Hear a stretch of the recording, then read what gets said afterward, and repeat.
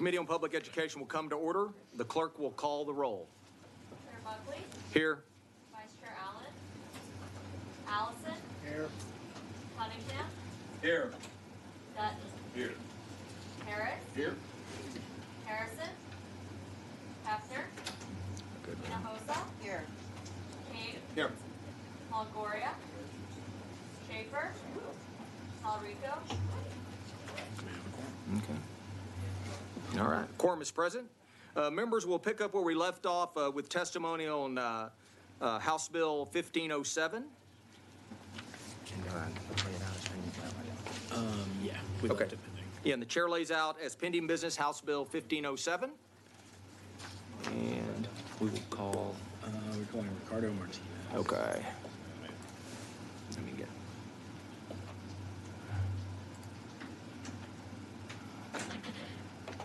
Okay, well, I don't have him on here anymore. Oh, there it is. Okay, when we had to go to the floor, we were in the middle of testimony, so the chair calls Ricardo Martinez, Equality Texas himself.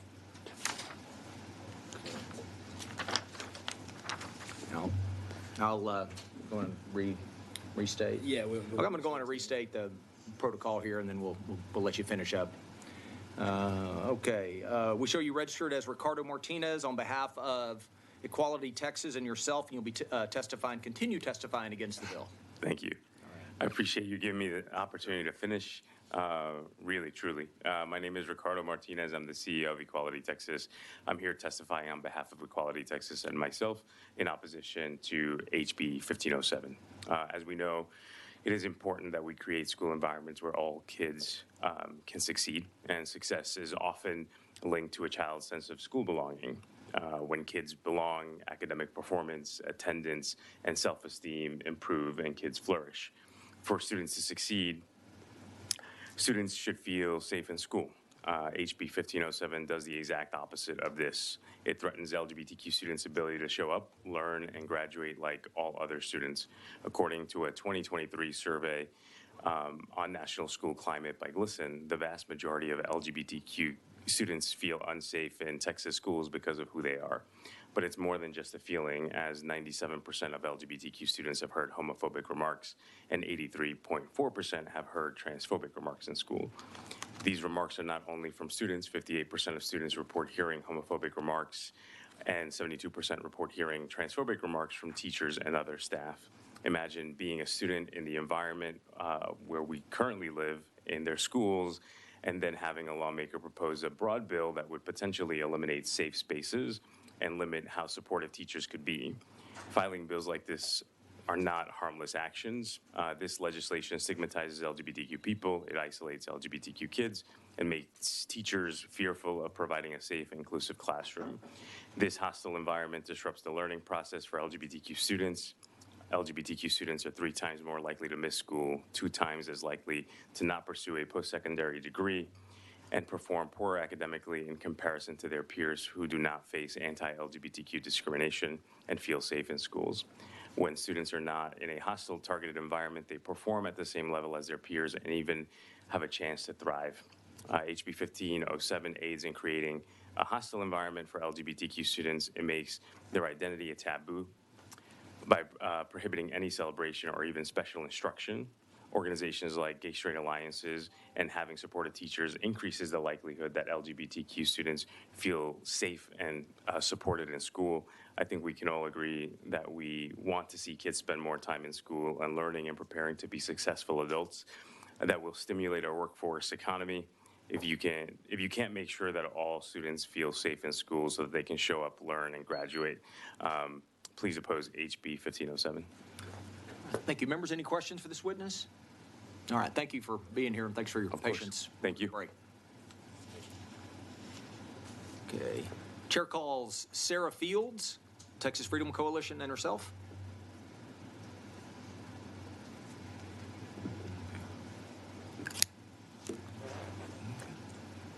Hello. we show you registered as Sarah Fields on behalf of the Texas Freedom Coalition and yourself. You'll be testifying for the bill, is that correct? Yes. All right, thank you. Thank you.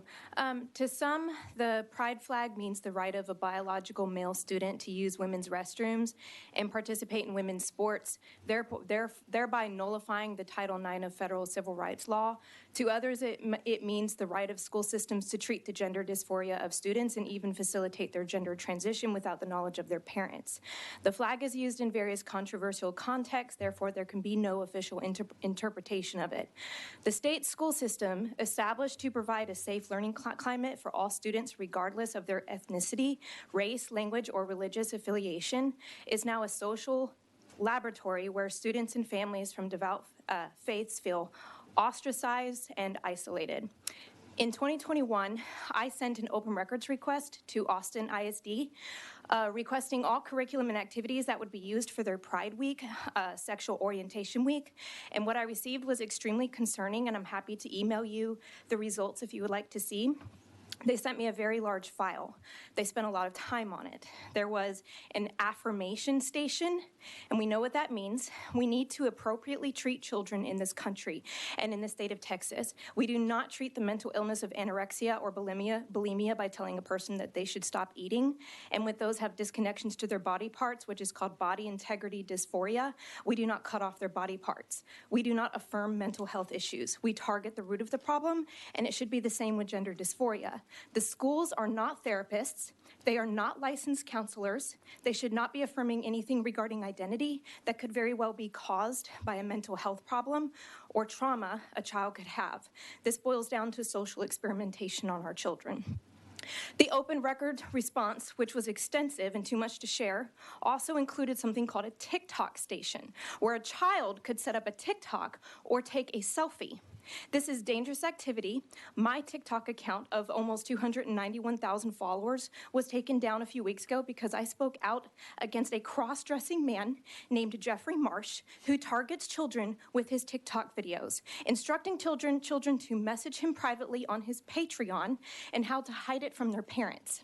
This push towards social media is harmful. I want kids to be safe and welcome in schools. I want them taught academics in school and not sexual ideology. I want your Christian kids to be safe and welcome. I want your Muslim kids to be safe. I want your non-religious kids to be safe. I want your special needs kids to be safe. I want your creative and free-thinking kids to be safe. I want all children of all races to be safe. And I will echo what Greg Porter said and say I have no problem with extracurricular activities that can be signed up for. Clubs for any kids with certain interests, but it is time to get back to academics. A recent survey done on Austin ISD of almost 72,000 students showed that the student meeting grade level and above was around the 50% range. Public schools should be safe and welcoming and open for all. Thank you. Thank you. Members, any questions for this witness? All right, thank you for being here. Thank you. Chair calls Jennifer Kratke.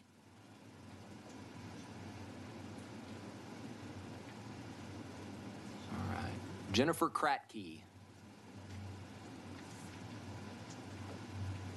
Okay. Our record will reflect that Jennifer Kratke, on behalf of herself, will be shown for the bill. Chair calls Maya Wright.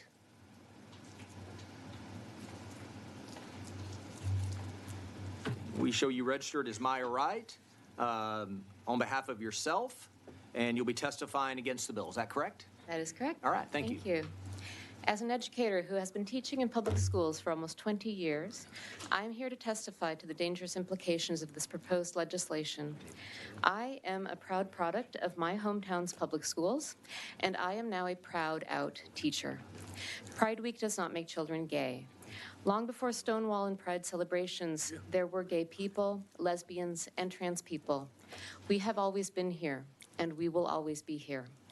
Pride Week does not make children gay. It does make students feel that it is okay to be themselves, that they should not feel shame about an identity that is an integral part of who they are, that they do not have to hide their true selves, that they are a part of the history of this country and this state, that they are a part of the fabric of this society, and they are just as valued and cherished as any other child in school.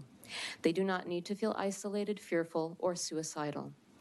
LGBTQ youth are not inherently prone to suicide risk because of their sexual orientation or gender identity, but rather placed at higher risk because of how they are mistreated and stigmatized in our society.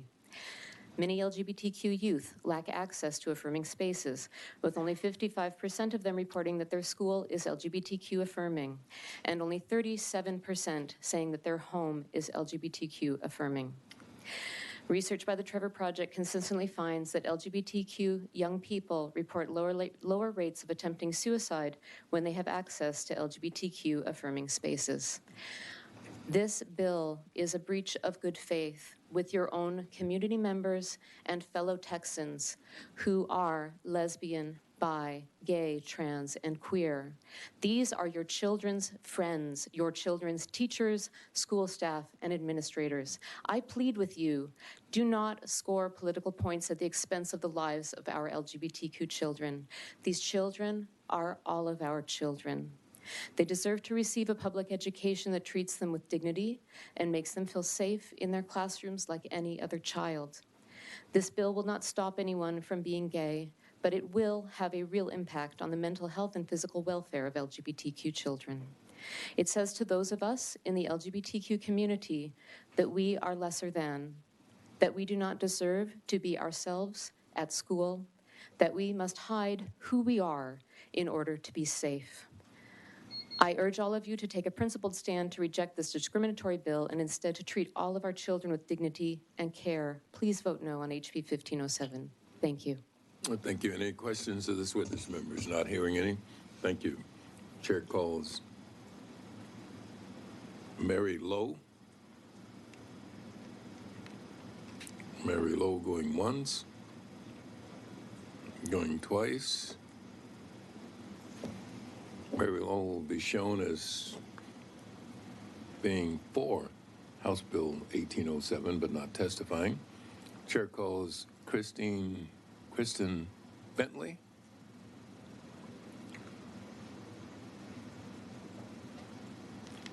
Kristen Bentley. Going once, twice. She will be shown as for House Bill 1507, but not testifying. Chair calls Meg Bakich. I hope I'm saying that right. Bakich. Meg Bakich going once, twice, three times. She will be shown as for House Bill 1507, but not testifying.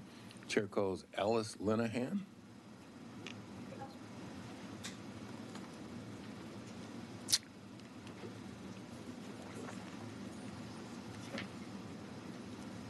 Ms. Linehan, it says here that you have registered to represent Women on the Wall and yourself against House Bill 1507. Is that correct? No, I'm for 1507. Did it say against? We have our permission to change. Do we have your permission to change it? Because it does say against. Yes. Okay, thank you. Thank you. We will change it to show that Alice Linehan is for House Bill 1507. Sorry You may about that. proceed. Thank you. My name is Alice Linehan, and like I said, I'm with Women on the Wall. More importantly, I'm a mother of 3 children in the public schools. In education in Texas and across the country, we've shifted our focus away from reading, writing, math, and history to attitudes, values, beliefs, and behaviors. And so it just becomes a matter of whose attitudes, values, beliefs, and behaviors. Whether I agree with the behaviors or not doesn't matter. But in the classrooms, we've shifted our focus. And I just want to ask you, does a kiddo get a good job someday when they grow up because they can read well, write well, do math, or because they believe in gay marriage or the LGBT agenda? We need to really look at what we're presenting to our children in the classroom through instructional materials, what is coming into the classroom with an agenda. Like I said, whether I agree with the agenda or not doesn't matter. We need to get back to reading, writing, math, and history so every child has an equal opportunity at success in life. Thank you. All right, yes, there's a question, Ms. Linehan. I think Chair recognizes Representative. Thank you, Chair. I appreciate your testimony. So, do you think we have a bullying problem in our schools? I think that because we have shifted this focus in our classroom since TASA's new vision for public education and this whole shift, the uptick in bullying, we've always had bullying in the classroom, but there's been an uptick because of what we're exposing our kids are confused. Our kids don't know. They're debating issues. We're talking about issues that adults can't even agree on. So why, I have my own daughter come home from school crying because the whole English class was spent time talking about social issues. That talking about that creates the conflict, identity politics. It creates the conflict and causes the bullying. That's why I think if we really focus on the curriculum and what's being taught in the classroom, we can alleviate a lot of these issues like bullying because the focus of the class is academics. When you were in high school, did you encounter gay students? I don't think when I was in high school it was a topic. I know there were gay students. I have family members, but that's something that is kept at home in the family. What goes on behind closed doors is none of my business. So my experience was that there were gay students in my high school, and whether or not they came out as openly gay, people talked about them as gay. Was that not your experience in your high school?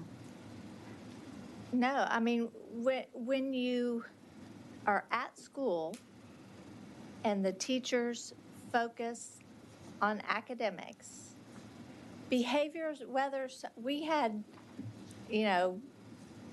other names for things or, but kids are kids. Let kids be kids. Let those kind of issues, here's the other thing. Hasn't there been an uptick in students identifying as LGBT or transgender? That wasn't even an issue back when I was in school, even though, because what goes on behind closed doors stays behind closed doors. You said that we had names for things and other things. What do you mean by that? What kind of names for things did you all have? I'm talking about like people that were doing drugs or, the kicker. We had the kickers, the guys who were, wearing cowboy boots. They were in one side of the cafeteria. You had the people that did drugs on another side. You have people who join cliques. Right. That's natural. That's in life. And when you have good teachers who actually know how to teach a subject, the focus in the classroom SEL, social emotional learning, all that stuff has been going on for years because you had good teachers who knew those kids, loved those kids, no matter what their preferences were, a good teacher knows kids and knows how to reach kids. That's the focus of what should be going on in our classrooms in Texas. So maybe this wasn't your experience. I find it hard to believe that there wasn't. Well, I don't know when you graduated from high school. When I was in high school, there were names for people who were gay, and there are names that I can't say here today because they were terrible. And that was a culture that was accepted in my high school. And I don't think those kids could show up ready to learn because they were bullied. And there was a culture where that was accepted. Today, my son's school in Austin ISD, that's not accepted, and my sons don't have those same prejudices that I had as a student in high school.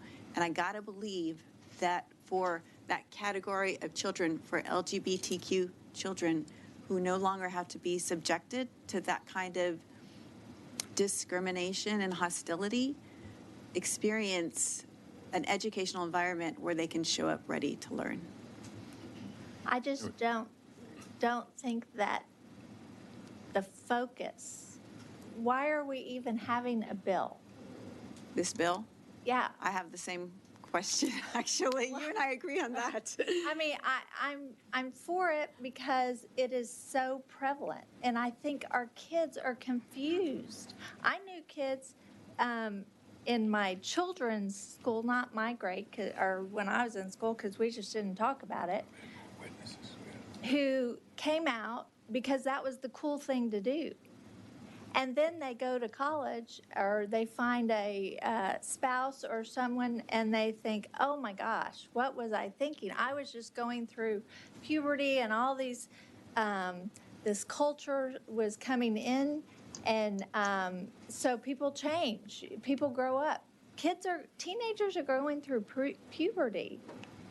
That we're expecting them to come out, to talk about these things when their hormones are going crazy. Why should that even be the focus? I think in my what the opinion? focus has been is just creating environments where people can be themselves and accepted. That is at least, this bill is nebulous. It's hard to know exactly what is being targeted. But if we're talking about Pride Week in Austin ISD, my experience as a mother with 2 children What in does Austin Pride ISD Week mean? means to be accepting of all kids, no matter. What is Pride? What is LGBTQ? That is,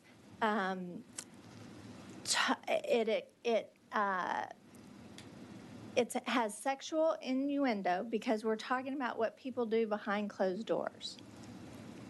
That should not be you and I's focus on kiddo. I love a kid just because he's a kid. I don't care what he does, you know, his family, that should be the focus. To put in Pride Week in my children's school means that I'm focused on sex. I'm focused on what people do behind closed doors. That's not what I want my children to go to school talking about. I think it actually creates more of a divide to have that kind of a focus in the classroom because everyone knows, well, who's doing what behind closed doors with who?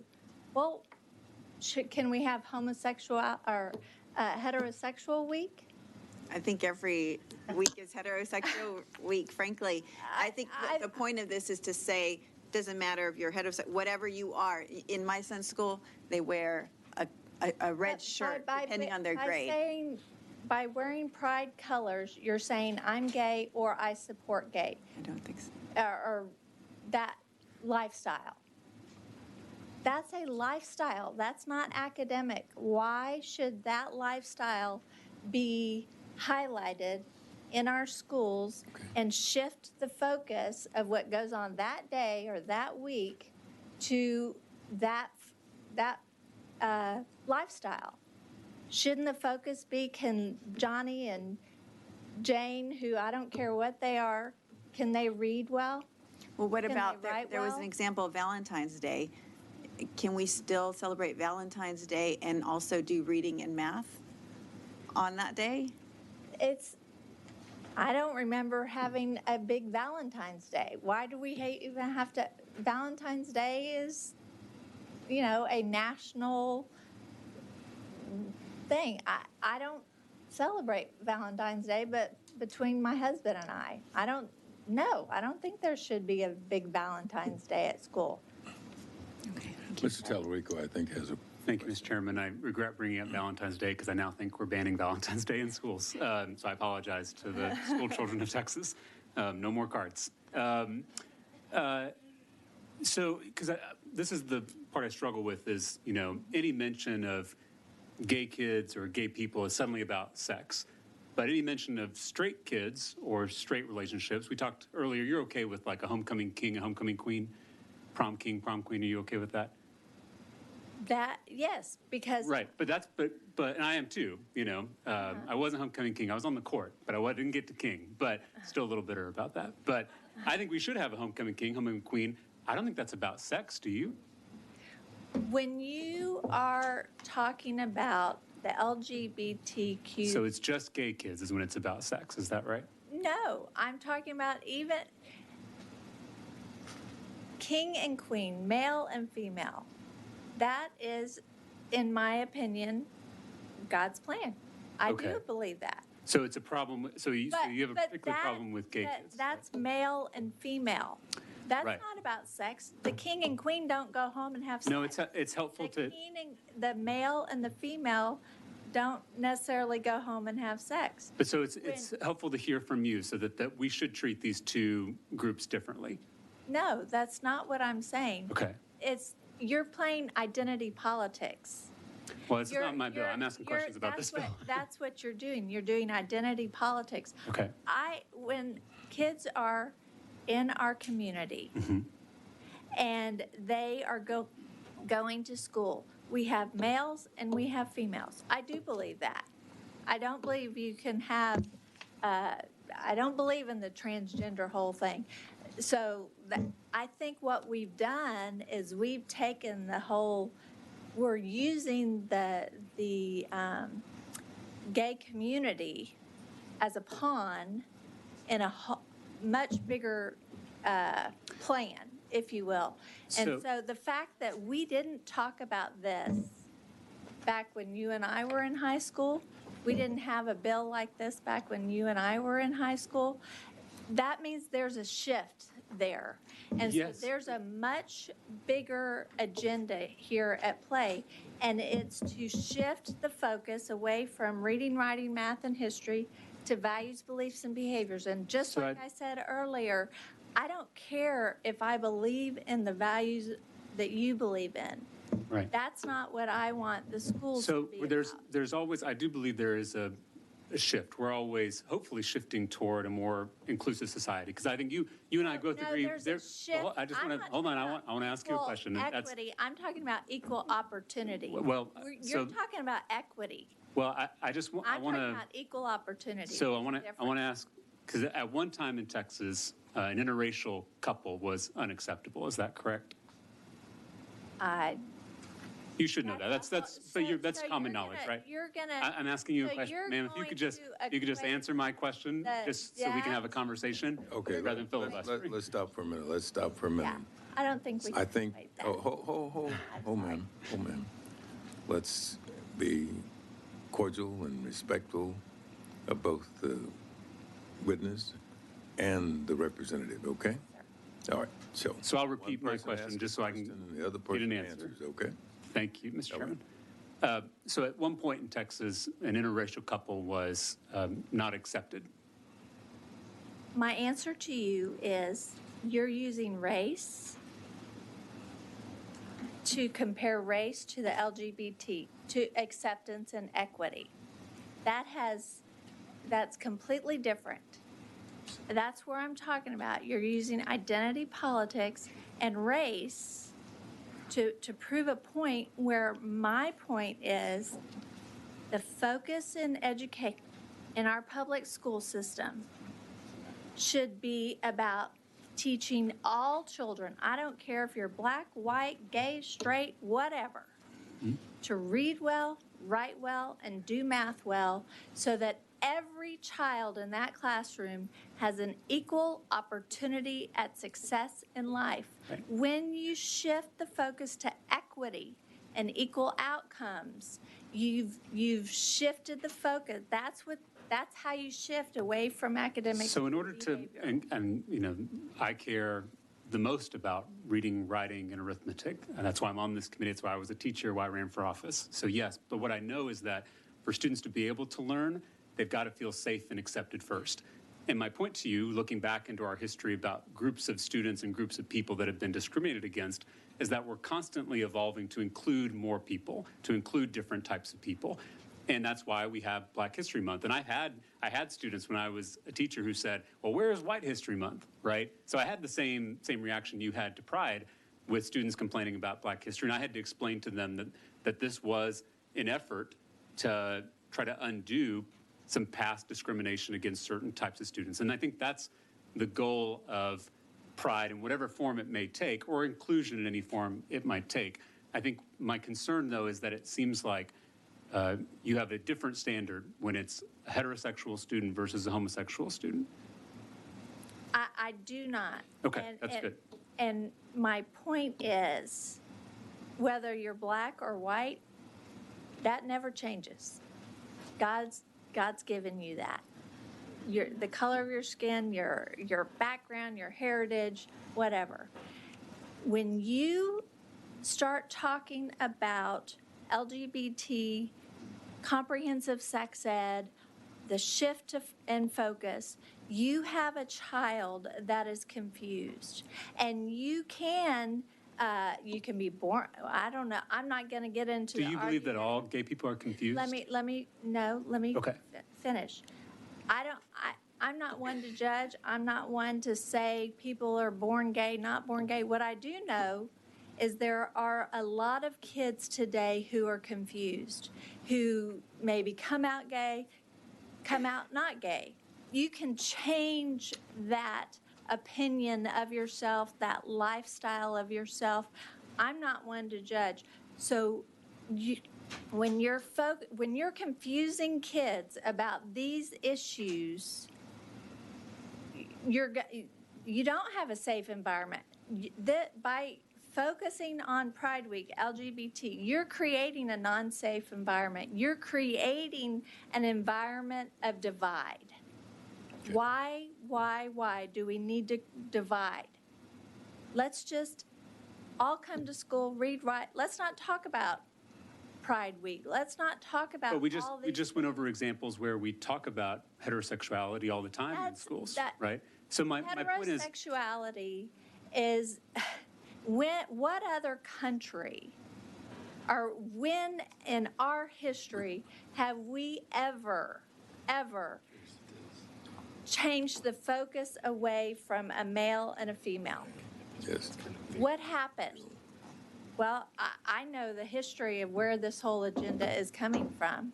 There was a conference in Indonesia, and they put together a document and went to the UN and got approval, and they came into the United States to change our policy to implement an agenda. And frankly, I think they're using people who are gay who come Let me stop. Let me interject.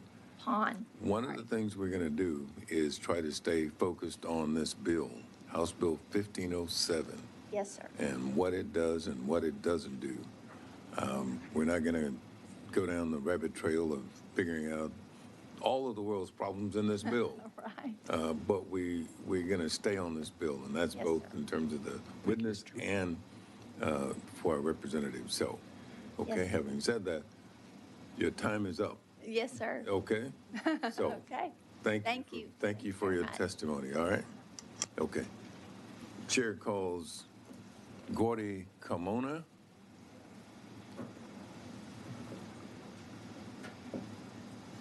Gordy Carmona going once, twice. Do we still have people in the overflow room? May, okay.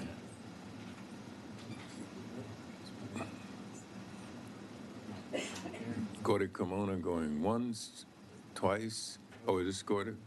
Okay. Come on down.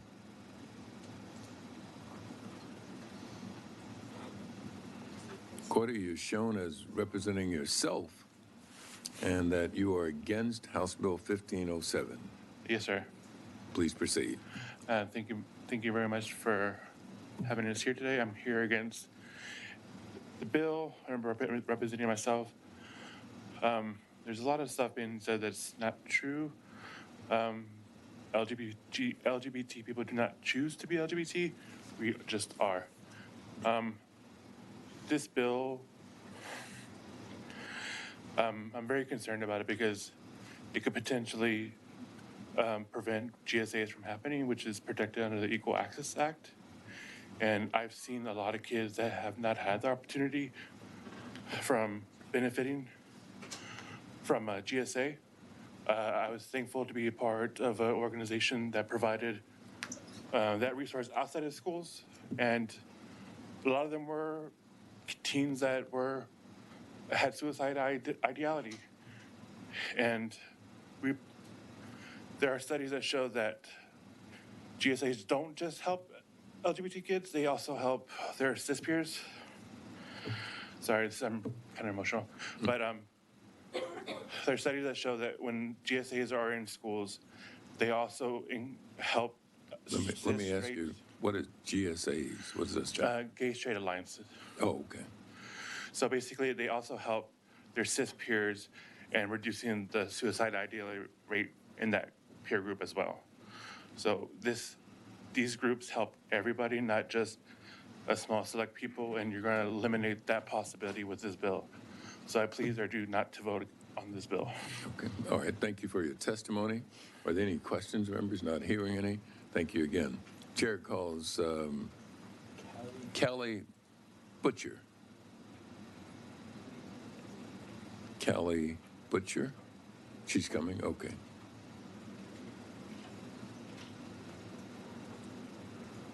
After that will be Jill Clover. Yeah, after that, we'll have Jill Clover on standby, so we'll hear from Ms. Callie Butcher. These are the last. Ms. Butcher, it says here that you are representing yourself and that you are against House Bill 1507. Is that correct? That's correct. All right, you may proceed. Hi, my name is Callie Butcher. I'm the president of the Dallas LGBT Bar Association, and I'm against House Bill 1507. I don't understand the purpose of this bill. It seems like the purpose of this bill is to further isolate kids that are already being bullied and ostracized by their peers. And like many other bills this session, it seems to me maybe the purpose of this is to erase the queer community from public life.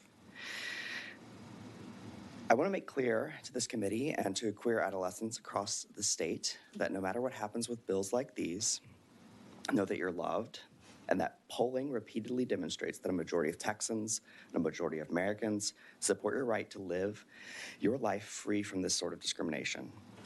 I also want to talk about what Pride is, because I'm not sure this committee really understands what it's about. Pride is not about celebrating sexuality. It's about celebrating people. It's about acceptance. It's about being confident in who you are and not having to hide yourself from the world. It's about love, and it's about joy. It's an opportunity for these kids that are bullied or feel like outcasts to be recognized and valued. I've attended many Pride celebrations on behalf of the Dallas LGBT Bar, and let me tell you that these opportunities for kids that are queer to meet queer adults that are successful professionals has a significant impact on them. So many teens have come up to me at Pride and said that they were trying to figure out what they were going to do with their career, what they were going to do with their education, and that they had no idea you could be a lawyer if you were queer. They felt this way because the messages that they receive from their schools, from their peers, from their state representatives, is that something's wrong with them, that they aren't normal, that being gay is going to limit their potential. That's not okay. And this is why these celebrations are so important for these kids. I'll also note that the broad language of this bill leaves significant ambiguity about the types of activities and programs that are subject to penalty. Is homecoming a celebration of heterosexuality? As a Texan, I know that homecoming is a big deal. At my school, it was a whole week, and if you didn't get a mum, that was not cool. Does this ban theater departments from putting on plays that feature any kind of romantic story? Does this ban student organizations like Gay Straight Alliances? It's clear to me that this bill violates the First Amendment. It violates the Equal Access Act. Thank you. Please vote against House Bill 1507. I'm open to questions. All right, Ms. Butcher, thank you for your testimony. Any questions, members? Not hearing any. Thank you for being here. Chair calls Jill Glover.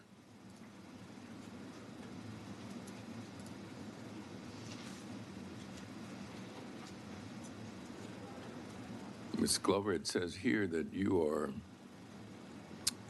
signed on as representative of the Republican Party of Texas and yourself. Yes, sir, that's Correct. correct. All right. I'm Jill Glover, and I'm the State Republican Executive Committee woman for Senate District 12, and I also chair the Legislative Priorities Committee. Our Republican state delegates voted last convention in June for our number 4 priority, which is to stop sexualizing Texas kids.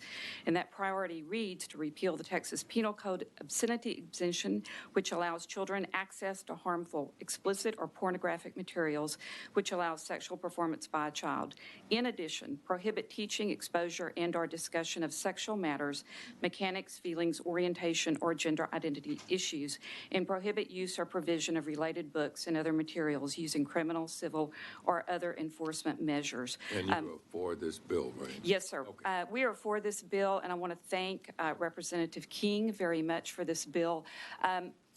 I think everyone here today cares about children, and this bill is not about hate. This is, I think, in response to what we're seeing in our public schools, and we're seeing 2 things.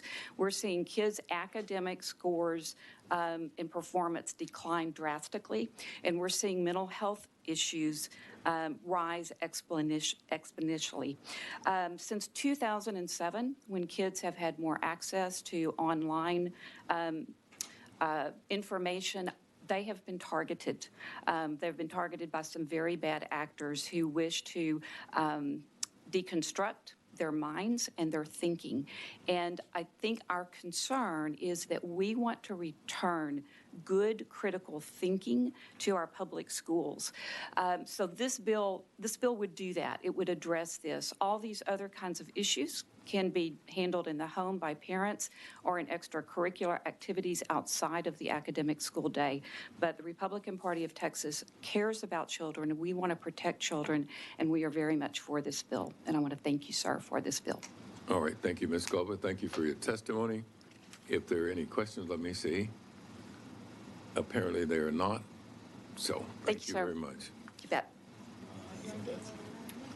I believe that's all we Yeah, we can see if there's anybody else. witness affirmations. Is there anyone else here who'd like to testify on, for, or against House Bill 1507? I see one hand. Did you register? Yes, sir. My name was called. I'm sorry? I was getting back to the room. My name was called. What was your name? Jennifer Kratky. Well, I mean, it's still your name, but Jennifer what? Kratky. I don't remember calling that. Do you? I remember that name. You? Oh, somebody must have called it before I got in the chair. It's been a while. What's your last name again? Kratky with a K. Cracky? K-R-A-T-K-Y. Yes, my name Okay, Cracky. Let's see if we got you in the system someplace. You simply missed. Yeah, we have. Okay, all right, we have it. Why don't you come on down and, what did we do with it first? We'll just, Just passed over. yeah, she wasn't here when we called Okay, her all right, first time. okay. The chair now calls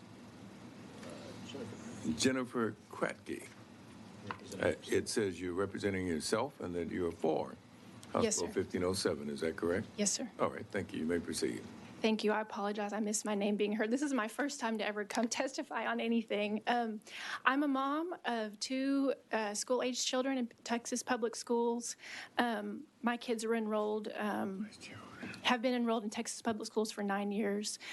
We were a homeowner and a taxpayer here in the city of Austin for 10 years. My children attended Austin ISD. I wanted to make a point that this is not about leaving anyone out or excluding anyone. I think the Pride celebrations actually create division where there wasn't before. When I lived in Austin, I had neighbors, 2 doors down that were LGBT, and they were my friends. We attended each other's children's birthday parties. At our school, we were very happy at our school in Austin ISD for 6 years. And inside the school, we're all Buffaloes. And we focus on academics and things that everyone is for and everyone wants to achieve, reading and field day. And if there was a celebration week, it was literacy week, reading week, or perhaps anti-bullying week. I am absolutely 100% for policies that are anti-bullying in every way. But in 2019, our principal retired, and we had a new young principal come in, and the big pride flag went up, large pride flag in the elementary school lobby. And after the Pride Week, it stayed up. And the first person who spoke up was actually a Jewish father, and he let the principal know that this makes our family uncomfortable. It's just not a topic that we want to discuss with our kindergartners, and it just doesn't belong in the school. And we were told that, sorry, the flag is staying up. So there were Jewish parents, Mormon parents, Christian parents, Muslim parents, all uncomfortable with this. In my view, it created division in the school where there wasn't division before. And it created a topic that, Austin is already very inclusive. In fact, there was a member of my church in Austin who worked on the social emotional team for the district, and he submitted a letter to the school board saying that actually in Austin ISD, Christians are more persecuted than members of LGBT. And I had friends who, their children were kindergartners sent home with a pride sticker. And there's a pride, photo booth in the junior high. And so many of my friends have now left Austin ISD within the last couple of years because they feel that their beliefs are excluded. And so that is my experience in Austin ISD. I'm for the bill. I think it needs to be strengthened a little bit to explain what it's referring to, because my experience was that the principal at my school said, when we said this makes us uncomfortable, we think this is a topic of sexuality or whatever, we were told to our face, oh, the rainbow flag has nothing to do with LGBT. The rainbow flag just means inclusive of all. And so I felt gaslighted, on that topic. So I think you're going to have to strengthen the language in the bill a little bit. Thank you. Any questions? More questions for the witness? If not, thank you very much. Thank you. The chair calls Taz Figueroa. Taz Figueroa.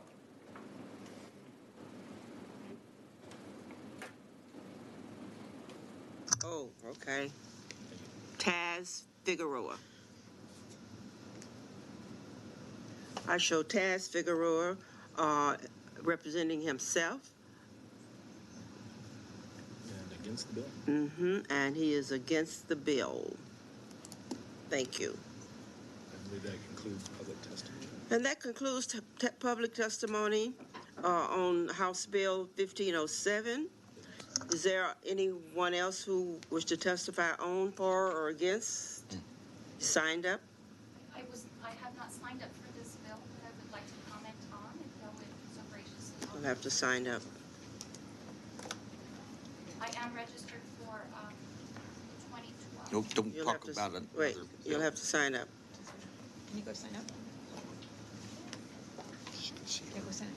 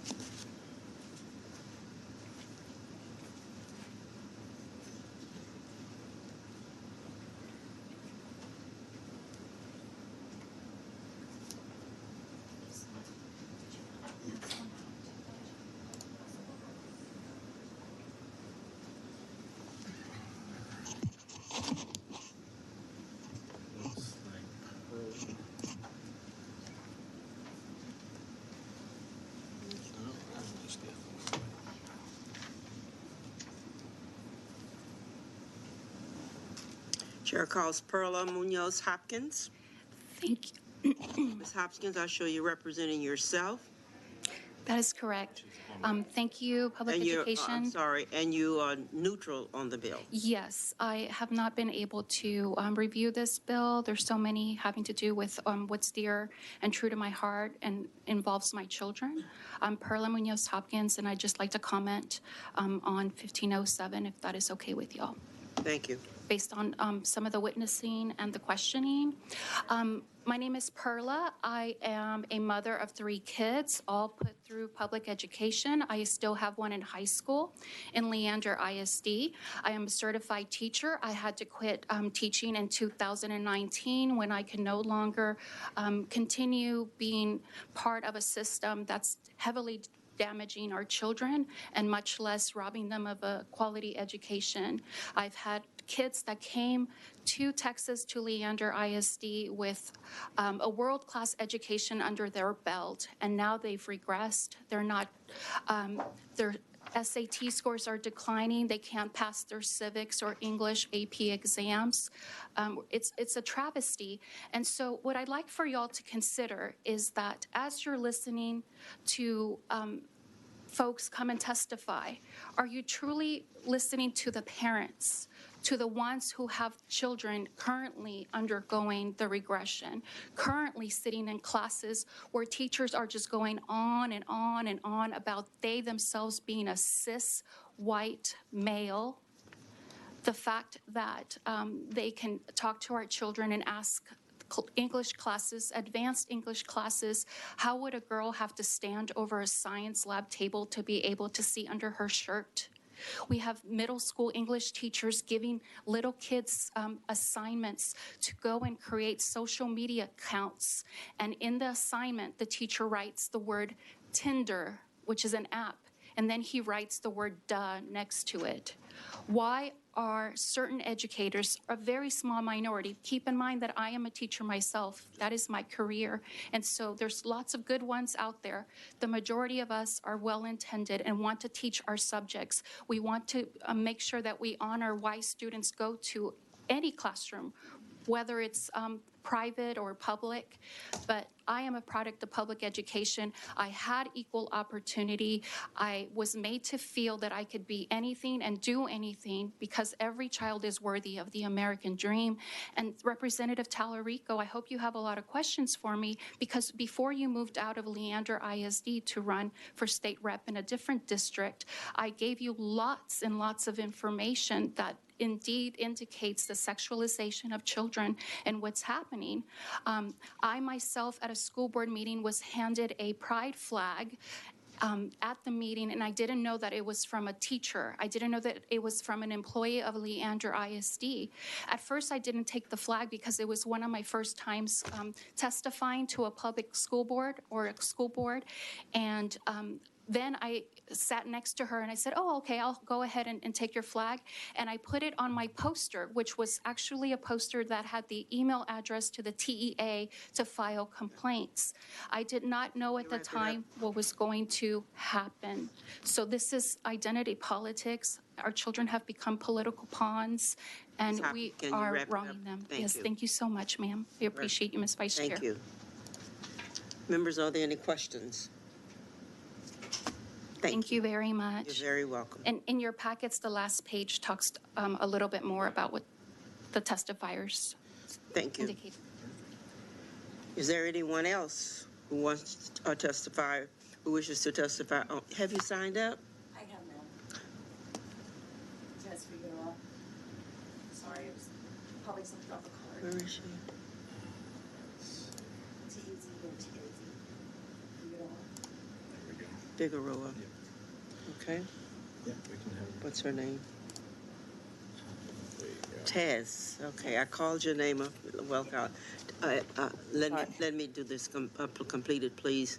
Tess Figueroa, and I'm showing that you're representing yourself and that you are against the bill. Yes, ma'am. Thank you. Thank you. Good afternoon. I was a teacher for 7 years, and I had the pleasure of of being a Gender and Sexualities Alliance advisor, as well as a LGBTQIA plus affinity group faculty sponsor for 2.5 years in Central Texas. And let me tell you, if I had had the opportunity as a queer and trans youth to have not one, but 2 wonderful, welcoming spaces in my high school, I would have been a much happier adult much sooner. Today is actually like a birthday for me because it is my 6-month anniversary of coming out as a person who needs to be on hormone replacement therapy. But this is not something I really talked about with my students because when we were in those clubs, Madam Chair, Madam Vice Chair, we just talked about how they were feeling that day. And the beauty about an affinity club or an employee resource group in many corporations is that you get to be in a group of people who may look like you, have had the same experience as you, and it is a place where you can feel comfortable expressing some of the sorrows and some of the joys of your identity. I was also the faculty advisor of the Latinx affinity group. And that was also such a joy to play cumbias, to eat our cultural food. It's the same with a Gender and Sexualities Alliance Club. I'm very much against this bill because it really just cuts out the joy of school. I also know that I taught reading and writing, and a part of being a part of school is not just academics, but it's a club. And those clubs should reflect the students of the school. And although you've heard many testimonies today about these clubs trying to, for lack of a better word, because I ran here, groom students to be an identity that they are not, it's not true. We're just creating joyful spaces, and I hope that you will deeply consider not allowing this bill to go past committee. I hope that even more joyful clubs get started by students because these are clubs protected by Title IX and only asked by students. No teachers start this club. There's no curriculum in these clubs. We go to the club and we have kolaches. Please don't outlaw kolaches and conchas. Thank you so much. Thank you. Any questions? Representative Tellerico, Ms. Figueroa? I've never been asked a question, so thank you. Yeah, thank you, Madam Chair. Just to clarify, these clubs are optional? Oh, yes. So no student is forced to join these clubs? No, these students ask for a club, just like I say, I want to start an Italian culture club. They ask for it. They go through the same charters and everything, and lack of a better word, have to make go through the same rules that the district and the school is for legitimizing a club. If the students never ask for the club is never made. That is exactly what happens. Same with an affinity group. A school may know that there are, say there are Latinx, high Latinx population in a school, but if the Latinx students don't want an affinity club, no one forces them. This is only student asked for. So this bill is written so vaguely that I'm really afraid that, like a lot of the testimony that's against this bill, students will be afraid to ask for the club. Bullying and harassment is truly at an all-time high, and it's very much against LGBTQ students. But also, if there is not an inclusive space, a space where joy can be held in a club, then the rest of the school starts to look at other marginalized identities.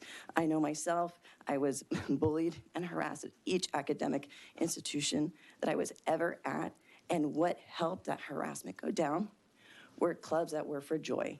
Of course, we love math club and debate, and we love soccer, but there should also be clubs that are for interest.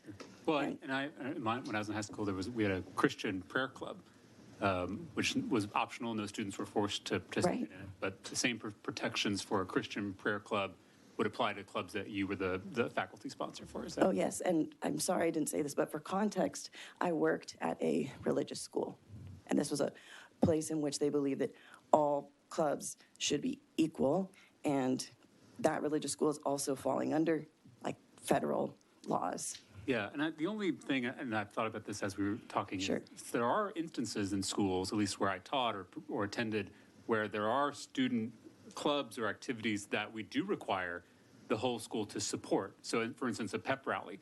Right. I don't know if your school had mandatory pep rallies, but we certainly did, where everyone had to go before a big football game. And it was fun. Everybody loved it. They weren't recruiting us to become football players, but we were there just to support the football team, even if we weren't football players ourselves. Right.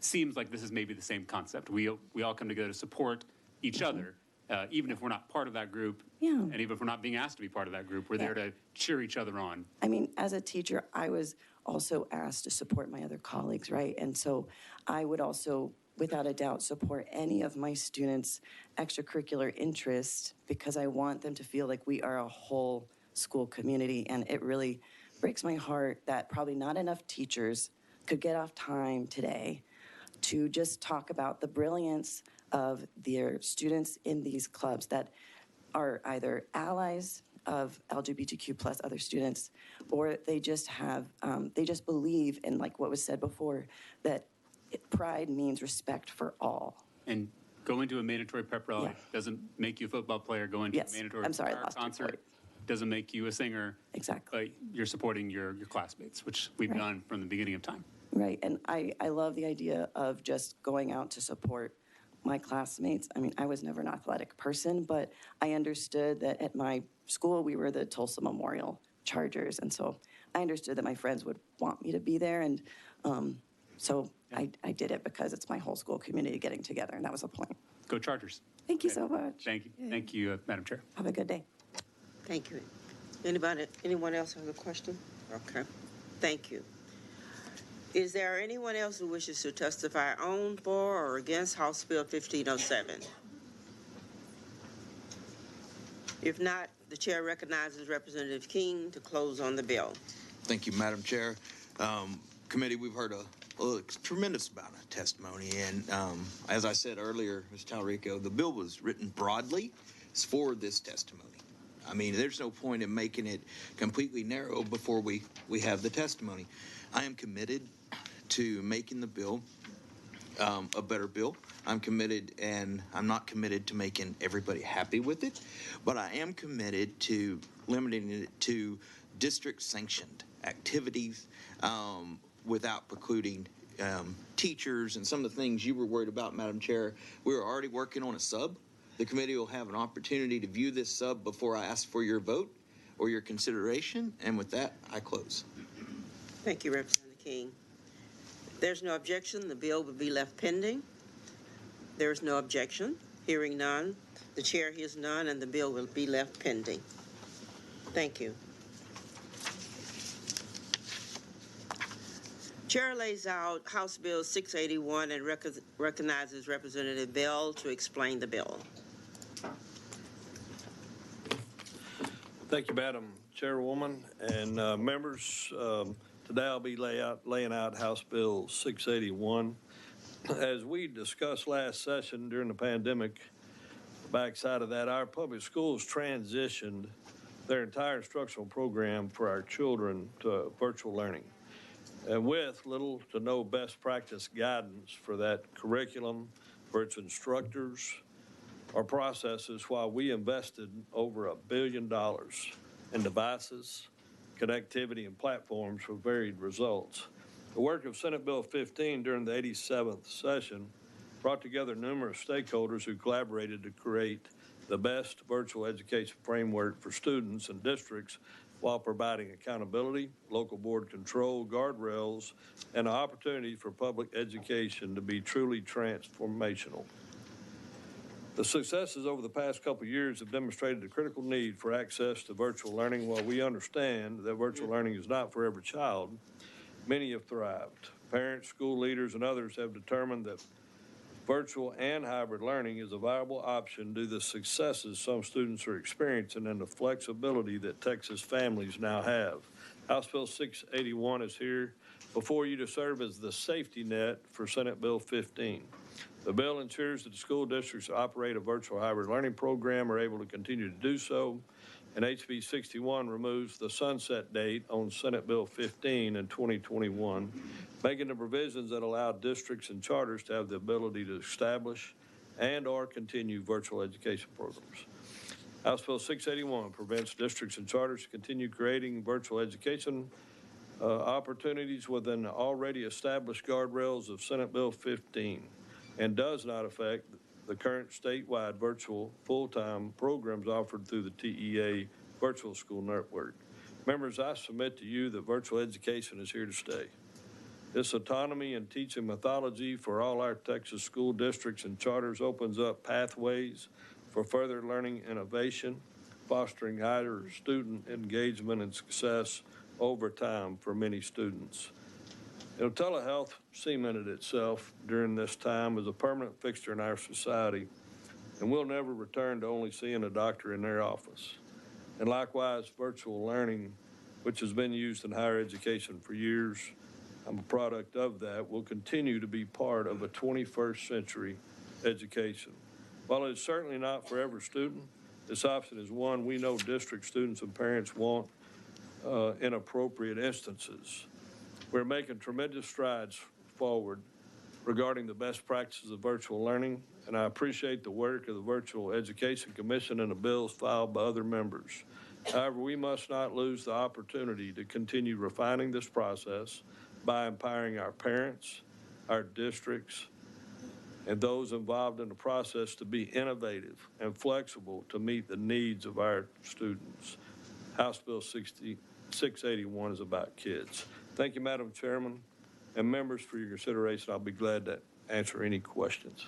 Members, are there any questions for Representative Bell? With that, Madam Chair, I'd let the witnesses, I think there are several here to testify, and would respectfully reserve the right to close. Thank you. Thank you. If there are no further questions, we'll proceed to testimony. The chair calls Justin Terry. Justin Terry. Dr. Terry, I see that you are from Forney. You're representing Forney ISD and yourself as superintendent. Yes, ma'am. Thank you. You may proceed. Thank you, and thank you, Madam Chair and members. Thank you as well to the Virtual Commission and the work that they've done over the last few years. Oh, I'm sorry. I'm sorry. I did not mention you were for the bill. I am for the bill. Okay, Yes, ma'am. Thank you. My name is Justin Terry. I'm the superintendent of Forney ISD, and I'm speaking for HB 681. Our journey with the virtual program in Forney began in 2014, over 8 years ago, with full implementation of a learning management system for all students K through 12. In the fall of 2016, we began visiting districts in other states that had already implemented high-functioning and high-attending virtual schools, such as the state of Florida. In 2018, we began the plan to implement virtual courses 2 years prior to the COVID pandemic. In 2019, we proposed legislation to allow local school districts the autonomy to develop and be funded for virtual programs. After the pandemic, our district was elated to support SB 15 in the 87th legislature and fully open a virtual academy. Currently, we have 175 students enrolled in our virtual academy, and over 1,500 students, or roughly 30% of our high school students, enrolled in at least one virtual course. We began this journey because we saw the importance and the need for virtual learning as playing a vital role in the future of education. With an estimated 75% of higher education students required to take at least one virtual course and 44% enrolled in fully virtual programs, our students needed the opportunity to engage early in virtual programs with built-in supports. More importantly, the future of workforce and education desires flexibility in time and location. Many of our students thrive in non-traditional environments at non-traditional times for learning. Virtual and remote education is the connector to allow for innovation to occur in our local school districts. And we are able to do this in safe and engaged environments. The majority of our virtual students are still engaged in co- and extracurricular activities. In fact, over 70% of those students. We've implemented a very successful program for our students and have discovered that this success is driven by a few things. Number one, it is vital to maintain connection to their home campuses and not be centralized into a separate entity or virtual school just for an accountability grade. Number two, it is vital to maintain the local school board control over the approval and modifications of the program to allow for innovation and the right supports for our students. Number three, it is vital to maintain attendance boundaries or agreements with local school districts to ensure relationships are built and students stay connected with the local school system and their community. And finally, it is vital to have the ability to individualize the learning environment for every student to meet their individual unique needs as well as their families. In my opinion, virtual and remote learning are the keys to the future of education and workforce development.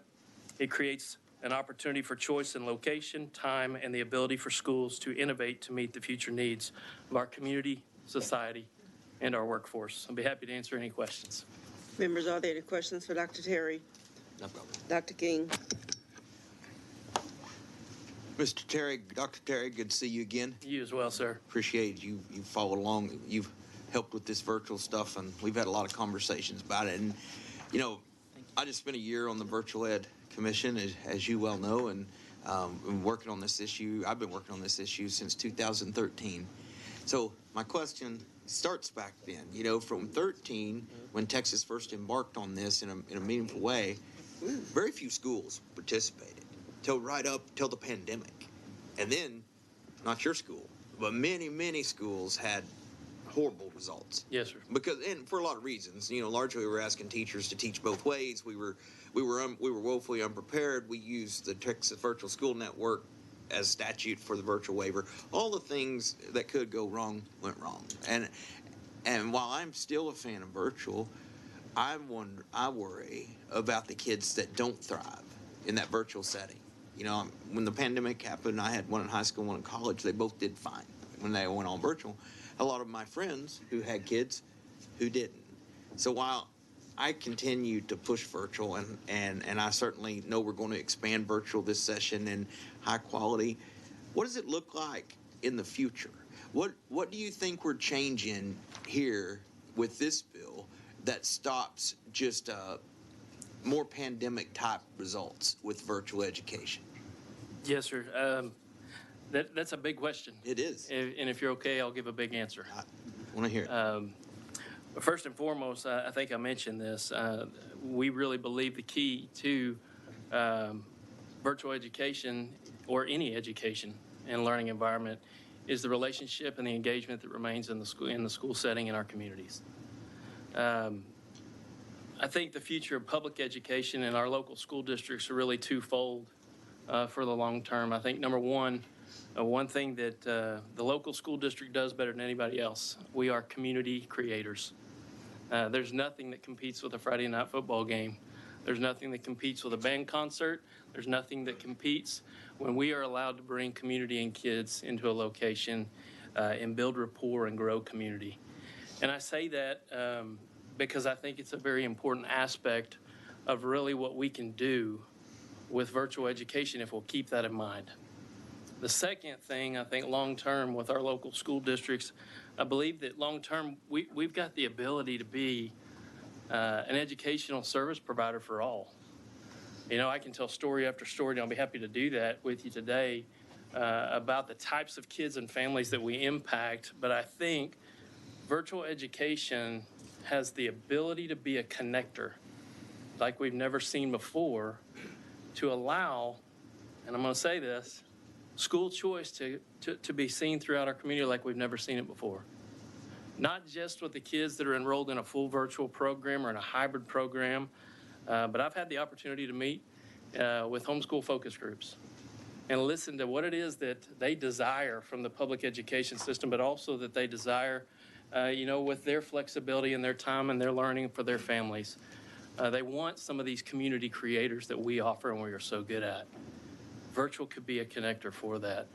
I've had the opportunity to sit down with local pastors and talk to them specifically about, what it is that maybe private education offers some kids that maybe we can't offer in our setting or that they desire. But I also ask them what it is about private education that they still want to maintain with the local school district. And again, it goes back to we are community creators. But what if school choice could look different? What if school choice could be something that we were able to take virtual education and as the local school district become the educational service provider for all, not just the kids enrolled directly in our schools, but maybe it is in a church institution, or maybe it is in a homeschool institution, or maybe it is in a different setting where they are looking for choice from their family. So I give you a big answer, Representative King, and I apologize for that because I know you started with how do we make sure that every kid's successful. But I think it's a much bigger answer because I think it's the long-term opportunities that this provides us are unsurmountable. Well, the last thing I would ask you, and I know Representative Bill speaks to some of the commission recommendations. Yes, sir. Maybe not verbatim, but they do speak to it. And I think the goal of the commission, while understanding that post-pandemic's a different world, we're going to see things differently, certainly in our education community. Of those recommendations, do you feel like the way we're headed stops from the massive amount of failing we had during the pandemic? I think what we really don't want is any more educational slide. You know, I agree with what you've just said, but I want to be extremely careful about we talk a lot around here about legislating good behavior and stuff. Well, I go back when I was on the school board and dual credit became a thing. And we are the school I came from was very property wealthy at the time. And we decided we're going to pay for dual credit for everybody. Everybody gets dual credit. So we had a bunch of kids signing up for French that couldn't pass English. And there was nobody at home making them do their homework. And that seemed to be part of the problem with every kid having the virtual option. So I think we put some guardrails in, or there are some guardrails going to get talked about that, still keeps this within accountability. Do you agree with that? Yes, so the first thing I would say is I think what you stated is virtual education is not for everyone.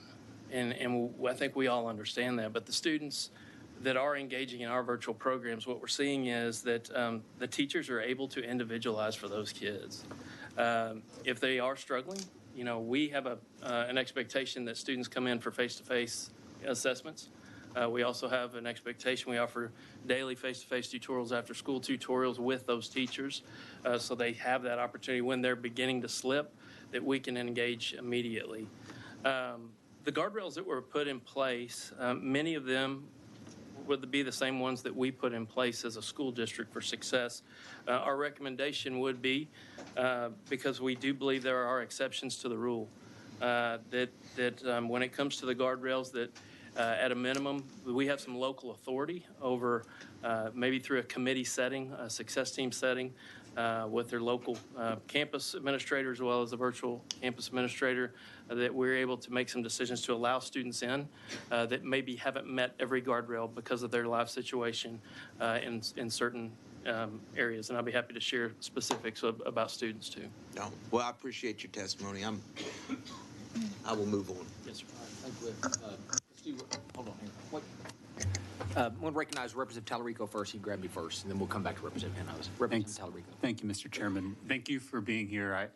I used to sit next to your state rep on this committee for 2 terms, so I know a lot about Farney ISD.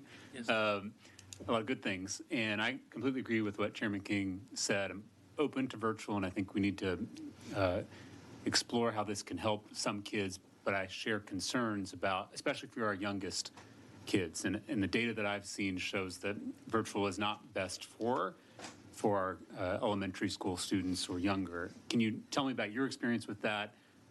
What students, based on the data you've seen, wouldn't benefit from virtual? Acknowledging that, given the work that y'all have done and other districts are doing, there are some students who really would benefit from it. I just want to be clear-eyed as we're embarking on this kind of post-pandemic adventure with virtual learning. Sure. I think the younger the student, what our experience has been, the more engaged the parent would need to be. We currently, and this is just speaking from our experience throughout the pandemic, we currently only offer 9 through 12 in our virtual program. We started really at the higher grade levels because we knew they were a little more self-sufficient and had a little more resources as we began to expand that program out. So I do think the younger the grade level, the more engaged the parent. That is what we have seen. We have seen successes at the lower levels, However, it usually correlated directly to an engaged parent and an engaged family. And I think my concern too is that at the youngest grades, socialization is a big part of what they get out of school, right? Learning how to interact with other kids and with other teachers. And I worry that's difficult to do in a virtual environment, although maybe you can get some of the academic instruction. You're missing out on that key socialization piece. So is that a concern or something to be cognizant of when we're talking about virtual learning in those grades? I would say yes. I would be remiss to think I could ever teach pre-K in a virtual setting. Sure. Because of some of the socialization that we do instruct them on, the behaviors we instruct them on, to adapt into settings like that. So I think that is something definitely to take into consideration. And the younger the grade, I think we've seen success, but it would require a very engaged parent. Okay. And thank you for being here, and thank you for the work y'all do in Farney. Absolutely. Thank you. Representative Hinojosa. Thank you. So this topic is new to me. I'm new to this committee, and so bear with me. Thank you. You mentioned guardrails. I'm wondering who qualifies for virtual education in your school district. Is it all 9 through 12 graders? So Senate Bill 15 lays out specific guardrails, and I apologize I do not have them listed in front of me right now, but a lot of it would be related to grades and attendance. Passing a passage of the STAR test, which is something too that we would say there may be an exception to every once in a while for a specific family situation. That, you know, it may be that there's a kid that may have failed one STAR test, but it may have been because his mother was going through cancer. And so I think we do have some local autonomy to help with new to the program. But there may be some areas that we could look at from a guardrail standpoint really for existing students. And have you seen any data that shows how your virtual ed kids are doing compared to your kids who are learning in person? Yes, ma'am. That's a great question. And we track 100% of our kids. We actually track them just by a PEIMS code. So they are a high school student at one of our high schools, and they are directly coded with a V so that we're able to track that data internally. Our students, what we've seen so far is we, again, require them to come in for face-to-face assessments. So they're on a level playing field as well, just to be clear on that. But what we're seeing is they're performing at or above our face-to-face students in the virtual and remote setting. So one thing, you know, I would kind of, it's okay, I'll just close with that. Okay, one more question. My experience with kids in public schools post-pandemic is that it was trying for them to engage socially the way they once did pre-pandemic. There is some social anxiety that they have had to go through to get back in the school setting. I remember both my kids commented to me when they were back in school, school's so loud. And it was hard, that adjustment was hard for them. And so I'm wondering if you're seeing kids not coming back because they're struggling with that social anxiety, and kind of what do you think about that? And especially for that 30% of kids who aren't connected to the district through extracurricular, what's happening with those kids? Sure.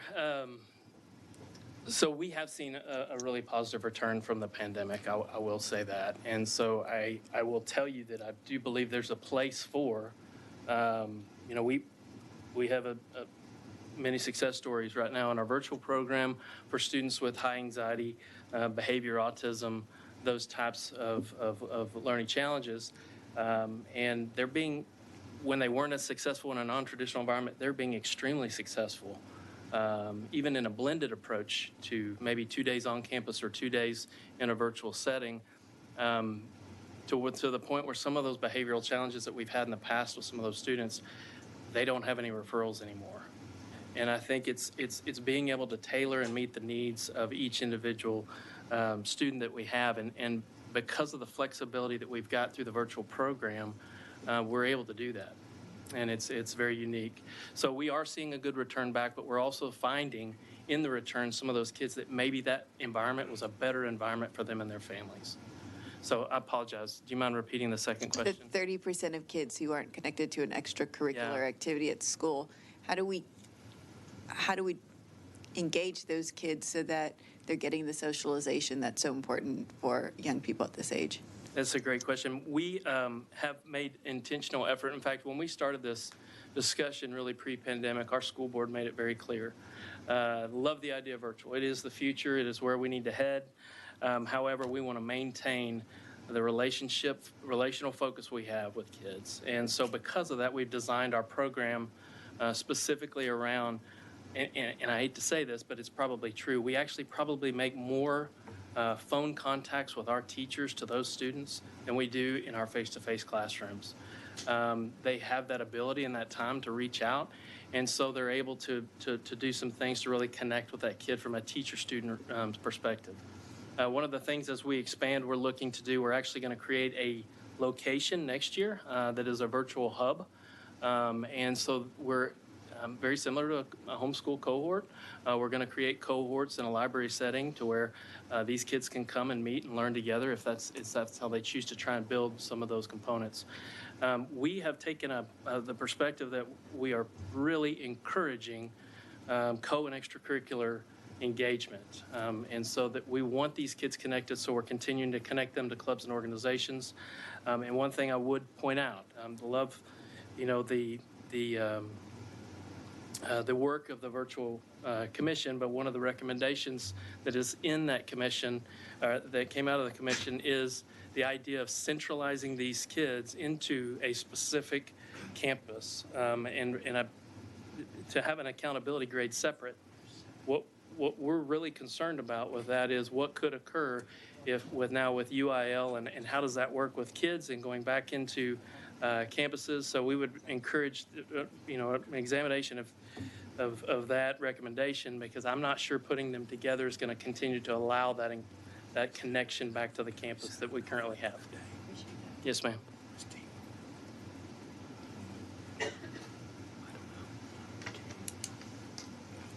All right. Thank you, members. Any more questions? All right. Representative Allison. Thank you, Chair Buckley. Thank you, Dr. Terry, for being here today and showing your obvious enthusiasm for the virtual program you have at Forney anyway. And in your own words, I think you've acknowledged that virtual education is not the right thing for everyone. Yes, sir. And it sounds like you've taken that into consideration in the program you've established in Forney, correct? Do you feel that you've established a program that has been effective in meeting the needs of each student and each family, the particular parts of virtual that might apply to them? Yes, sir. Do you mind if I just kind of provide this answer with a few stories? Please. I'll give you 3 student stories because I think they're just really powerful. It's a good way to, you guys have a long day and a grueling job. So let me give you some positive for once to deal with.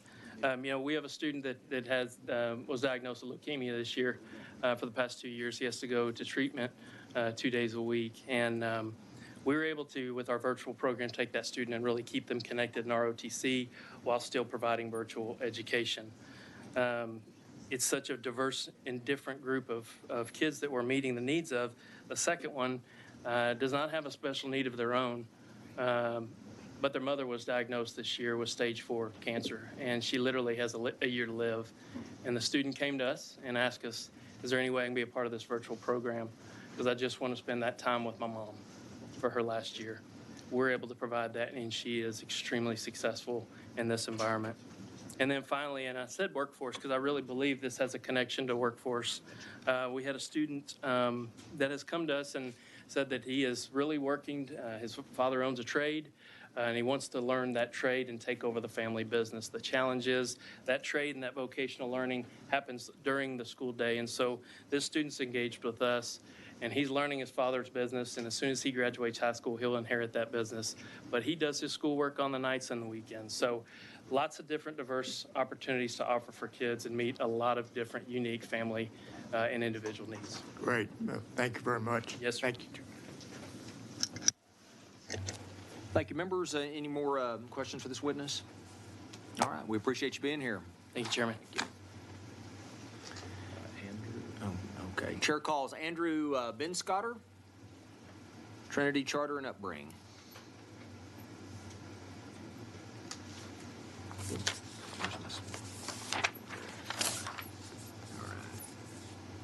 Okay. All right, we show you registered as Andrew Benscotter on behalf of Trinity Charter and Upbringing, and you'll be testifying on the bill. Is that correct? Neutral on the bill, yes. Okay. Thank you very much. Like a good educator, I brought handouts for everyone also. Let me first start by thanking the committee and your time and dedication to the kids of Texas. This is an essential time, and we value your effort and what you're doing forward. I also want to thank Representative Belt for his time yesterday. We had the chance for my colleagues to share our perspective on the bill. He was very receptive, so I appreciate that also. Last, I do want to thank the Virtual Learning Commission also. We had the chance to testify before the commission back in August. They were very receptive of our comments and feedback, and so I appreciate that also. As I think the comment was made a few minutes ago, virtual learning is not for everyone. It's about providing additional opportunities for kids who may not have that opportunity naturally within their current setting. Currently, for example, the state of Texas has 20,000 children that are in state care. And that 20,000, 17,000 are from our foster care system. These are kids who are going between 1, 2, 3, 4, 5, 6, sometimes up to 8 or 9 school locations during their academic time period.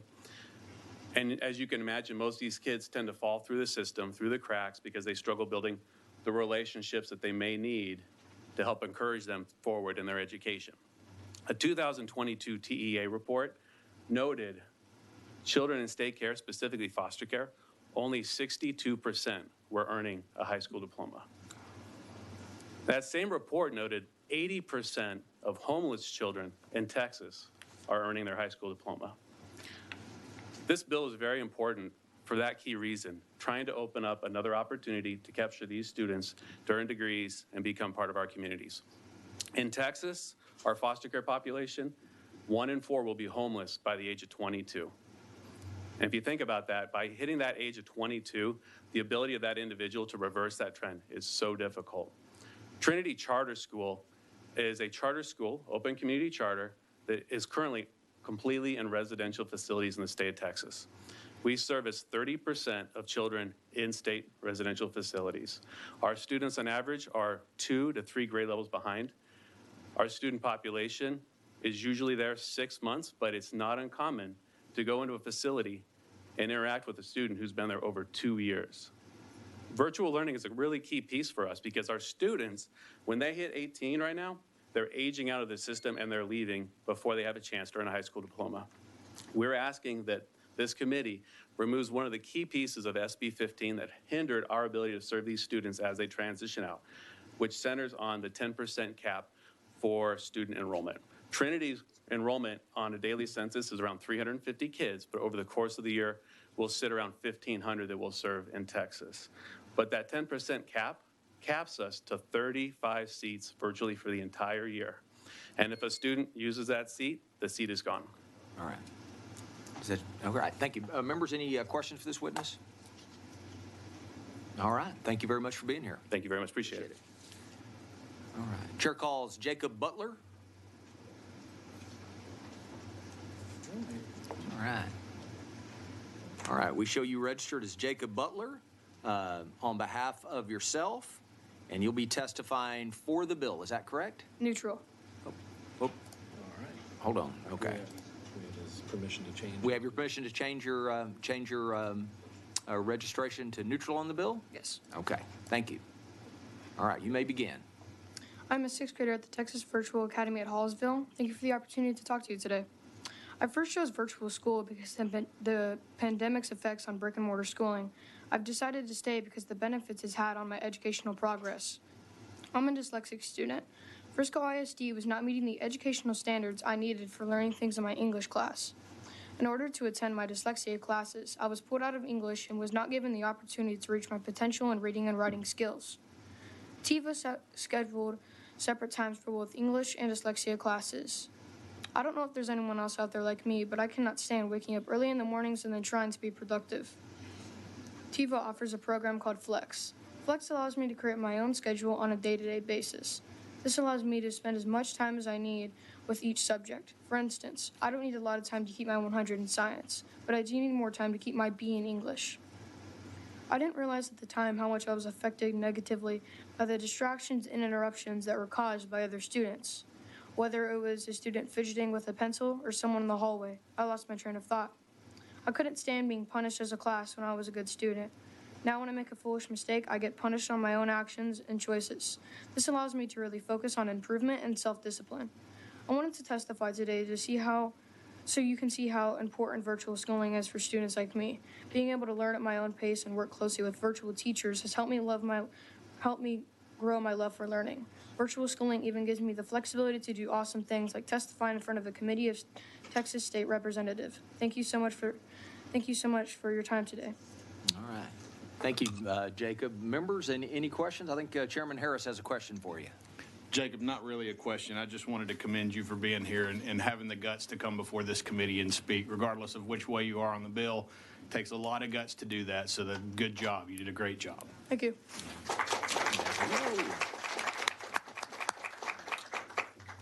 Members, any additional questions?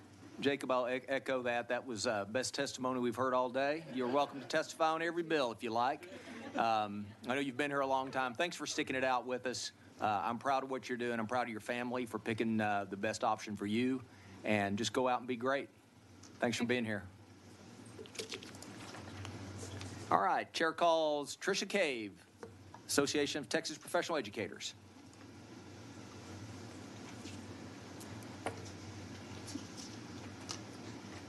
Hey again, Chairman Buckley, committee members. All right, we have you registered. We show you registered as Tricia Cave on behalf of Association of Texas Professional Educators. You'll be testifying on the bill. Is that correct? That's correct. All right, thank you. Good afternoon, guys. My name is Tricia Cave, and I'm representing the Association of Texas Professional Educators, testifying neutrally on HB 681 as filed. We appreciate Representative Bell's efforts to give school districts options and flexibility to serve the needs of all students. Most of us agree that virtual instruction, especially during COVID, was not the ideal form of instruction for most students. A few students may thrive in that environment, but most of us learned the hard way that for the vast majority, nothing can replace the ability of an in-person classroom teacher to instruct their students. For this reason, virtual instruction should be done in limited circumstances. SB 15, passed last session, was highly negotiated with many significant guardrails put into the bill in addition to a sunset provision. As filed, 681 removes the sunset provisions in SB 15, but essentially leaves intact the remainder of the bill's guardrails and limiting provisions. Considering the generally negative impacts of virtual education, it seems prudent to push back rather than remove the bill's sunset provisions. This is truer in the instance of the committee substitute, which was not available prior to the hearing, in time for us to thoroughly review it, remove some of the safeguards placed in SB 15. There are aspects of virtual education that are beneficial and additional aspects that are here to stay regardless of whether or not they are beneficial. However, considering our state's dubious history with many aspects of virtual education, we should move forward at a conservative pace and in a manner that ensures quality education and not simply ease of access is the goal. With that in mind, we are grateful for the opportunity to continue working with the author beyond today's hearing to refine the language in 681 and hope to get to the place where the bill is something that will serve the best interest of Texans and is something that as such we can support. Thank you. All right, thank you. Members, any questions for this witness? All right, thank you for being here. Chair calls Ryan Franklin, Educate Texas. All right. We show you registered as Ryan Franklin on behalf of Educate Texas, and you'll be testifying on the bill. Is that correct? Yes, sir. All right, thank you. Good afternoon, Mr. Chairman, Madam Vice Chair, and members. My name is Ryan Franklin, and I'm the Senior Director for Policy and Advocacy at Educate Texas. While we don't typically engage on virtual education issues, this one has one piece that I want to bring to the committee's attention related to educator preparation and certification. That is an area that's very important to us as an organization. This committee worked hard and had lengthy hearings through the interim regarding our teacher vacancies and teacher shortages. And one of the contributing factors that this committee found and that the Teacher Vacancy Task Force found was sort of the unprepared or underprepared teachers and sort of the impact that has on creating a revolving door in the teaching profession.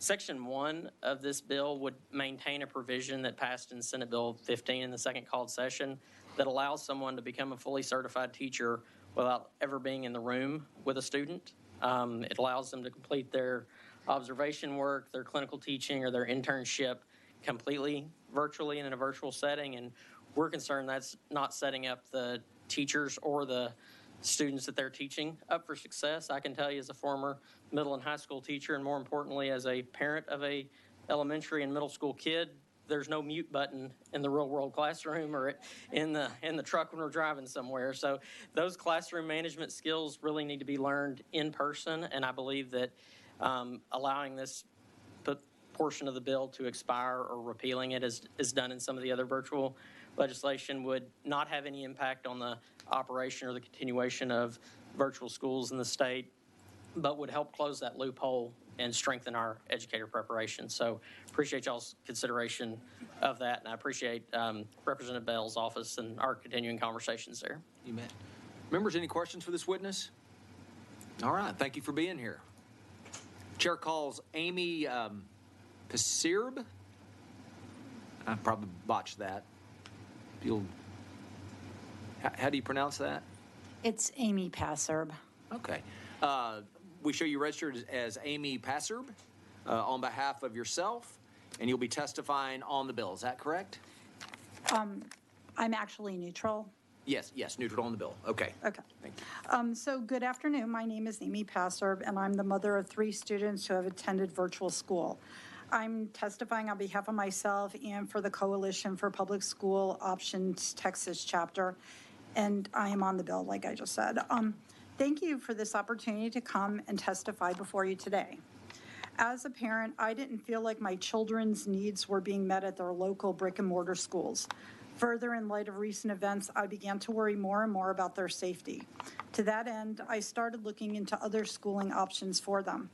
I learned about virtual school through Texas Education Agency and was thrilled to find that there was another option out there besides brick and mortar schools or homeschooling or private school. I enrolled 2 of my children at Texas Online Preparatory School, and one is currently still enrolled at Texas Virtual Academy at Hallsville. Virtual school has been incredibly beneficial for my children's growth, both academically and on a personal level. However, for my one daughter, it has been particularly life-changing as she has a disability that made it difficult for her to learn in a traditional school setting. Virtual school is a model that allows her flexibility to go to the doctor appointments and therapy during the day that she needs. And then she can watch the recorded teaching sessions that she missed during the day and work on her school material the same day to get attendance credit. Virtual school also provides her with more personalized instruction from highly trained and qualified teachers. However, it also holds her accountable to reaching certain milestones and allows me as a parent to check in on her progress and understand where she's at with her learning, and that's in real time. I can see her grades, I can see her incomplete assignments, I can see everything in the same time it's happening. I firmly believe that without virtual school, my daughter would not have been able to find an academic environment that allowed her to thrive and learn to the best of her ability. And I did look around after the pandemic was over, and I couldn't find an in-person school that could match the education that she was going to get at Texas Virtual Academy at Hallsville. While I know that virtual school was the right choice for my children, I understand that this is not the right choice for everyone. In my eyes, the key is to providing parents and students with different models of learning. I know that my children and their learning styles better than anyone. And as a parent, it was so valuable to have a say in the academic setting that best set them up to succeed, be safe, and find joy in their learning. Thank you for your time, and I hope you'll consider virtual learning in the House Bill 681. All right. Thank you. Members, any questions for this witness? All right, we appreciate you being here. Chair calls Mary Lowe.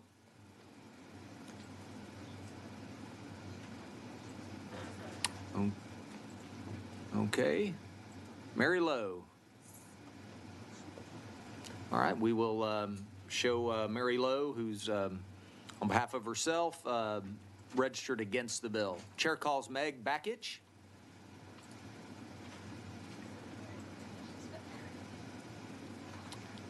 Meg Bakich. Okay, we'll show Meg Bakich on behalf of herself registered against the bill. Chair calls Ginger Russell.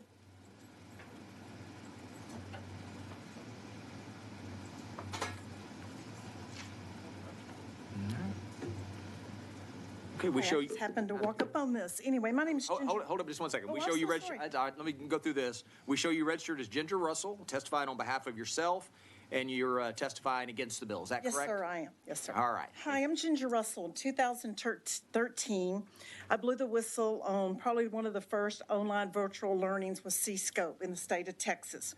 It was aligned with the Common Core state standards and the college and career readiness standards. I am against this bill because I'm against online virtual learning for our students here in the state of Texas. And what I find when I was investigating C-Scope during the time is that the material can be altered and changed repeatedly. Like I would find some lessons that were very, to me as a conservative, were very concerning, teaching all is the Almighty God. Kids had to draw communist flags in these lessons. And when I would expose them, the people who were behind this at the Education Service Centers would change the message, would change the lesson plans, or would alter them to fit whatever discourse they wanted to put out there. I just find that our children have not benefited from the online virtual learning over the state of Texas. We need to get back to a classical, traditional type of education if we're going to succeed in this country. We need to get back to textbooks, pencils, and pens, and teaching these kids curses and phonics and get them away from the virtual learning, because you don't know when the school districts purchase these materials, who's behind the screen, what ideology are they putting forward to the students. And we have just found, I think, during the COVID, and as of right now, we're finding a lot of concerning things coming into our schools that will not align with our values and our beliefs here in the state of Texas. And I do not support the online virtual learning at all for students in K through 12. I don't mind kids learning about technology, but learning their core subjects, math, reading, and arithmetic and geography through online virtual learning. Thank you. All right. Members, any questions for this witness? Oh, okay. Representative Hinojosa? Thank you for sharing your perspective. Would you be supportive of a more tailored program for students who, because of disabilities or special circumstances, for whom attending in person might be difficult, this option? No. Not at all? No. I have foster grandkids too, and so we do books and pens and pencils. That's what we do. So we can review, as a grandmother or a mother, we can review the material that our children are being taught. It's hard to review online virtual learning because, like I said, those things can be changed just like that. But if a parent chooses it for their child because of the circumstances of their own family, even in that circumstance, you think? If they want to pay for it, that's fine. But not through the public schools. No, I don't think we, the taxpayers, need to fund through our public schools online virtual learning. Because I have found when we first did a C-Scope, we found the Texas virtual learning work aligned with the Common Core standards. So. Okay, thank you. Thank you. Members, any more questions? All right. Thank you for coming. Thank you very much. All right. No more witnesses. Okay. Is there anyone else who wishes to testify on, for, or against House Bill 681? If not, Chair recognizes Representative Bell to close on the bill. Oh, I'm sorry. Okay. Hold up just one second, Representative. Okay. What's your name? Alice Lenahan. Okay. We don't have you on the list here. Registered Oh, there it is. Hang for on. several We of found you. Hang on. We good? Yep. Okay. All right. Chair calls Alice Lenahan. Yes. Women on the Wall and yourself, and you'll be testifying against the bill. Is that correct? Yes, sir. All right. Thank you. Okay. I want to ask who's behind the push for online virtual learning, who profits off virtual learning, and who wants complete control of what's coming into our children's minds. With Women on the Wall, we have a campaign where we call on parents to ask, can I see what data is being collected on my child? Can I see what data, how that data is being used, and can I see who's financially benefiting from the data being collected on my child? Did you know that in January of 2012, the FERPA, the Family Education Rights and Privacy Act, was gutted and no longer protects our children from almost unlimited sharing? Under the new regulatory interpretation, the U.S. Department of Education says that our children's personally identifiable information can be disclosed to third parties without consent in the name of research. What we know is that our data is our children's, is a great commodity, and our children are the product. Virtual learning, as Ginger said, can be adapted. An algorithm, these are using algorithms, is an opinion written into code. And so whoever's writing the algorithm decides the outcome. And these online adaptive programs can run in the background of curriculum and be assessing, and they're formative assessments. So they're forming our children's values, beliefs, and behaviors. I believe there was an agenda with shifting away from reading, writing, math, and history to values, beliefs, and behaviors, and it's not by happenstance that now we have virtual learning where we can expose our children to software coders and remove teachers from the classroom. Okay. Any questions? All right. Members, any questions for this witness? All right, we appreciate you being here. Thank you. We good? All right. Looks like that's all. All right. Is there anyone else who wishes to test? Okay. I was signed up too. Okay. What was her name? Lynn hold on just one second. Is it Lynn? Yes, sir. Davenport? Yes. Okay.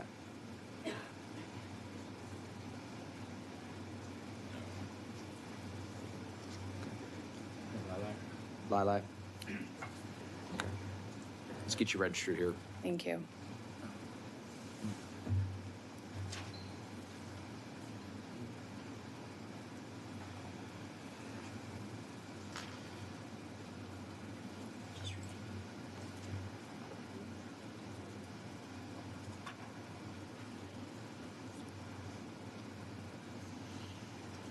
Is that it? Okay.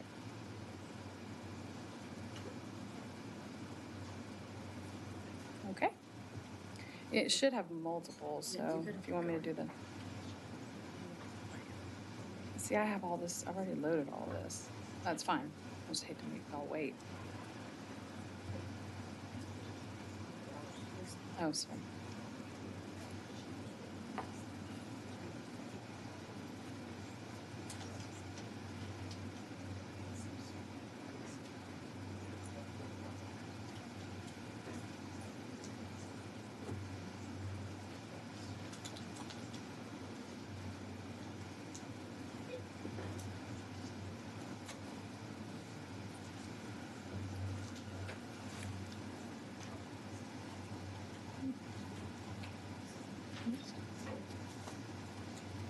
Okay. Showing up? Yeah, looks like she's just finishing. Okay. Okay.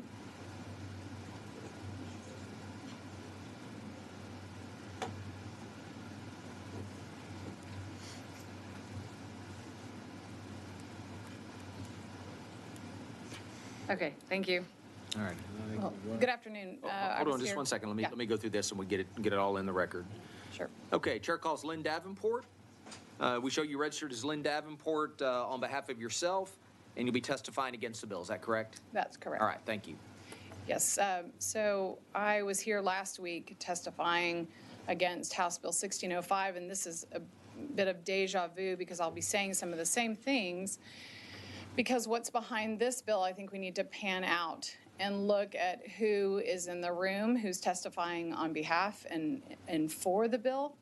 And if you look at the original bill, which was House Bill 3643 by Representative King, that set up the Texas Virtual Commission or Virtual Learning Commission. And they appointed a man, Rex Gore, who was also in the room. He was the chair of this commission to study this virtual learning. And he's not an educator. He's not an elected official. He is a social entrepreneur. And his children went to an elite private school in Austin where they don't do this kind of learning. Now, I understand there are medically fragile children, and you bring up a very good point and a good question, and that's often what they use as a tool to appeal to the heartstrings and use medically fragile children, special needs children, and vulnerable children as the reason why we should do this. Now, of course, I would be supportive of districts offering those things just like you would if you had somebody who couldn't speak, give them the technology to help them speak. That's not the point. The point is that this virtual learning, this is a means to siphon public school dollars to put it into virtual school hands. And because the enrollment is down in the charter schools, they want to capture some of the students and the money. And so you picture 4 lanes of the tollway in education, I'll call it. You've got public schools, you've got charter schools, you've got virtual schools, and then you've got this whole voucher ESA push. So when you think about it in those terms, we'll be funding all of those things. So it's actually growing government, it's actually growing the pool of resources that these education bottom feeders want to tap into. When they had testimony at this virtual commission, they barely let the public come. There was one day to do it in August, and I didn't know about it. Otherwise, I would have come, but I was following this commission from the beginning. Did not see that opportunity. They had a woman who's the director of Great Hearts come, and she said she acted like she was a parent. She's actually an employee, and she testified in favor of it. So there's been a lot of spin with this, and I don't know. I know that the TEA is driving it to some degree, and I know that Marath is in on that too. Rex Gore had a chief of staff, a guy who worked for TEA. Can we keep it to the bill and not? This is to the bill. No, well, let's not, someone that volunteers on a commission who's not employed by the state of Texas, I think we ought to leave folks' names. Yeah, okay, fair enough. Stick to the bill, yes. please. So, but the question is, why do they want to push the virtual learning? And if you look at those who will benefit from the public dollar. So I'd love to know about the fiscal note attached to this, and I don't know that, if that's been covered yet. So anyway, that's basically all I wanted to say is just to look at what's behind this, not just what is being presented to you. Okay. All right. Okay. Thank you. Members, any questions for this witness? All right. Thank you very much. Thanks. Okay. Is that no more? No more. All right. Is there anyone else who wishes to testify on, for, or against House Bill 681? If not, Chair recognizes Representative Bell to close on the bill. Thank you, Mr. Chairman, and members again. As many of you know, I'm highly passionate about this subject matter, and as well as public education of kids. I served as a school board member for decades, and I look forward to working with all the stakeholders and with my fellow members to get this right.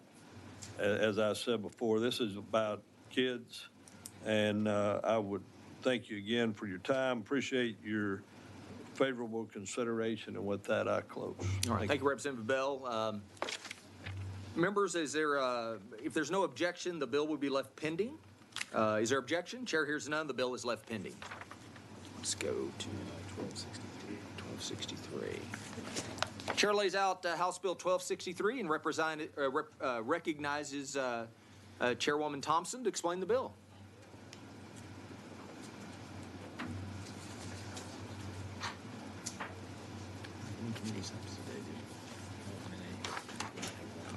Mr. Chairman and members, thank you so much for letting me bring this bill to this committee. The intent of this legislation is to get additional safety zone protection for students, teachers, and parents in the North Forest High School, which is in my district. This high school is on Mesa Drive, where the posted speed limit is 35 miles per hour, but cars frequently ignore that because the street is a very good street and it's really ideal for drag racing. Off the 4-lane road, there's a pedestrian bridge that is boarded up, so it isn't being used, and the bridge is not very accessible for students with disabilities. This area is an area as a result of an annexation of one school district, which was called North Forest Independent School District, into the Houston Independent School District. And prior to that annexation, they had a crosswalk that was built for students to be able to go across above an elevated area above the street in order to cross. Once it was annexed into the Houston Independent School District, they wanted to retrofit this particular school. But after the school, they found out the school was built in 1925, and it was going to cost 3 times as much to retrofit it with the new technologies and things. They decided to tear the building down and build a new school there. Well, what we don't have right now is a sign that let people know that there's a school here and that you need to slow it down. And because of that inability to slow their roll, it makes it very difficult, safe-wise, for the kids to get in and out. I live about 3 miles from that school, and occasionally I go on that campuses, and I'm telling you, I'm ducking the dart just to get my car out on the road. And all that we're asking for is to prohibit the enforcement of a local measure that precludes the designation of a school crossing zone or a school crosswalk at this particular high school, so that those kids can have an opportunity to be able to cross the street safely and people can get in and out of the driveway. Mr. Speaker, Mr. Chairman, there are some witnesses here, a few witnesses here, and I would like to reserve the right to close, and I am available to answer any questions. I'm happy that Mr. Cunningham, Representative Cunningham, is on here because he's familiar with that annexation when it happened and the problems that we've had over there. All right, members, any questions for Chair Thompson? All right, if they're seeing none, we'll proceed to testimony. Chair calls Pedro Lopez. All right, we show you registered as Pedro Lopez. On behalf of the Houston Independent School District, your Chief of Police, you'll be testifying for the bill. Is that correct? Yes, sir. All right, thank you. All right, good afternoon, Chairman Buckley, Vice Chair Allen, and members of the committee. Thank you for the opportunity to be here today. My name is Pedro Lopez, Chief of Police for the Houston Independent School District, and I'm here today to speak in favor of House Bill 1263 by Bill author Chairwoman Sophronia Thompson.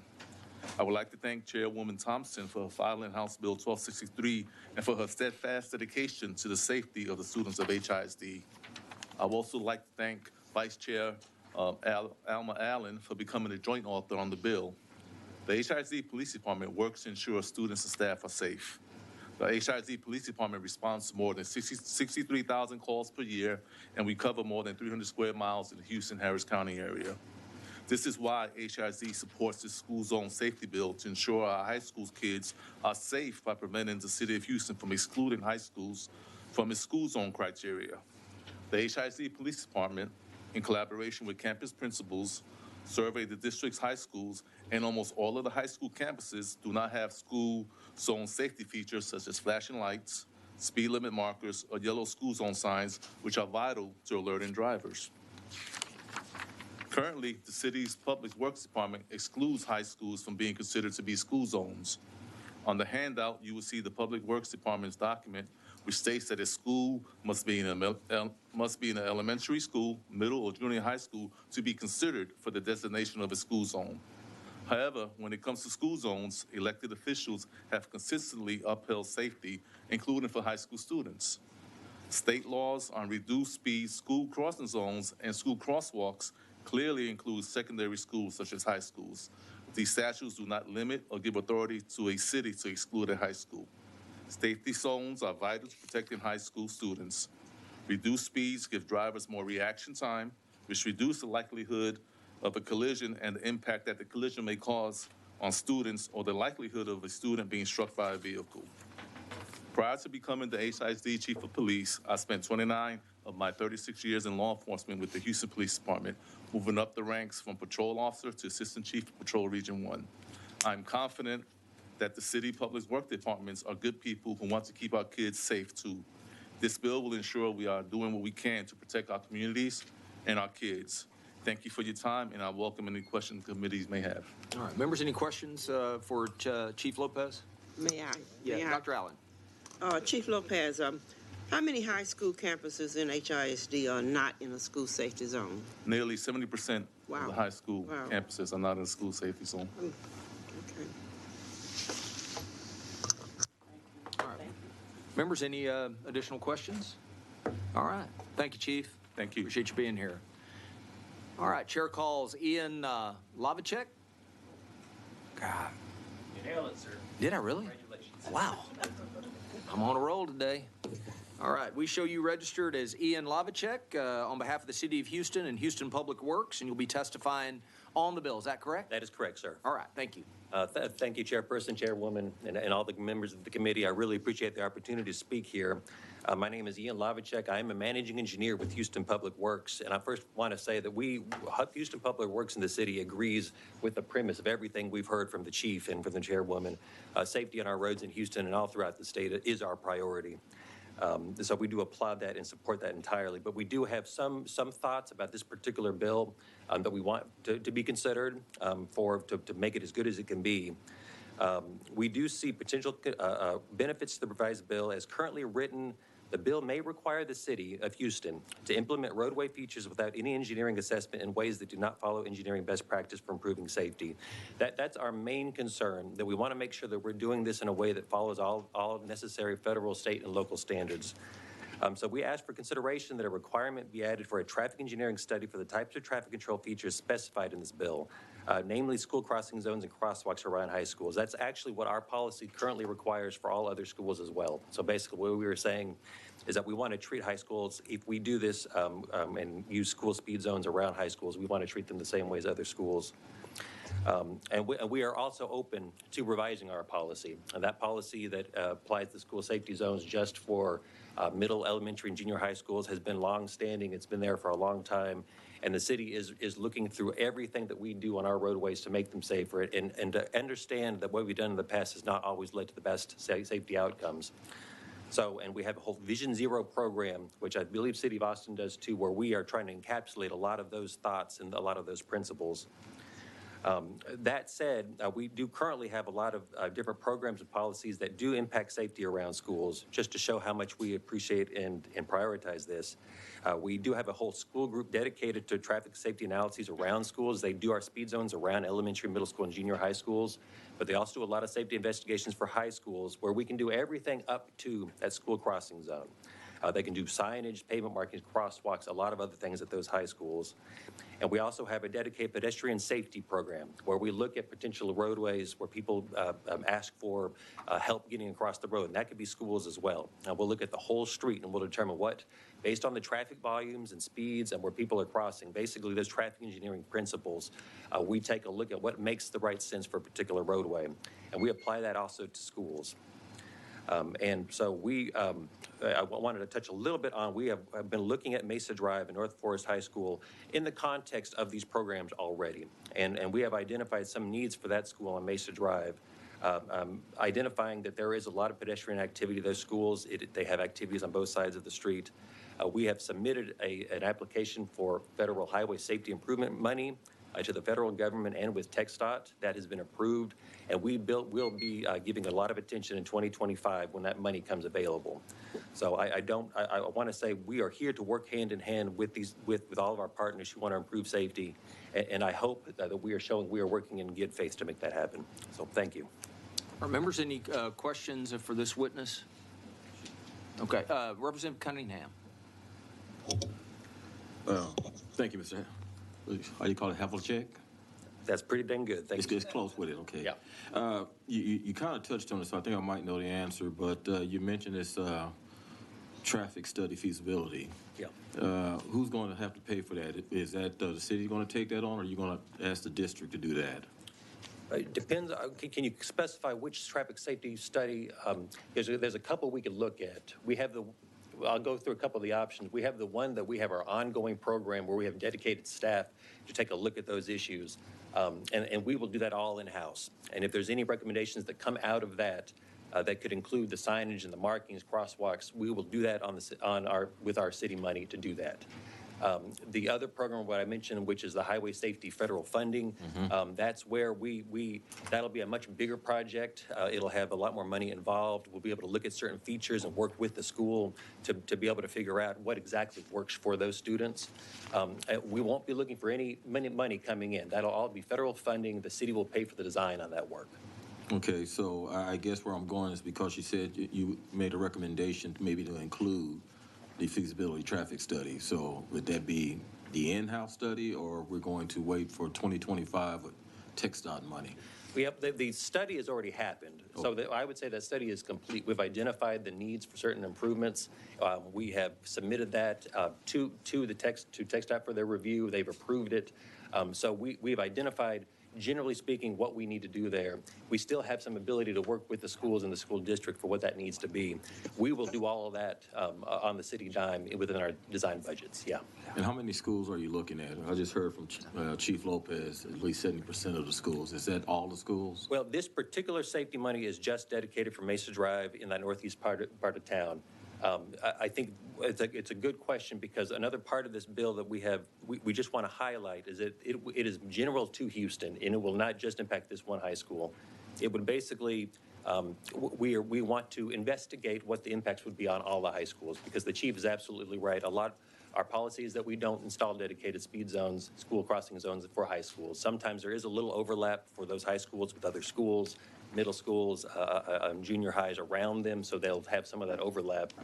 But most of the high schools do not have dedicated school crossing zones. All right. Thank you, sir. You're welcome. Thank you, Mr. Chair. All right. Members, any additional questions for this witness? All right. Seeing none, we appreciate you being here. Thank you all very much. Okay. Have any more? All right. Well, let me find my spot here. Apologize. All right.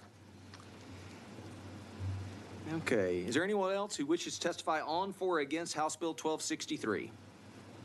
If not, the chair recognizes Chair Thompson to close on the bill. Thank you, Mr. Chairman and members, and I'm happy to be informed about this study and this new money. This school district was inducted and incorporated into HISD in 2011. And prior to that time, there was a safety walkover where the kids could walk over safely. Now we are in 2023. So I'm trying to get this done, because I don't want to wait until some kid is killed and then we're talking about, well, we need it. If you've taken, and you know, when you get a district annex into another one, they give you extra money.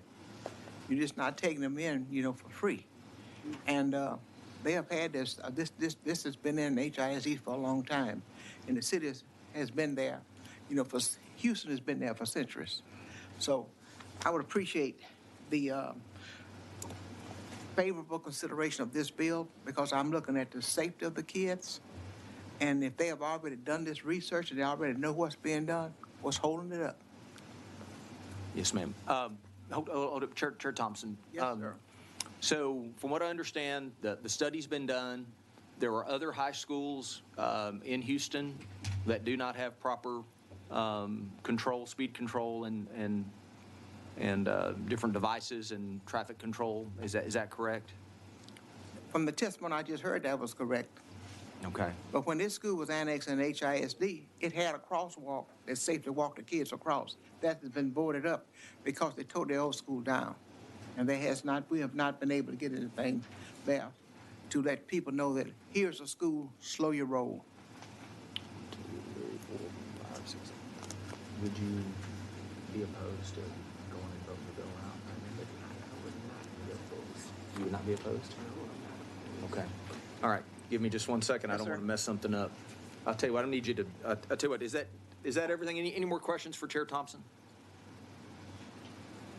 Okay. If not, members, if there's no objection, the bill will be left pending. Is there objection? Chair hears none. The bill is left pending.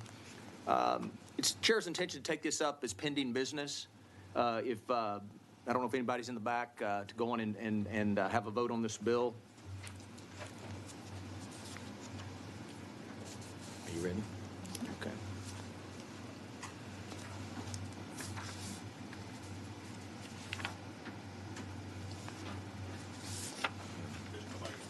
Okay. Good. Okay. All right. We're gonna vote this bill. Okay. You ready? Yeah. Okay. All right. Okay. The chair lays out as pending business House Bill House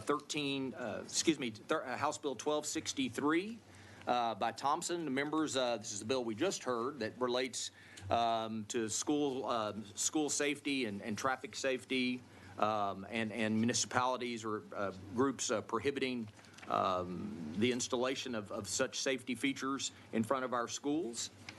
There is no committee substitute. The chair moves that House Bill, let me make sure I have it, 1263 be favorably reported to the full House with a recommendation that it do pass and be printed. The clerk will call the roll. Chair Buckley? Aye. Vice Chair Allen? Aye. Allison? Aye. Cunningham? Aye. Dutton? Harris? Aye. Harrison? Hefner? Hinojosa? Aye. King? Longoria? Aye. Schaefer? Tallarico?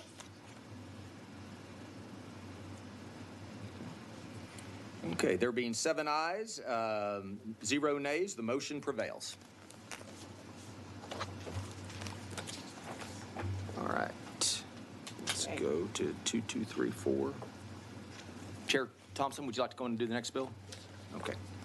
Chair lays out House Bill 2234 and recognizes Chair Thompson to explain the bill. The chair offers a committee substitute. Mr. Chairman, in the 84th legislature, Senator Dan Patrick asked me to carry in the House Senate Bill 507, which allows for the placement of cameras in certain for special education classroom so that vulnerable students with special needs would be a voice in cases of suspected abuse. The video retention from these cameras were meant to provide evidence that would otherwise be unavailable. Unfortunately, alleged abuse towards special education students continues to occur. Children are already defenseless people, and children with special needs should be treated with even more sensitivity. We are blessed with an amazing advocate, including parents who have helped us identify areas where we can improve the law, including from the governor's appointed State Special Education Advisory Committee and the Governor's Committee on People with Disabilities. This bill addresses those gaps. House Bill 2234. It provides better notification to parents for their ability to request a camera in their students' special education classroom. It extends the video retention period from 3 months to 6 months. It affirms a parent's right to access a video recording of alleged abuse of their child upon submission of a complaint. And finally, it improves availability funding to school districts and charter schools for video cameras by clarifying that school safety allotments may include the purchase of special education classroom cameras. The substitute that you have laid out, Mr. Chairman, clarifies when a parent submits a request to review the camera footage, a decision must be made within 7 days to either release the video to the parents or to issue a written denial with information on how to request an appeal. Mr. Chairman, I'm available for question of this committee if there are any on this bill. Okay, members, any questions for Chair Thompson? Mr. Chairman, may I reserve my right to close? All right, sounds good. We will, no further questions. We'll proceed to testimony. Chair calls Stephen Aleman, Disability Rights Texas.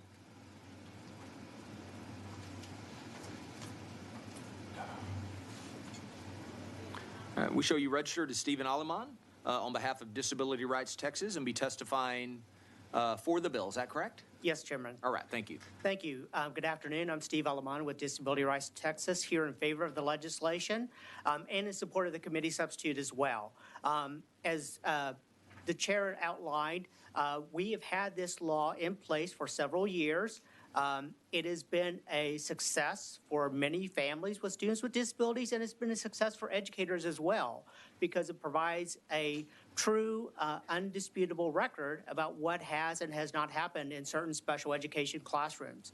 I want to be clear that the law currently, and this bill does not change, that it only happens, the video recording only happens when it's at the request of parents or a teacher or even a board of trustees. So we're not mandating the placement of cameras at all beyond what is currently required.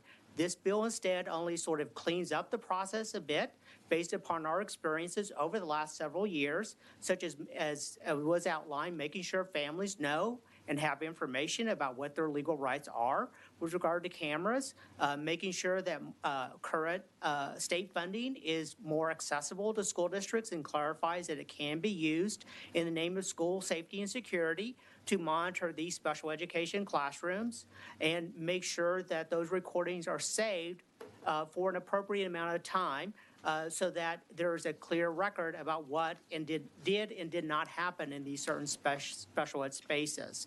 The committee substitute does clarify the process by which parents gain access, so that is a change from the filed bill versus the committee substitute, and that change is acceptable to us in balancing the interests of school districts as well as parents to know that there's a way that if they still want to see a video, that there's a way for that to happen. With that, I'll close. All right. Members, any questions for this witness? All right. Thank you very much for being here. Chair calls Alex Langley.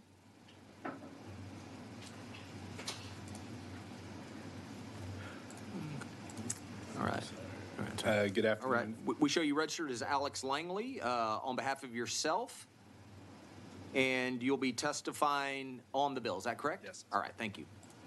So I'm Alex Langley, and I work for Northside Independent School District in San Antonio.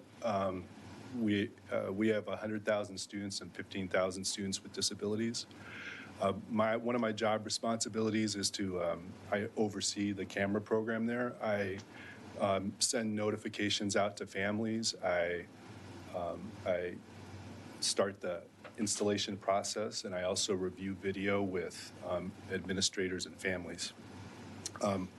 The camera law is something I kind of hold dear to my heart. I think that it reassures families. It fosters a sense of trust and transparency with the school district and families. And ultimately, and the most important thing, it protects our students, our most vulnerable students who don't have a voice. It adds a layer of protection for them. With that being said, I just want to point out a few items in this bill, this proposed bill, that may have a bit of an impact on schools. Probably the best part of the bill that I like is the notification process. I'll give you an example. My school district, large school district, has potentially 300 self-contained rooms that might need cameras. Right now, this is about the 7th year into the process where the first camera bill was passed, and we currently have about 100 rooms that have a camera, and only about 50 of those rooms are the cameras on. So that tells me there's a big gap between the 300 potential rooms and the 50 that are on. So that means to me that parents just aren't aware that they can take advantage of this. So I think that that's really important. But the only thing is if this bill is passed, that will mean that there will be a huge spike in the amount of camera requests, which means that there'll be a lot of money that the district will have to spend on this process. The other thing too is that there is a 10-day requirement to notify all the families, and you have to understand that with the camera request process, the families that are eligible to request cameras, the children that are eligible for cameras in their room, and indeed the rooms themselves, tend to fluctuate from year to year and even from month to month. So it's very difficult to find that out in the first 10 days of school. So I'd ask that maybe we could extend that deadline a bit so that the schools would have a bit more time to do that. The other thing too is the extending the retention period from 3 months to 6 months. Right now we're retaining video like all the way back to January. That's probably the most costly thing that's involved in school districts is the retention of the video. It's pretty expensive because you think we're recording video for an entire school day, and some of our classrooms, please. Yeah, some of our classrooms have multiple cameras, so it'd be a great expense to do that. So just one of the other things that my job is to actually look at the video, and I've just to tell you, I've never really gone and had to look at video more than a few weeks old. It's a very rare occurrence. So I'm not really sure why it needs to be retained for that long. But if it is going to be retained, please provide funding for that because it's expensive. Okay, thank you. All right, thank you very much. Members, any questions for this witness? All right, thank you very much for being here. Oh, sorry, Representative Cunningham. Thank you, Mr. Langley, for your testimony. Just a question as you talk about cost. Yeah. Will the cost be increased in the form of FTEs with staff? I mean, because now we're talking about equipment and care and things of this nature. Yeah, I mean, it's like a kind of an indirect cost, like when there's more cameras and there's more people involved in doing the work. And it's actually for smaller, I work in a large district and we can do things at economy of scale. You know, we've got a camera department because we've got lots of like hallway cameras and that sort of thing. But small districts and rural districts, they often have to rely on like vendors to provide provide the cameras, and that's expensive. It's a year after year cost, and so it will take away that'll take away money from you know other things that we could spend money on. But the other thing too is just the amount of cameras will like it involves me a lot, and it's increasingly taking up more and more of my work days. So I'm sure it's as the cameras increase, it'll do the same with other districts as well. All right, members, any more questions? All right, thank you for being here. Chair calls Jolene Foster Sanders.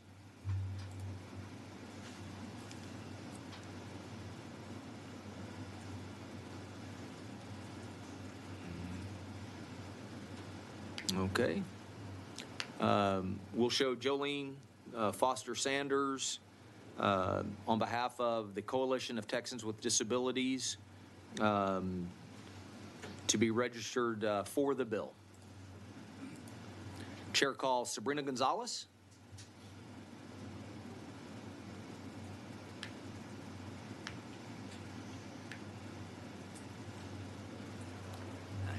We show you registered as Sabrina Gonzalez. Oops, sorry. Go ahead. All right. We show you registered as Sabrina Gonzalez on behalf of Texas Council for Developmental Disabilities, and you'll be testifying on the bill. Is that correct? Yes. All right. Thank you. Chair and committee members, my name is Sabrina Gonzalez Saucedo, and I'm happy to provide comments on HB 2234, registering on the bill. Today I'll be talking a little bit about TCDD, the organization that I represent, and the other disability stakeholder groups that have all acknowledged the need for the reforms laid out in HB 2234.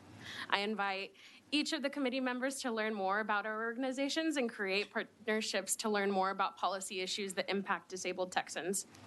TCDD specifically is established by state and federal law and is governed by 27 board members appointed by the governor.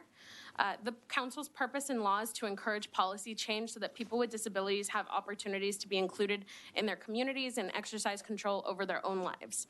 We are nonpartisan and therefore neutral on all bills, but come to share and educate policymakers on the impact of proposed legislation on the disability community. With that being said, TCDD finds the aims of this bill to be consistent with our mission, guiding principles, and public policy priorities, and we are not the only ones.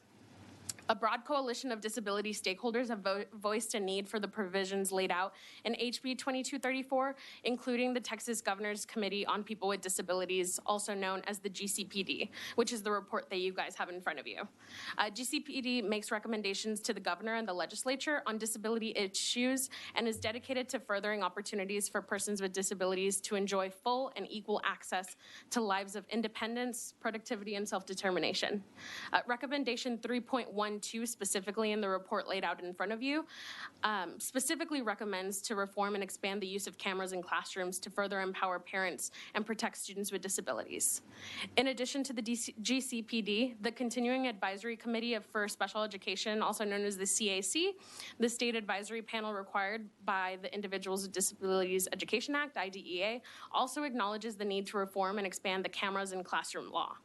Recommendations 4 through 6 in the CAC's special education policy recommendations for the 88th legislative session also relate to notifying parents of the cameras law, expanding the video retention period, and making these recordings more accessible to parents.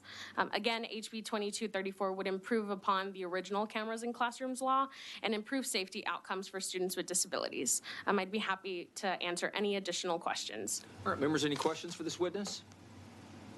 All right, thank you very much for being here. Thank you. Chair calls Carrie Moore.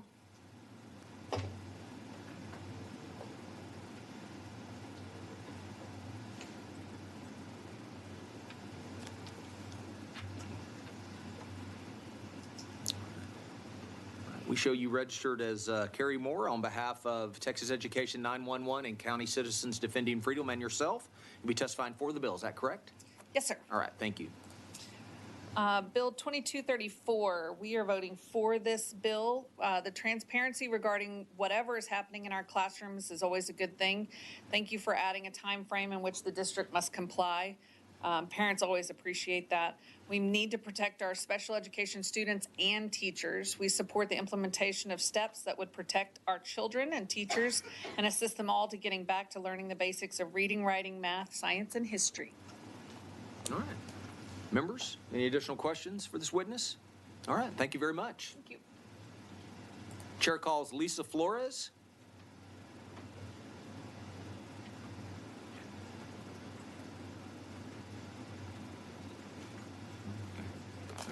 Hello, Chairman. Hi there. We show you Committee. registered as Lisa Flores on behalf of Easter Seals, Central Texas, and yourself. Yes, sir. You'll be testifying for the bill. Is that correct? Yes, sir. All right, thank you.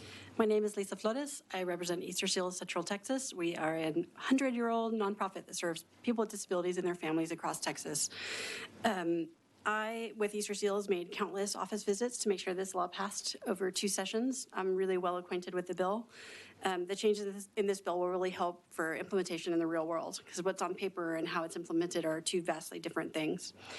In the spirit of the bill that was written, I think this is a great start. I never imagined, as a parent of a student with a disability and as a well-versed advocate, that I would be a tester for this law. My son, who has a disability, was alone in a room for 5 weeks with no one in there, and alone for 7 months with an aide.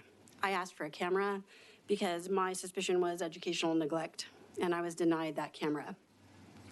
I will say that because I went through that process, I've seen all the holes in how this is implemented, and I do believe that extending to 6 months would be really helpful, because most parents don't know to ask in writing for preservation of that footage until all appeals are exhausted. You would have to know that specific thing for the law to be respected. I also would like to say that I did pull an open records request for my district, and over the course of 7 years, the maximum number of cameras that were granted was 11. So when we're talking about fiscal notes, mileage varies. So the gentleman that just testified said he has a lot of classrooms. I also was very active in the long-range planning committee for my district and asked that with bond money, we place special education cameras in every eligible classroom. It was met with a lot of resistance. So even when money was there, it was met with resistance. So I would ask all of you to consider that mileage varies on expense depending on how knowledgeable the parents are in that district to ask for a camera. I would also like to say that accessing footage is a really important component of this bill. Obviously, it is tied to family law and the definitions of abuse and neglect. And accessing that footage is subjective. So you may have staff members looking at that footage and making determinations for that family, but harm to a child is going to be taken differently for members of a school than it is for a family. So I believe that being able to see that footage would give people peace of mind, and I believe it's kind of what the bill intended as far as safety goes. I will say that in a grievance that I won with my district that went to the board, it was awarded that they would have to have more broad notice to families on our website, and I would say that that's a very positive change in this bill that all districts should consider. I'm happy to take any questions. Members, any questions for this witness? All right, we appreciate you being here. Thank you. Thank you. Chair calls Edgar Pacheco.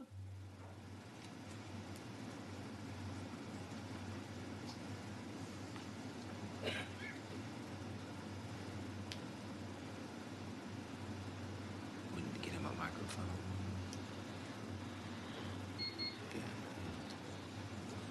Grab the microphone.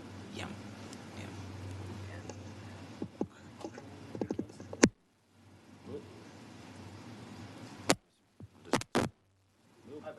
That's all right. Hang on just 1 second.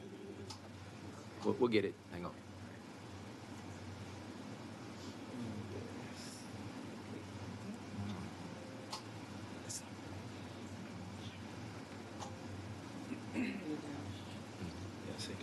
We're gonna. Yeah, there we go. That's fine. There we go. Is that gonna work? Yeah. Okay. Can you hear me there? Yes, sir. Perfect. There we go. Yeah. We show you registered as Edgar Pacheco on behalf of yourself, and you'll be testifying for the bill. Is that correct? Correct. All right. Yes. Thank you. Just in time, in the nick of time, I was able to put a card in. But first and foremost, I'd like to thank Chair Thompson for bringing this bill forward. As an advocate, what I deal with on a daily basis is cameras in the special education classroom. And a lot of the times when parents are not necessarily aware that there's something going on, or as the previous lady said, they may not know that you have to write a letter in order to preserve some of that video, then that footage is gone past the 3-month period. And so what the main component of this bill that I support, especially that retention period, extending it from 3 months to 6 months, because there is a lot of the times where, as they said, they don't know that there's a preservation letter, and there may not be necessarily the ability to preserve that video past that time. But also, it also protects both the student and the district, because if there is a pattern of abuse that is occurring from January, February, March, and if that pattern extends beyond that, then those videos can easily be erased after March or April or whatever it may be. And so in order for it to be as well as it's written right now, it would take a lot of granted a lot of resources to continue preserving that video, but it is for the protection of the student, it is for the protection of the district, and it is for the protection of all of those involved in these circumstances. So with that, I yield for questions. All right. Thank you. Members, any questions for this witness? All right. Thank you, Edgar. Thanks for being here. Thank you. Appreciate it. Appreciate it. All right. Is there anyone else who wishes to testify on, for, or against House Bill 2234? If not, the chair recognizes Chair Thompson to close on the bill.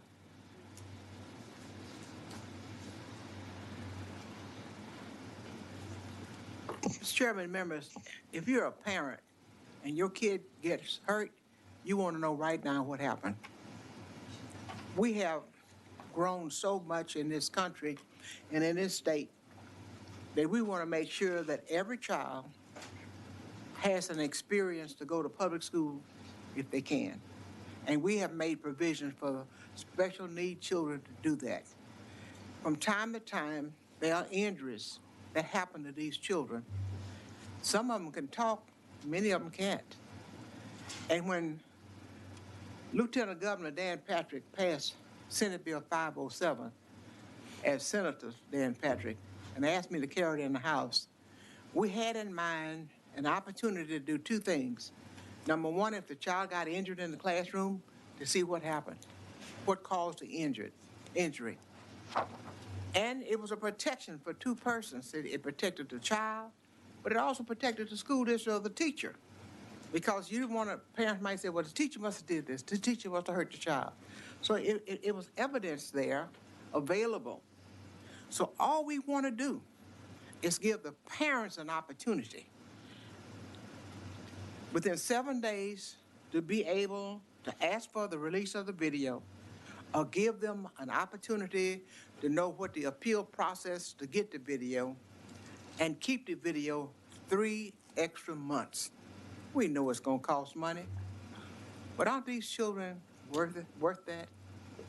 Wouldn't your child be worth that if that child got injured? You wanna know right now what happened if that child got hurt at school.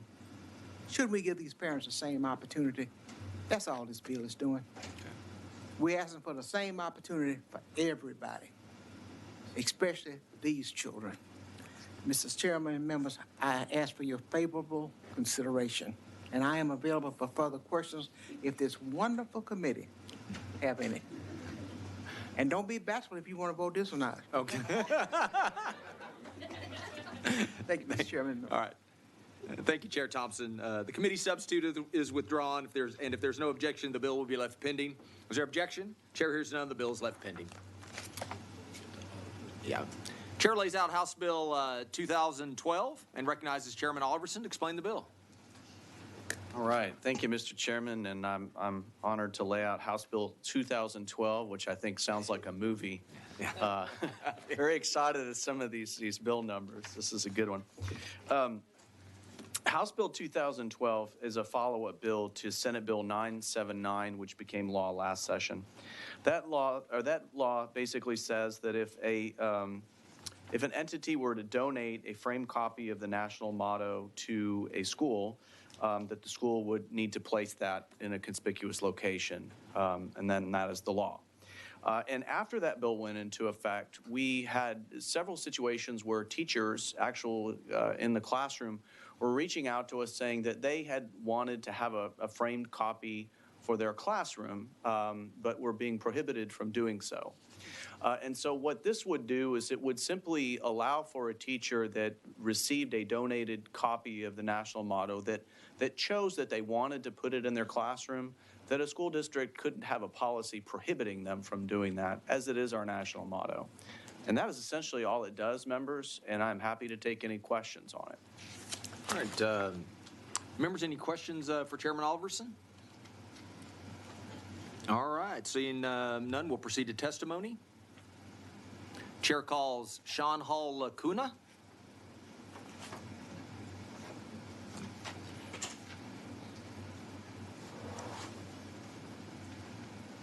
Did I get that right? No, How do you pronounce your last name? it's Hall Laquona. Laquona. All right. Okay, we show you registered as Sean Hall Laquona on behalf of BFQ and yourself, and you'll be testifying on the bill. Is that correct? Yes, sir. All right, thank you. Dear Chairman Buckley and the Public Education Committee of the Texas House of Representatives, placed in Austin, Texas, USA, Western Hemisphere, Earth. It's an honor. I stand on HB 2012 knowing in God we trust. He amending the bill in accordance with the writing after having been petitioned for such a time as this. And God gave Solomon wisdom and understanding exceeding much, and largeness of heart, even as the sand that is on the sea shore. Thanks be to God, for he created a male in his image and likeness, teaching daddy lessons and giving more training, sowing good seed for harvest at places such as Marshall College, Texas Christian University, and Texas A&M University, Maine. I, female in the beginning, remains female in eternity. God even taught I how to punctuate at the University of Texas at Austin, never having changed times or seasons. Yavashua, I honor. I've asked the Ancient of Days which judicial rule of conduct allows a person to add to Section 61.003(3) or take away Section 61.003 15C little 3I. Texas A&M International University in all state-funded courtrooms, whether or not located in a county courthouse. So he said to them, you will doubtless quote to me this proverb, physician, heal yourself. What we have learned by hearsay that you did in Capernaum, do here also in your town. Notwithstanding covenant, Professor could never have purchased enough life insurance, but subject to all authority, Christ gave him an eternal choice. This is a professor who was a professor at Texas A&M International University. He did not know the one, "In God We Trust."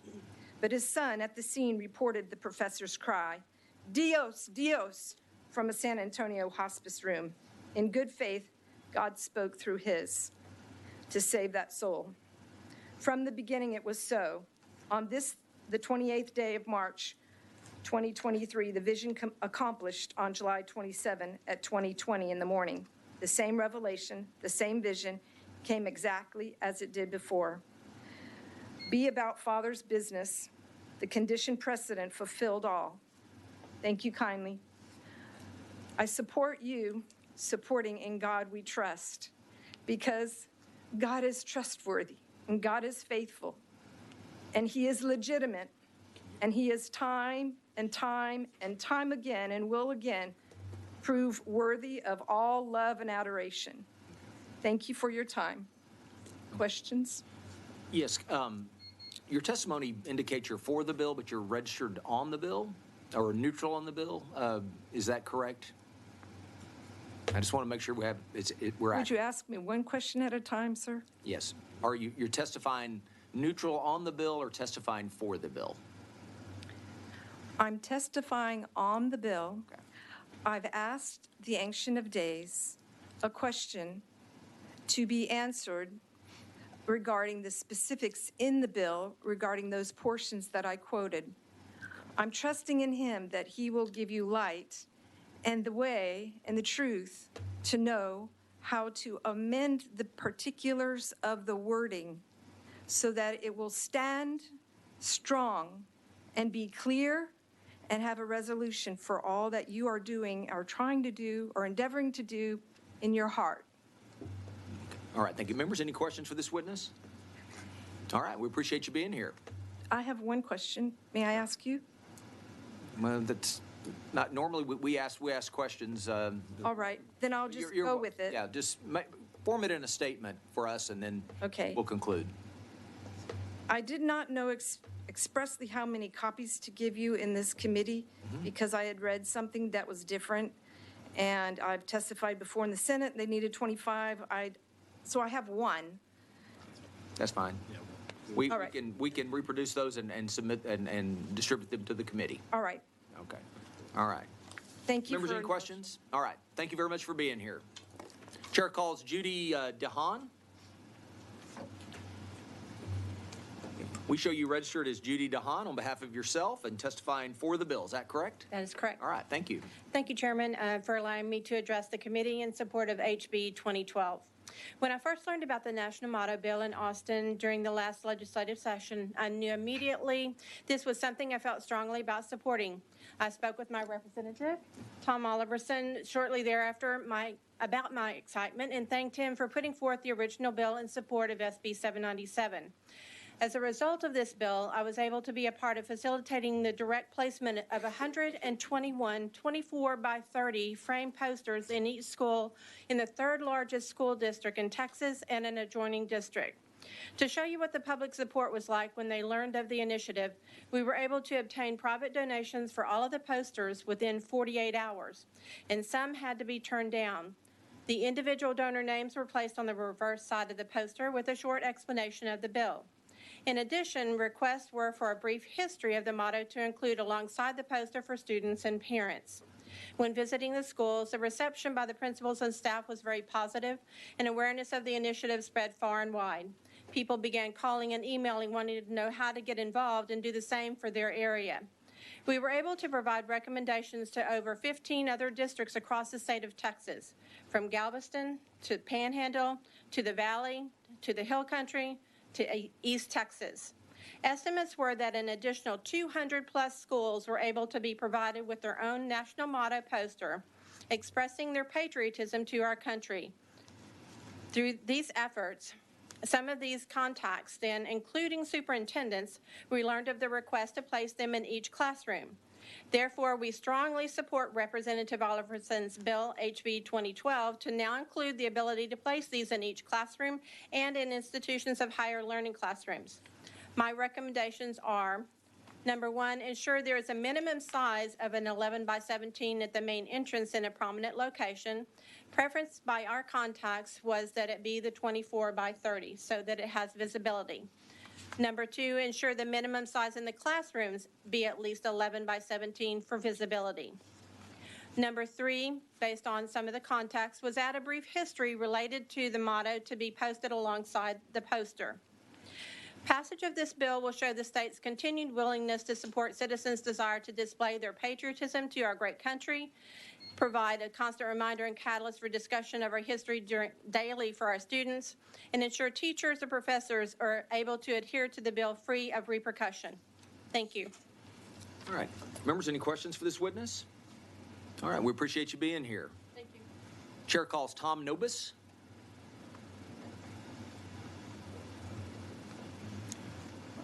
I didn't know how many either. All right. All right, we show you registered as Tom Nobis on behalf of yourself, and you'll be testifying for the bill. Is that correct? Yes, sir. All right, thank you. Chairman Buckley and other members of the Public Education Committee, thank you. I'm Tom Nobis, representing myself. I'm a member of the State Republican Executive Committee and the Harris County Republican Party Legislative Response Team. I rise in support of House Bill 2012 by Representative Alverson relating to the display of the national motto in the public schools and institutions of higher education. Patriotism and national pride have been waning in the past years. The display of the national motto, "In God We Trust," in schools will help rectify the situation. The current national motto was established in 1956 by President Dwight D. Eisenhower. That was 2 years after I was born on Flag Day, when "One Nation Under God" was added to the pledge. The national motto has appeared on coins since 1864. Establishing this as the national motto occurred during the Cold War as a weapon against communism. Growing up, my family participated in resettlement of Peter Pan children, which established places for children escaping communist Cuba could stay until their parents were able to escape. And in our case, their mother did make it, having to swim for the boat. Our country was founded by those escaping tyranny and forced religion. They came here for freedom of religion. There are those that want to tear down this country. I still think the country is a shining beacon on the hill. Others believe that that's true, and they're coming here for better life. Life comes from God, and without him there is nothing. We were conceived under God, and that we flourish under God, and we turn our backs on God at our own peril. In the 87th legislature, Senate Bill 797 was passed to enable the national motto, "In God We Trust," placed in schools, was sponsored by Representative Alverson. And in that case, I testified also. As a result of this bill, other members have spoken on placement of the motto in Cy-Fair ISD and Tomball ISD. By allowing the teachers or professors to display the national motto, they can bring the understanding of this national motto to their students and what this country stands for. This bill has no economic impact, and I urge you to continue your efforts from the 87th legislature with this bill and pass it out of committee to calendars. Thank you, Chairman and members, for allowing me to speak to you today. All right. Thank you. Members, any questions for this witness? All right. We appreciate you being here today. Chair calls Donald Garner.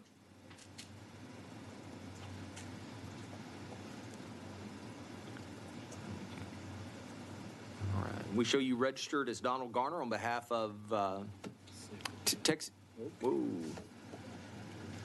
Faith and Freedom Coalition, and you'll be testifying for the bill. Is that correct? That is correct. All right. Thank you. Mr. Chairman and members, thank you. It's always an honor to get to speak with you.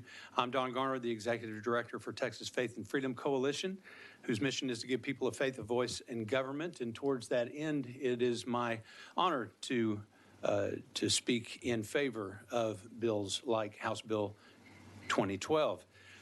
We are the world's largest Get Out the Vote organization. We reached over 500,000 Texans in this last election cycle, over 8.2 million nationally.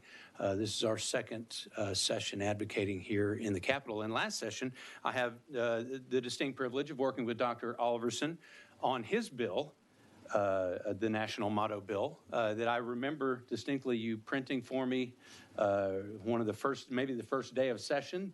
And I carried it up to Senator Hughes' office and said, this looks like a pretty good bill. What do you think? And anyway, I only bring that up because as so often people say Senator Hughes' bill, and we are very grateful that he was able to get it passed through the Senate. But anyway, I certainly appreciated very much what that bill accomplished, and I appreciate what this bill accomplishes as well.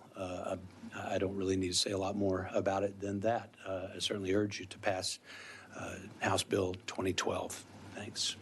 All right. Thank you, members. Any questions for this witness?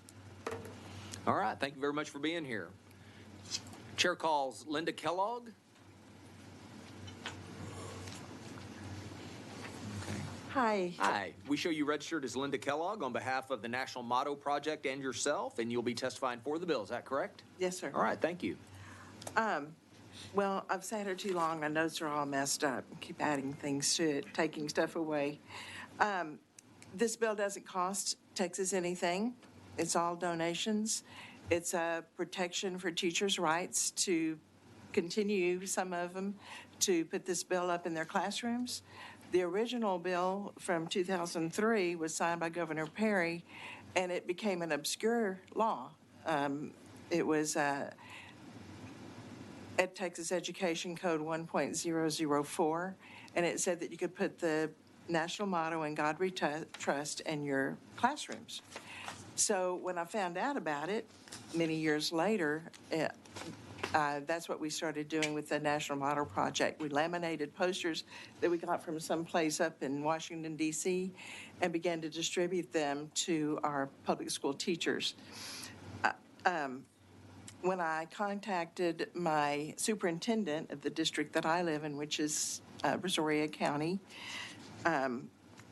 he said I couldn't object, it is a law, but I can't really help you with it. But if you want to give it to some teachers, that's okay. But if you could get a stronger bill, that would be good for him. So that's what happened in 2019. We got a stronger bill. But the bill, I can't say, it was a great bill. We were all excited. When I went back to my superintendent, he already knew about it. By the time I prepared some posters, and we get smaller posters through a senator up in, who has a nonprofit in Arkansas. I got them put together. Hobby Lobby supplied frames at a discounted rate, and I put them together and took them up to my school administrator, and he was ready with them.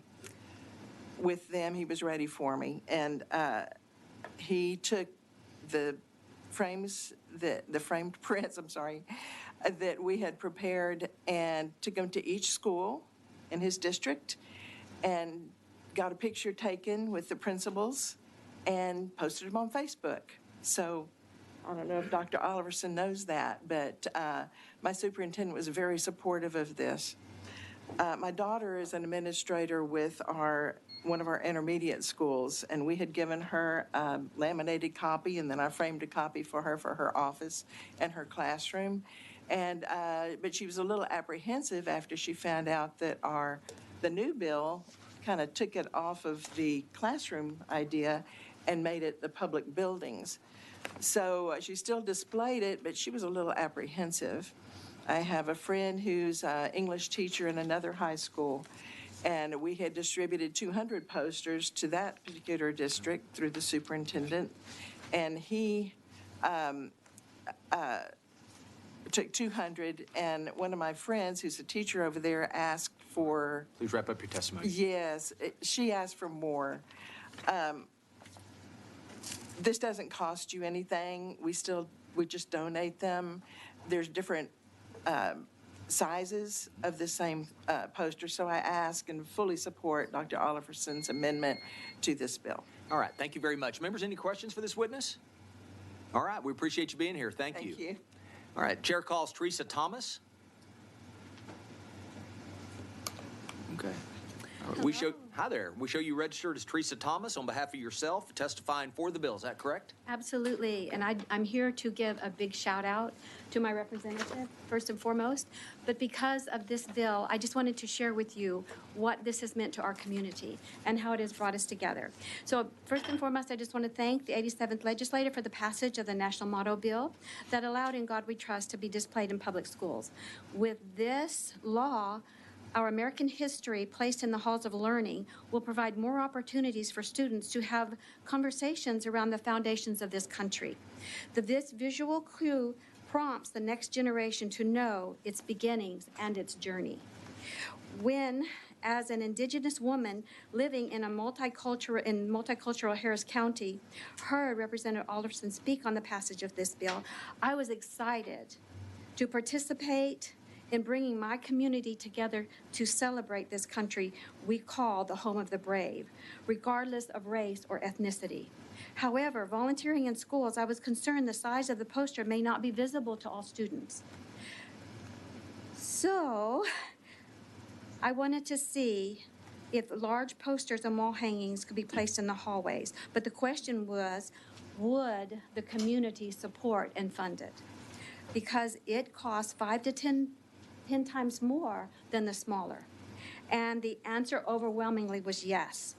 I simply went to a meeting, said what my vision was for large posters. Within 10 minutes, all of Tomball ISD was sponsored. Parents were running to me, handing me checks. They wanted to do this. 48 hours later, I went to another meeting, mentioned what we'd like to do in Cy-Fair, who had 98 schools. Within 20 minutes, $3,300 were raised to place large posters. Would you please? And you can tell my compadre here. This is the size. It was because of this size we were repeatedly contacted and told, we want that size. And so we were fielding calls, emails, doing everything we could, putting them with our vendors, telling them the costs.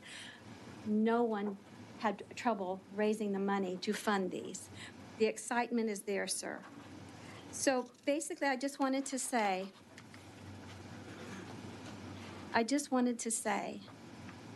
this brought us together. This really brought us together. As one grandmother shared with me, she wanted to leave a legacy, and she felt her 401k was worth leaving a legacy in the universities. That's how much it's touched the hearts of all generations and all ethnicity. So please support this bill and allow teachers the right to place this poster in their classroom without fear of retaliation. Please support communities to celebrate the country that is the home to all Americans. Thank you. All right, thank you very much. Members, any questions for this witness? All right, we appreciate you being here. Chair calls Carrie Moore.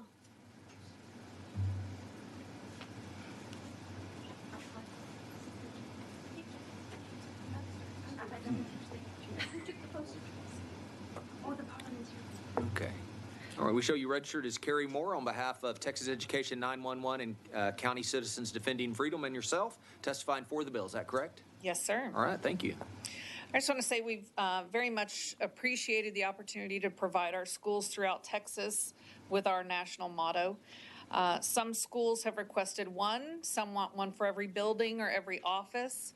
And we've been thrilled to provide these to all 13 ISDs in Nueces County as well as throughout the state with however many they would like to display. We get calls all the time requesting more and more of them, so it has been a very positive experience. We need to encourage the stability that comes with our national motto of In God We Trust and the stability of being in America. We need to support our teachers' patriotism and freedom of expression. And many teachers today feel stifled to express being proud of their patriotism. We need to support our teachers so we can assist them in getting back to the basics of teaching reading, writing, math, science, and history. And we also have the experience of having other organizations arguing because one organization thought of it before another one did. And so it's been just an extremely positive experience, and the teachers and schools love it. So thank you very much. All right. Members, any questions for this witness? All right, we appreciate you being here. Thank you. Chair calls Perla Munoz Hopkins.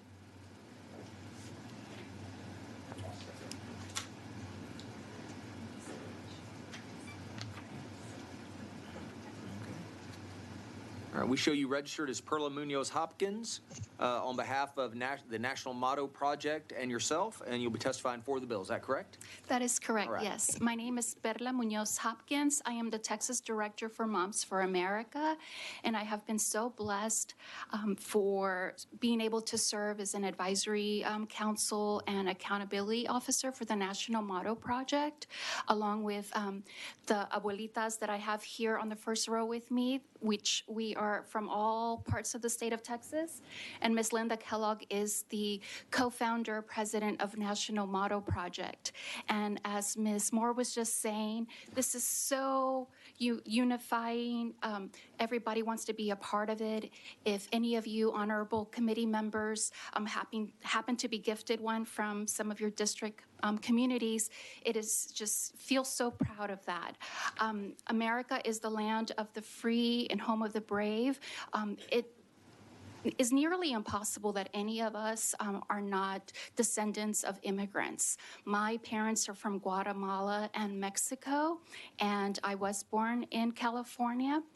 And I had just such a wonderful education after high school because I was very impoverished growing up.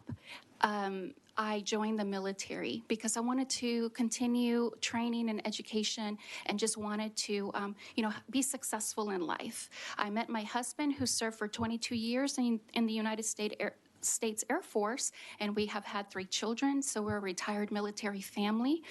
So it's been very, very daunting just being attacked for your American values, for your patriotism, our children being shamed for having their faith. So this is a reminder of who we all are, and teachers are excited, and this bill would help them be able to just be proud of their faith and be proud of what our classroom teachers have to share with our students as far as the core subjects and a love for learning and thriving.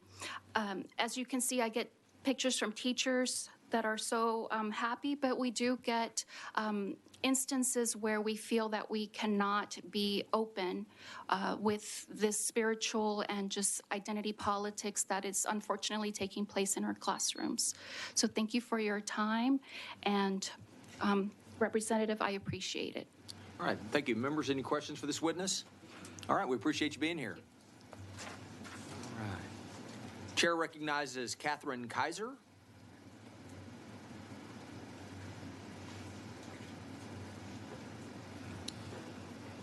Hi. Okay. All right. We show you registered as Catherine Kaiser on behalf of yourself, and you'll be testifying against the bill. Is that correct? That is correct.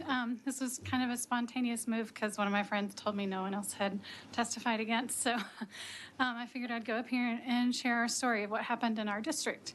When the last law was passed that essentially allowed the In God We Trust signs into the schools, our local Williamson County chapter of Moms for Liberty was ready. They had funded many, many signs to go into every single one of our schools. And as soon as they were able, they came and presented them and essentially pushed them into all of the high schools, junior highs, and elementaries. This was very concerning for us because our district is very large and very diverse. And there are people there with multiple religions. We have Muslims, we have Hindus, we have Buddhists, we have people that don't identify with their religion. And we felt like these signs, while the intent was maybe good, it did exclude a lot of these children in our district that don't believe in the same God that Christians believe in. And I guess I know that this particular chapter has also vowed to essentially seek large donations to try and get them into the classroom. So one of the things that I would like to know as just a citizen, a parent, if an outside group were to fund all of these images to be put in all the classrooms, is that something that they could possibly do? Like I'm saying an outside organization, right? Like TPPF or True Texas Project, something like that. If they were to get a lot of donations and be like, oh, here's 1,000 of these signs now, they go in every classroom. Or is this more about just allowing a single teacher to do what they want? And then I guess as a follow-up to that is if a single teacher then wants to have a pride flag in their room, is that going to be allowed? Because I know there are certain bills now that would like to make that not allowed. So I guess that's my concern on this is the one, multiple religions, and the two, it doesn't seem fair for several other reasons. So. All right, members, any questions for this witness? All right, appreciate you being here. Thank you so much. Okay. Is there anyone else who wishes to testify on, for, or against House Bill 2012? All right. If not, Chair recognizes Chairman Oliverson to close on the bill. Thank you, Mr. Chairman, and appreciate the opportunity to bring this up to you today. Just want to clear up a couple of quick points, and that is that, number one, this doesn't require the placement of a sign in a classroom. It just simply says that if the teacher or the professor wanted to have it, it couldn't be prohibited. This is our national motto. It is adopted officially by an act of Congress and signed into law by the President. It is an official U.S. document. I get the conversation all the time about other signs and symbols and other things that are important to groups and people, but this one is actually recognized by the United States government as an official one, much like our U.S. flag is. And so the courts have looked at this exhaustively at the federal level and have concluded that the national motto itself displays no particular allegiance to any religious tradition, that it is something that is a purely ceremonial display of patriotism that harkens back to the founding of our nation. That is how the highest courts in our land have upheld it consistently. So I know it's constitutional. And with that, I close. All right. Thank you. Chairman Harris, you have the question for... Yes, thank you, Mr. Chairman. And Chairman Oliverson, I appreciate you bringing this bill. After you passed the bill last session, I donated almost 400 signs to my local. Yes, you did. And the community absolutely loved it. And so while we hear some opposition, I want you to rest assured that there are also other areas of the state that are craving this and absolutely love it. So thanks for bringing this bill. I guess if I have to ask a question, the only question is, do you have an extra JA spot? Absolutely, Chairman. I got one just for you. And I want to say one other thing. You did jog my memory. The statement "In God We Trust" is not a Christian statement per se. Christians obviously can connect with the statement, but this law was passed by us in 2021 and essentially went fairly unrecognized for almost a year, and then it was sort of like the summer of last year, it just kind of caught on. And I remember being interviewed by several national news organizations who then went and interviewed other ones. And the comment that I thought was the most appropriate, and it was basically something I knew already, but it was sort of like hopefully an eye-opener for folks that see this as being non-inclusive, is that they called the Council on American Islamic Relations, and they asked them, what do you think about this? Is this offensive to your people? And their response was, no, absolutely, it's not offensive. We like it. We certainly can connect with the statement, "In God We Trust." That is, in fact, what we believe. And furthermore, the placement of these signs in our schools, we hope, stimulates a broader conversation about acceptance and about diversity in religious belief. So it is a universal thing, it turns out, in America. Thank you, members. All right. Thank you, Chairman. If there's no objection, the bill will be left pending. Is there objection? Chair hears none. The bill is left pending. Chair lays out House Bill 2209 and recognizes Representative Lozano to explain the bill. The chair offers a committee substitute. Thank you, Chairman Buckley and members, for the opportunity to lay out House Bill 2209 on rural school innovation zones. I'm so proud to talk to you about this bill today because it really truly began in my hometown, my alma mater, Fremont ISD, where my sisters and I went K through 12 in Jim Wells County.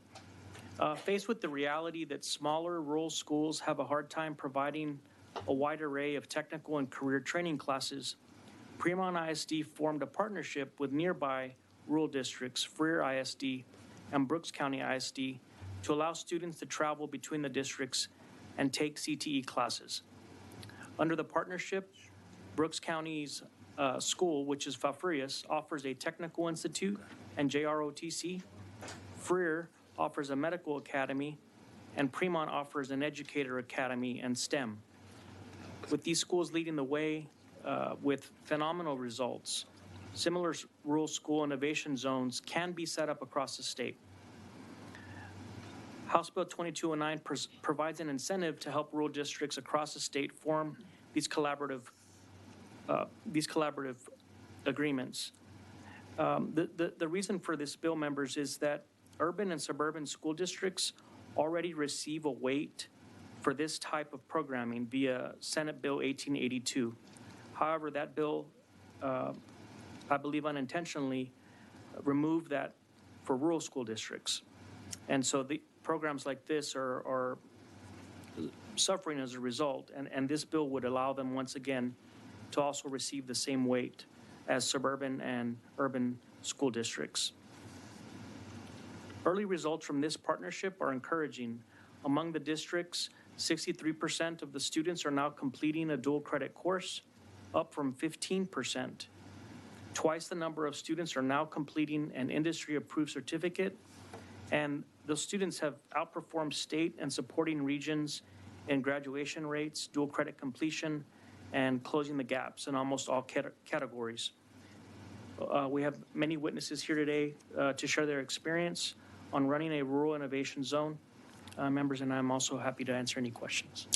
All right. Thank you. Members, any questions for Representative Lozano? If there are no questions, we'll proceed to testimony. Chair calls Michael Gonzalez.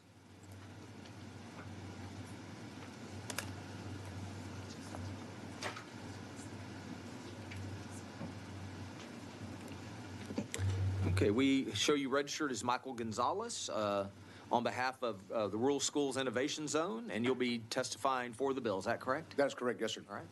Proceed. Good afternoon, Chairman Buckley, Vice Chairwoman Allen, other members of the House Committee. Thank you for listening to House Bill 2209 today.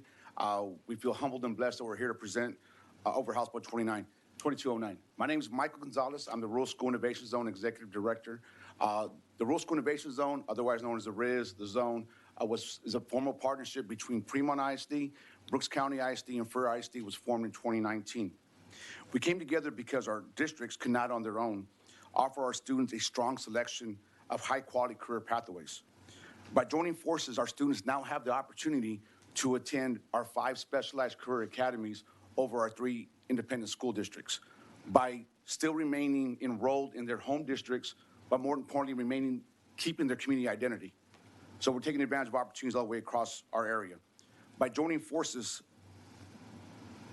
we have been able to build these academies by sharing our resources. It just made sense to us. So if we were independently to provide a STEM academy, we'd have to hire a highly professional individual for a small population of kids. It wasn't practical or feasible for our rural districts to do that, so we just didn't make it happen for our kids. Now together, and I do mean together all 3 of our school districts, we can offer our students much, much more. Our students now have opportunities that are more comparable to those bigger, larger school districts in the state of Texas. But this takes a lot of coordination. It's required to put a lot of pieces together across several school districts. We've made it work to start with grant funding, but we need funding to help sustain it and keep it going forward.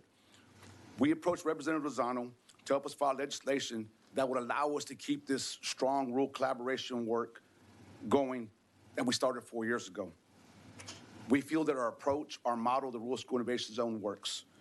Before our collaboration through the zone, our districts had at most 7% of our students were achieving industry-based certifications. Over the last school year, we had over 51% achieved industry-based credentials right now. So it's going to allow our students to be on track to enter career-aligned regional workforce, job employment opportunities that otherwise were not there prior to the zone. The data shows that with each of our career pathways we can now offer, we will prepare our students for high-quality, high-demand, high-skilled jobs that are going to pay us $50,000 to $100,000 in our region. Students in our academies have outperformed Region 1, Region 2 in the state in college career military readiness, dual credit completion, and graduation rate. Our kids have also outperformed the state in their TSI college readiness exams. So we feel our model works, and we hope that we have your support for House Bill 2209. I'm ready to entertain any questions, Chairman. All right. Chairman King has a question. I've got one. I've followed your rural school innovation zone for a while, and it It's pretty impressive. Thank you, sir. How many of your students are ELA, or English learners? English language learners within the zone, all three school districts, we're probably at about 13%. Okay. All right. And how are their scores compared to the rest of the state? Within, as far as the CCMR graduation rate, they're within the scope of all of our total, I guess our total numbers for the data. So I will tell you, most of our special POPs kids are involved in our academies. In our Next Generation Medical Academy, our Health Science Academy that's located in Fleur, Texas, 17% of the last cohort that passed their EKG and phlebotomy exams were special ed students. Well, thank you for your work. It is innovative, and it certainly seems like it's working. Yes, sir. I have a great staff. They do a phenomenal job. The school district superintendents work collaboratively, and it's amazing some of the work's going on.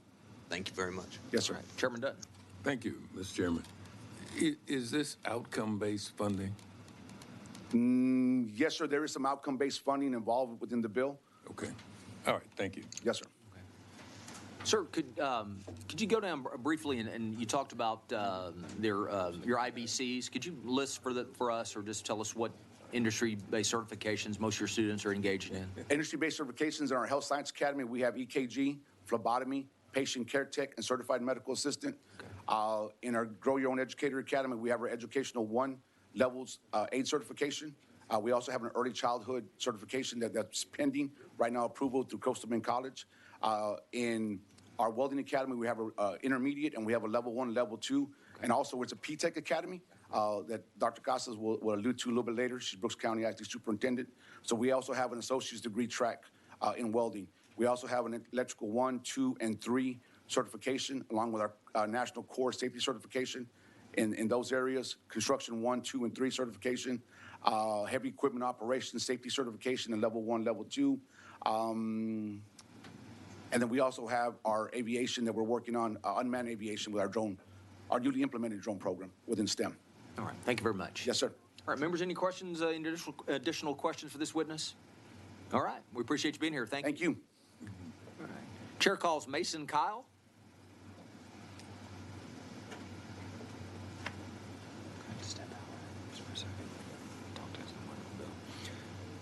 We show you registered as Mason Kyle on behalf of Buena Vista ISD and yourself, testifying for the bill. Is that correct? That is correct. All right. Thanks for being here. Chairman, committee, thank you very much for the opportunity to come and speak in favor of House Bill 2209. As mentioned, my name is Mason Kyle. I'm the proud superintendent of Buena Vista ISD. If you don't know where Buena Vista ISD is, we're in the heart of the Permian Basin, about an hour southwest of Midland, Odessa. Let me tell you a little bit about my district and the things that we can do. We serve roughly 250 students. That's not 250 high school students. That's pre-K through 12th grade. I have roughly 80 of those kids in high school, and our free and reduced lunch rate stays anywhere between 65 and 70%. Academically, Buena Vista ISD is one of the strongest in the Permian Basin. We consistently stay as an A or B rated district. Where we have difficulties is in offering CTE classes to our kids. So in the oil field and the renewable energy, I'm not able to offer those high demand, high wage jobs pathways. I can do welding, and we right now are doing information technology. With this, we began the development of the Permian Basin Innovation Zone, or PBIZ. We will only be offering in Buena Vista ISD a teaching academy and an unmanned flight drone academy. But with the ability of the PBIZ, we'll be allowed to offer our kids from 6 to 8 different pathways, oil and gas, renewable energy, human services, amongst others. Once I took the superintendency of Buena Vista ISD, I started calling neighboring superintendents saying, hey, there's this great thing that's happening in South Texas. I'd love to make a model for our kids. Little did I know it already started. So we jumped in, and we now have, like I said, there are 4 districts. We were blessed to receive LASSO funding for the implementation, but that's only for 2 years. That's why I'm asking you to help us sustain this for years to come for our kids. The abilities to use these funds is absolutely amazing. But I come into consideration of House Bill 2209 for that the small schools that team together for these opportunities to go beyond a minimal number of pathways, there has to be additional funding. In the Permian Basin, CTE is a true area that we must grow our own. And with this funding as defined in 2209, our districts, as well as other districts like us across the state, can offer these pathways. At Buena Vista ISD, we plan to use funding to offer more pathways between us and our PBIZ districts, purchase necessary equipment to keep programs up to date and state of the art, and be able to support the transportation and needs of our students. At Buena Vista ISD, our students do matter. With the support given in House Bill 2209, this would allow us to focus on what we do live by in Buena Vista ISD. We believe every student, every day, all in. Thank you for your time and consideration for public education for our students. Members, are any more questions for the witness? Thank you very much. Okay. The chair calls Maria Rodriguez Casa.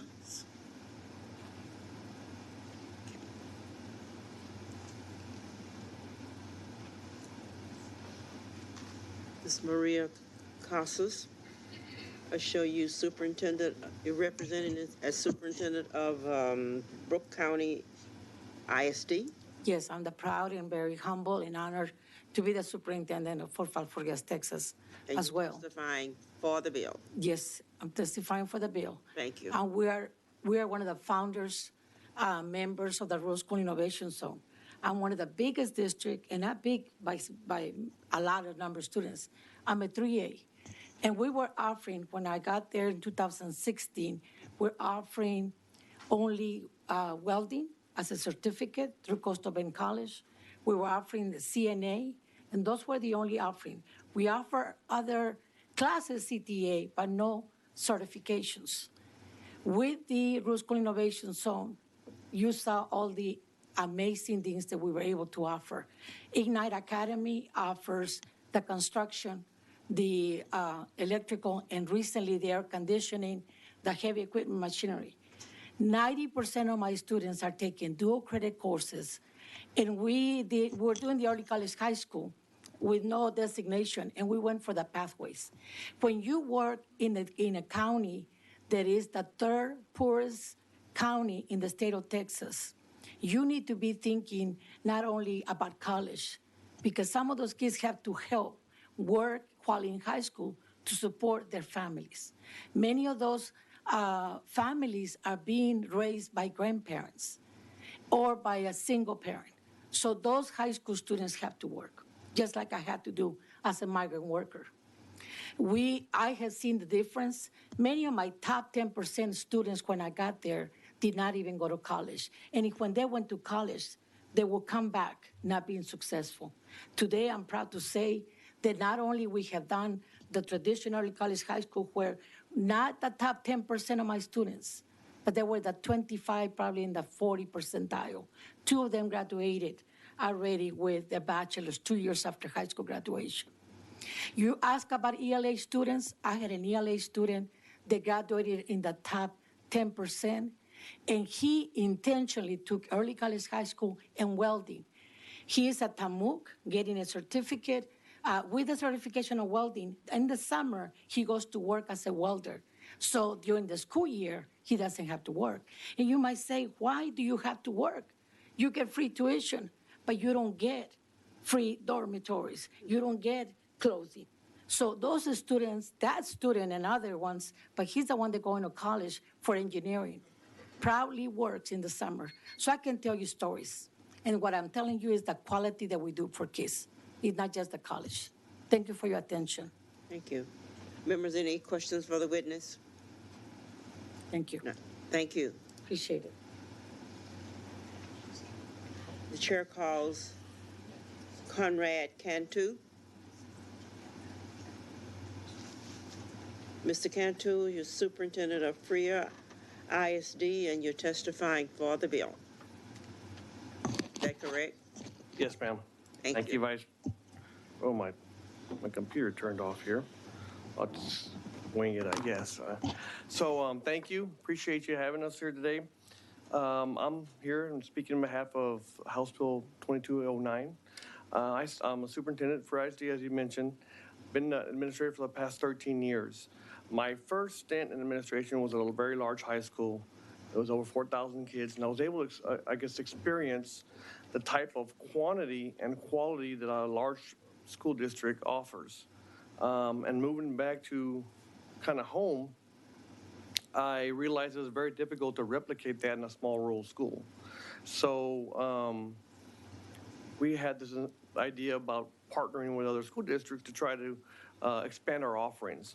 And even with expanding our offerings and collaborating with 2 other school districts, we're not anywhere near at the course offerings that a very large school district has, right? But we're on our way. We have a medical academy, in my opinion, is second to none. Prior to the zone, our medical academy, we weren't producing any type of certifications. 4 years down the road, since the inception of the zone, we have 100% of our kids yearly that are having 4 certifications, and the quality has really improved. But in order to do that, as Mr. Gonzalez mentioned, it takes a lot of human capital and coordination. So we were able to start the zone with some grant funding.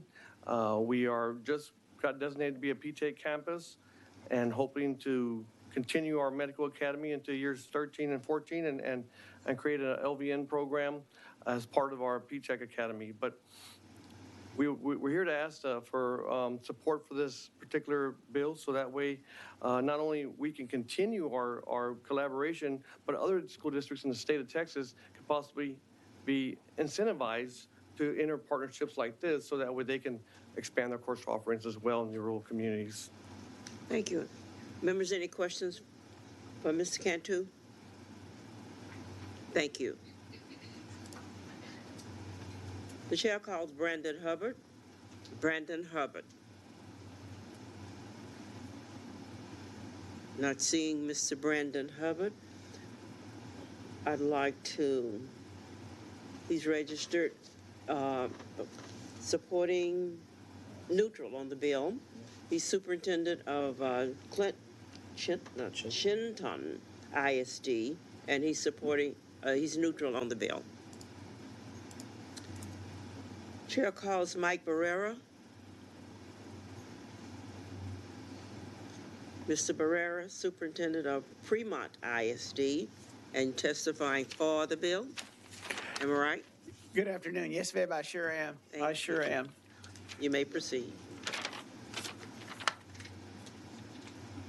So, my name's Mike Barrera. I'm superintendent of Fremont Independent School District. I'm just proud as I could be after hearing everybody come up here and talk. I am here in support of House Bill 2209.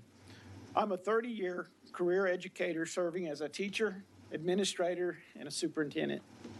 Half of those years were spent as a director for career and technology education programs in an urban setting in the Rio Grande Valley.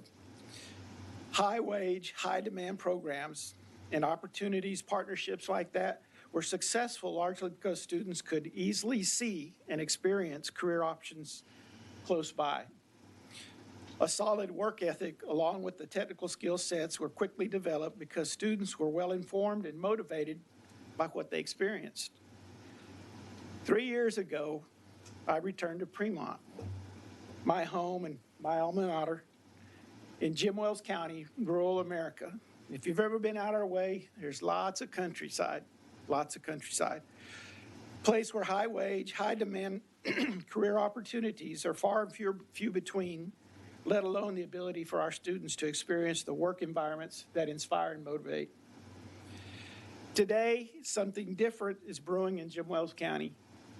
Educators have collaborated and leveraged resources with neighboring counties with the idea of bringing high wage, high-end technical programs to our area. Programs with the learning environments that give students firsthand experiences that in turn inspire and motivate in their futures. The programs are in their 4th year, and we will graduate our first cohort of trained, certified, and career-motivated students from Brooks, Duval, and Jim Wells counties. The program boasts a 97% year-long attendance average across 5 career academies. 97%. Kids don't miss these classes. High academic achievement with all of our top 10 seniors enrolled in at least one or multiple career academies. And on graduation day, 125 certificates or licenses will be issued to our 47 proud Fremont High School graduates. So, high-demand, cutting-edge programs require real-time environments that closely mirror the workplace. This bill will provide support to enhance the programs that are largely funded by grants to bring real job experiences to our students and inspire and motivate student success and ultimately improve the quality of life for our people. Thank you for your time. Thank you. Members, any questions for the? Thank you. Hearing none. Thank you very much. Thank you. Appreciate you. Chair calls Alice Linehan. Alice Linehan. Not seeing Alice Linehan. We record her as us representing women on the wall and herself, and she's against the bill. That's the last one? Yes, ma'am. Is there anyone else who wishes to testify on, for, or against SHB 2209? If not, we recognize Representative Lozano to close on the bill. Thank you, Madam Chair and members. It truly is an honor to have heard everyone speak from South Texas who are part of this incredible program. We'd like to bring it to the rest of the state, and also by passing this bill, it would allow them to be able to have a more weighted formula that would once again incentivize them to do these programs as it currently is incentivized for suburban and urban school districts. And with that, members, unless there are any questions, I would. Thank you, Representative Lozano. The committee substitute is withdrawn, and if no objections, the bill will be left pending. There's no objection. The chair hears none, and the bill will be left pending. Thank you.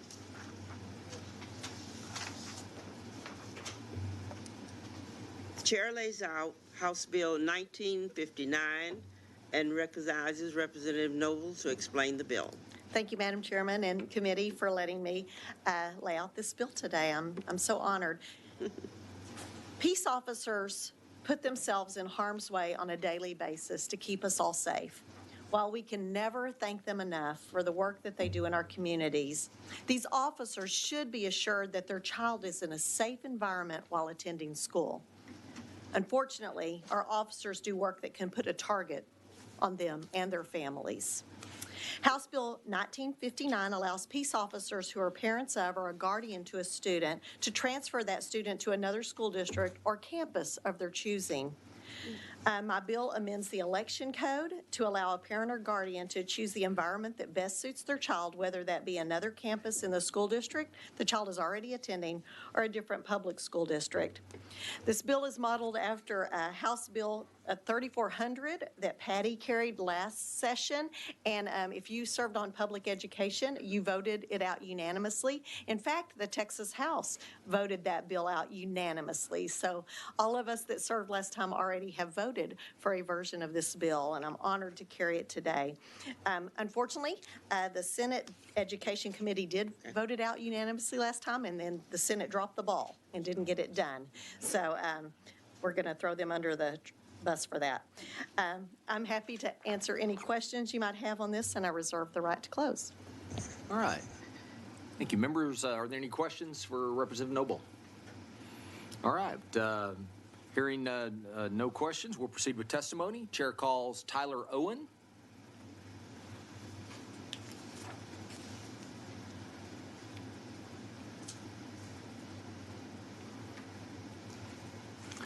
Okay, we show you registered as Tyler Owen on behalf of the Texas Municipal Police Association. You're testifying for the bill, is that correct? Yes, sir. All right, thank you very much.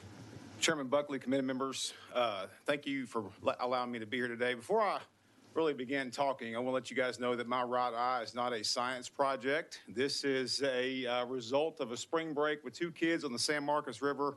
And I apologize if it looks disgusting, but it is what it is, and I stand before you today. Okay. I'm here to discuss House Bill 1959.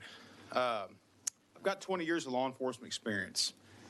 I served for the Harrison County Sheriff's Office as a captain. I was over patrol, Criminal Investigation Division, Mental Health. I also served on the United States Marshal Task Force. We went after the bad of the bad, the worst of the worst in the East Texas area, cartel members, gang members, murderers, rapists, you name it, we went and got them. I also served for the Marshall Police Department, a very distinguished and incredible career that I've had, and I'm very, very, very proud of that. But I will tell you this, the most proud job that I hold today is that of being a dad. Multiple times that I show up to my kids' school there in the East Texas area in Jefferson, multiple times I scan the room at different school events, and it's unnerving because there are multiple people that I have arrested, not just within Harrison County, but on the Violent Crimes Task Force. And there's not an answer. I can't transfer my child to a neighboring school district because there's not a bill that allows it. There's another story for Sergeant Lemming, who works for the Marshall Police Department, who received a phone call in 2018. And the phone call went something along the lines of this: I know where your child goes to school. I know what they were wearing today. I know what time that they dropped her off. The system failed him that day, and here's why. The school district to the west, the school fees, the district fees were going to cost him a mortgage payment. The district to the south did not allow him to transfer his child because it was not the beginning of the school year. This is simple. This body passed this last committee, the House passed it, and it died on the Senate floor. In closing, I would like to thank each of you for your service. I'd like to thank Representative Noble, Chairmen Buckley, Harris, and Dutton for signing on to this very important piece of legislation because it's just absolutely smart. I thank you for your time, and I yield. Have any questions? Members, any questions for this witness, except for what in the heck were you doing in the San Marcos River or wherever you were? Maybe you don't want to go into that. My kids were out of school last week in spring break. East Texas does little things different. As Representative Hefner will let you know, that we do things a little old school, and so we were out last week a little closer to spring. So, all right, well, stick in the eye doesn't do so well. They say somebody's going to put an eye out. Yeah, that's right. All right. We appreciate you being here. Members, any questions? All right. Thanks a lot. All right. Is there anyone else who wishes to testify on, for, or against House Bill 1959? If not, Chair recognizes Representative Noble to close on the bill. I respectfully request passage. All right. Thank you, Representative Noble. If there's no objection, the bill will be left pending. Is there objection? Chair hears none. The bill is left pending. Next. Okay. Okay. Got it? Okay. Chair lays out House Bill 2892 and recognizes Representative Buckley to explain the bill. Thank you, Madam Chair, members, for this opportunity to lay out House Bill 2892, a bill that's very, very important to me and to my district, given the presence of Fort Hood, or the Great Place, the largest military installation in the free world, that are our good neighbors. You know, service members and their families often move to new stations while serving our country and our state. Students must then adapt to new school cultures and curricula. House Bill 2892 would allow a military parent or legal guardian to transfer a student to the school district and campus of their choice. The school district would not be required to provide transportation to any student transferred under this bill. This bill seeks to help military families choose the right school for their child. For instance, there are schools that have the Purple Star designation, which recognizes Texas schools that show their support and commitment to meeting the unique needs of military-connected students and their families, which may be a great fit for that particular family. Or perhaps their student was involved in a particular program, such as JROTC, in their previous school and would like to attend a campus that has that program. You can probably think of other programs as well that kids might be involved with, where they would like to continue once they move to their new district upon a change of duty station. They should have the option to attend the campus that fits their needs and makes the transition to a new school as easy as possible. These students and families do not have a choice when receiving their military orders and having to relocate to a new city. We should be able to allow these families to make the best choice for their student in what is already and often a difficult adjustment. With that, members, I'm available to answer any questions, and I reserve my right to close. Members, any questions for Representative Buckley? No further questions. We will proceed to testimony. The chair calls John Kraft. John Kraft, Superintendent, Texas School Alliance. for the bill. Is that right? Madam Chair, good afternoon. Thank you. Committee members, Dr. Buckley. May proceed. It's great to be here with you. Again, my name is John Kraft. I'm actually currently a transitioning superintendent to Northside ISD in San Antonio, not to be confused with recovering superintendent. Transitioning from my current school district in Killeen ISD, which I proudly serve. I'm testifying today on behalf of the Texas School Alliance in support of House Bill 2892 as currently written. The Texas School Alliance is a school district member organization that comprises approximately 45 diverse school districts across the state of Texas and collectively serves more than 2 million students. Thank you again, Chairman Buckley and committee members, for this opportunity to advocate for our military-connected families who choose public education, especially when transitioning to a new school district and/or campus, in many cases from another state. TSA members support House Bill 2892 because it provides enrollment options specifically for students who are children of service members. Specifically, 2892 allows service member parents to request that their child transfer to another in-district campus and/or another school district that is the best fit for them. Secondly, it requires that the transfer must be to the campus selected by the service member making the request. And thirdly, it clarifies that the district is not required to provide transportation to the student who chooses to transfer to the campus or district, as Chairman Buckley articulated. These are actually enrollment practices that we have been implementing in Central Texas for several years. The expansion of academic opportunities and programs of choice, such as the KISD Early College High School, the middle and high school STEM programs, Northside ISD's Insight High School focusing on cybersecurity studies, and the John Jay Science and Engineering Academy continue to offer excellent options for military families transitioning to their new assignments and remain extremely attractive and highly sought after academic programs. Both the Killeen ISD and Northside ISD serve large numbers of military-connected students. Having worked with military families associated with Fort Hood and the United States Army for more than a decade, as well as having recently served on the Texas Military Children Advisory Council for Educational Opportunities, I can assure you military families are in fact seeking out these types of programs that provide incredible choice and opportunities not provided in many of the districts from which they are transferring from, particularly, like I say, from other states.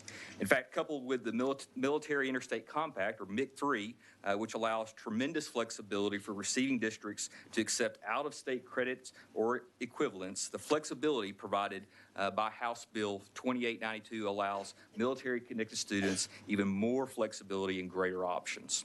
Finally, if appropriately constituted and coordinated, the ability to provide school or program priority choice for transitioning military-connected students upon the district's receipt of appropriate notification, or PCS, permanent change of station orders. This could help counselors to expedite appropriate student scheduling and program placement based on available capacity. While this would have to be an intentional effort by many parties involved, if implemented appropriately, this practice should accompany a more streamlined and coordinated transition while also helping to mitigate some of the challenges and stresses associated with such significant change in military-connected students' lives. We provide a myriad of school choice options as TSA districts across the state. House Bill 2892 exemplifies this fact, and we are proud to support this piece of legislation. I'll try to answer any questions. Thank you. Members, are there any questions for Superintendent Kraft? I have just one. Yeah, Dr. Kraft. Buckley. Yeah, thank you, Madam Chair. First of all, thank you so much for testifying on for this bill. Appreciate it, and I know the students and families across Texas, those that are serving our country, appreciate it. I want to thank you for your service to Killeen ISD and wish you good luck in your new endeavors. I appreciate your leadership as we work through issues like this over the last several years to understand that military families face significant struggles sometimes, and that things that school districts can do like this increase the military value of Texas. It makes families want to move to Texas and serve their country. And so I really appreciate you being here today and your willingness to testify for this bill. So thanks a lot for being here. Mr. Chair. Thank you. Thank you. Is there anyone else who wishes to testify on, for, or against House Bill 2892? Hearing none, The chair recognizes Representative Buckley to close on the bill. Thank you, Madam Chair and members. I request your favorable consideration of House Bill 2892, and with that, I close. Thank you. If there is no objection, the bill will be left pending. Hearing none, the chair hears none, and the bill will be left pending. Thank you. Okay, we're ready to go here. Yeah. Okay. Chair lays out House Bill 2647 and recognizes Representative Sherman to explain the bill.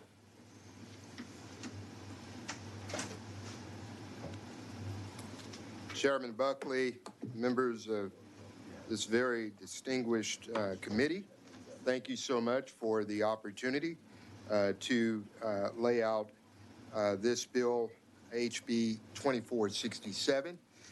This bill seeks to ensure that student voices are heard by allowing the school board trustees of an independent school district or charter school to appoint a student trustee to the board. Students are the largest stakeholders in our education system. Their lives and futures are directly affected by the decisions of their school board. Student trustees would represent what their peers need from the education system. By increasing student representation, we encourage students to play a more active civic role in their education, in creating better leaders of tomorrow by letting them lead today. Thank you again, Chairman Buckley and members of the Public Ed Committee. I reserve the right to close. All right, Representative Sherman, just to make sure for clarifications that we don't have any issues, could you restate the number of your bill? Yes, 2667, or 2467, I'm sorry. I've got two numbers here. Okay, let's. 2647. Yeah, that's it. 2647. Okay, this is House Bill 2647. I just want to make sure. Yeah, well, thank you so much. I appreciate that. Your wife would be proud as an educator, I'm sure. Well, that you've corrected. She's proud some days. All right, members, any questions for Representative Sherman? All right. I'm sorry, Representative Tallarico. Thank you, Mr. Chairman. Thank you, Representative Sherman, for bringing this bill. I completely agree with all the points about student representation, but I do want to emphasize that last point you made about giving our kids an opportunity to experience public service and to get real life civics experience. I think that's so valuable, and it's an incredible opportunity for kids in school districts around the state to experience what it's like to be an elected leader and a public servant. So I think that has real educational benefits and educational value. So thank you for bringing this bill. Thank you, Representative Tallarico. I must say that you have been an inspiration for this piece of legislation, being the youngest principal, I believe, at one time in the state of Texas. And there are speakers that you will hear that I believe will inspire you. Wonderful. Thanks, sir. All right, Vice Chair Allen. Just want to say, not only do we give them an opportunity, but they can teach us a lot of things. They are valuable in terms of what we should be doing as educators. Dr. Allen, I couldn't agree with you more. Thank you. All right, any more questions for Representative Cunningham? Yeah, Mr. Chairman.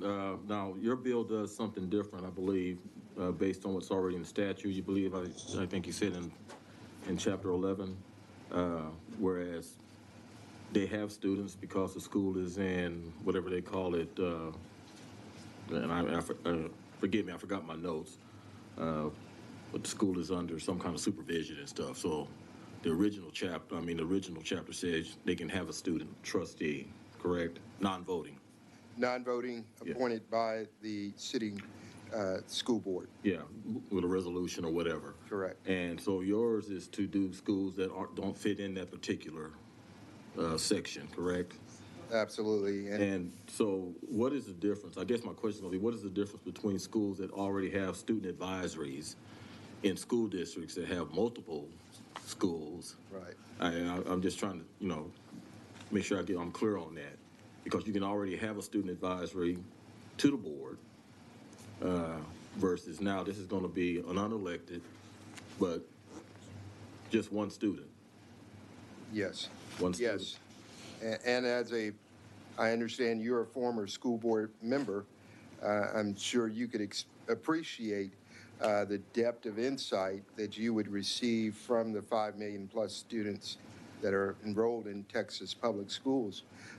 This position, I think, is very important because it does allow, this bill allows for ISDs and charter schools to be able to do that. So it is a permissive bill, and one in which you will hear from advocates that come forward speaking for the bill about the importance that they have the next role. Should we have the wisdom to pass this legislation, they will begin their advocacy to educate school districts of this ability for them to appoint a non-elected, appointed, non-voting member of the student body to the school board. And I couldn't agree with you more. And I think my colleague Karen, Mr. Terrico, said it is nice to get young people involved at an early age to actually see how their government works. I guess, you know, my concern would be, take the school district I'm from. I happen to pick a student from Humble to be on the school board. And then I've got Kingwood High saying, why is not my student being picked? And so if we can just kind of figure out how it is, I mean, I'm all again, you know, all for it, but Yeah. you know, the student advisory seems to work well for those schools. Right. So I'm just trying to see if we can maybe figure that out. I'd appreciate it. Representative Cunningham, I look forward to it, and certainly the bench is deep with talented students to choose from, and unfortunately, just like we were elected to our seats, it wasn't because God has endowed us with such wisdom. We were just the most popular person on that election day. All right, members, any more questions for Representative Sherman? Okay. All right, if no further questions, we'll proceed with testimony. Chair calls Ayan Moladina, and please correct me if I mispronounce. Oh, I've met you in the hall. Ayan Moladina. All right, I have you registered as Ayan Moladina. Yes. On behalf of the Youth Power Project and yourself, be testifying for the bill. Is that correct? Absolutely. All right, continue, please. Good afternoon. My name is Ayan Moladina. I am an 8th grade student, and I serve as the Deputy Executive Director of the Youth Power Project, where we focus on getting young people involved in the policymaking process. I wrote the text for HB 2647, and so I'm really excited to be here in front of you testifying for this bill. The first thing I want to talk about is the amount of precedent for this bill. Currently, 25 states permit students to sit on district school boards. Arkansas, Florida, Kentucky, New Mexico, Tennessee, Virginia, and Wyoming each have enacted legislation that permits the inclusion of student trustees on the school district boards. Districts that have implemented a student trustee on the board have had higher student academic achievement, higher quality curriculum, as well as better teacher-student relationships. In addition, each higher education institution in Texas has a non-voting student board member. By adding this to our K through 12 schools as well, we can ensure that students have a seat at the table in an advisory capacity. I do want to talk about something that Representative Cunningham mentioned, which was pursuant to Section 11.0511 of the Texas Education Code. Currently, school districts are only allowed to create a non-voting student board member position if one of the schools in the district is under a campus turnaround plan. However, we know that school districts must always have students involved in the conversations that affect them. So by passing this bill, we can ensure that student trustees are used as a preventative measure rather than a reactive one for when school districts need help. Well, they always need help, so. I like to think of it this way. Any product or service that you think of, the consumer's opinion is always taken into consideration. However, when it comes to education, student voices are not included in the conversations that affect them. Current school boards feel unapproachable, as I can tell you as a student, and the disconnect of communication between school board members and students becomes a real issue for governmental representation because the people implementing those solutions have not experienced the problem themselves, nor have they consulted those experiencing the problems, which is the students. That disconnect is fixed solely by having a student on the Board of Trustees. Not only now does one of the decision makers at the table have firsthand experience within the education system, but also the rest of the school board members are able to consistently hear and consider the student perspective. Lastly, I just want to thank Chairman Buckley for his support on the legislation. It means so much to have elected leaders who are great allies in ensuring students are represented. I also want to thank the organizations and individuals who are going to testify today and who are supporting this legislation. We have a really wide range of support from students and teachers to parents to school board members from all across the community. So thank you so much for your time, and I look forward to your consideration. All right, members, any questions for this formidable witness? Who's coming behind him? All right, Representative Hinojosa. And thank you for your testimony. You're smart, so help us figure out, how do we solve this problem of, we have lots of different high schools, and so how can we be fair and not get in trouble or how can our school board members be fair and not get in trouble when deciding what student they should choose from different high schools? Absolutely, and I think that's, it's a really tough decision, and the way the current bill is written is that it gives the decision to the school board how they want to choose the member. So it doesn't just have to be appointed, it can be elected by the student body, whatever the school district feels is appropriate. But if it is the board that is choosing that member, it is something that we have to take into consideration, that they're choosing someone that is going to speak their mind and not just say what the board members want to hear. But that's definitely something important that we have to think about. But and that was one of the concerns that we had when we were drafting this legislation. Thank you. All right, Representative Harrison. Not much of a question. I don't know how we'll end up voting on the bill, but I mainly just wanted to comment and say thank you for being here. Thank you for taking these issues so seriously, especially at your age. It's a pleasure to meet you. I wish more young people at your age were as involved and passionate about such things as you appear to be. And just want to say congratulations in advance to your future student body president election that's invariably just a few years down the road. Thank you for being here. Thank you very much. Yeah, do you live in you live in Austin? I live in Austin. He doesn't live in your district, does he, Representative Hinojosa? Vicky Godin. Yeah. Start measuring for a seat up here one of these days. Yeah. All right. All right. Any other questions? All right, Representative Tallarico. Thank you, Mr. Chairman. And we do have an extra seat on our dais for a student member of the Public Education Committee. No, I just want to, again, compliment you, echo Brian, or Representative Harrison and Representative Hinojosa. You've been really active in getting our office involved as well, and I want to thank you for your advocacy on this issue, and I think you've impressed a lot of people with your professionalism and with this idea. So thank you. Thank you so much for your support. All right, members, any more questions? All right, we appreciate you being here. Thank you so much. Thanks a lot. All right, Chair calls Tiffany Harrison.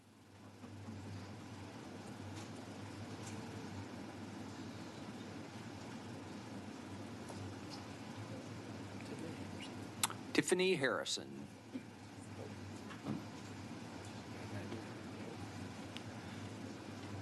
Okay, we'll show Tiffany Harrison on behalf of herself being registered for the bill. Chair calls Ashley Walker.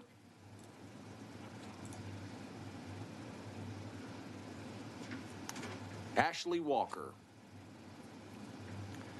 Okay, we'll show Ashley Walker, Black Parents and Families Association, and herself being registered for the bill. Chair calls Hayden Cohen.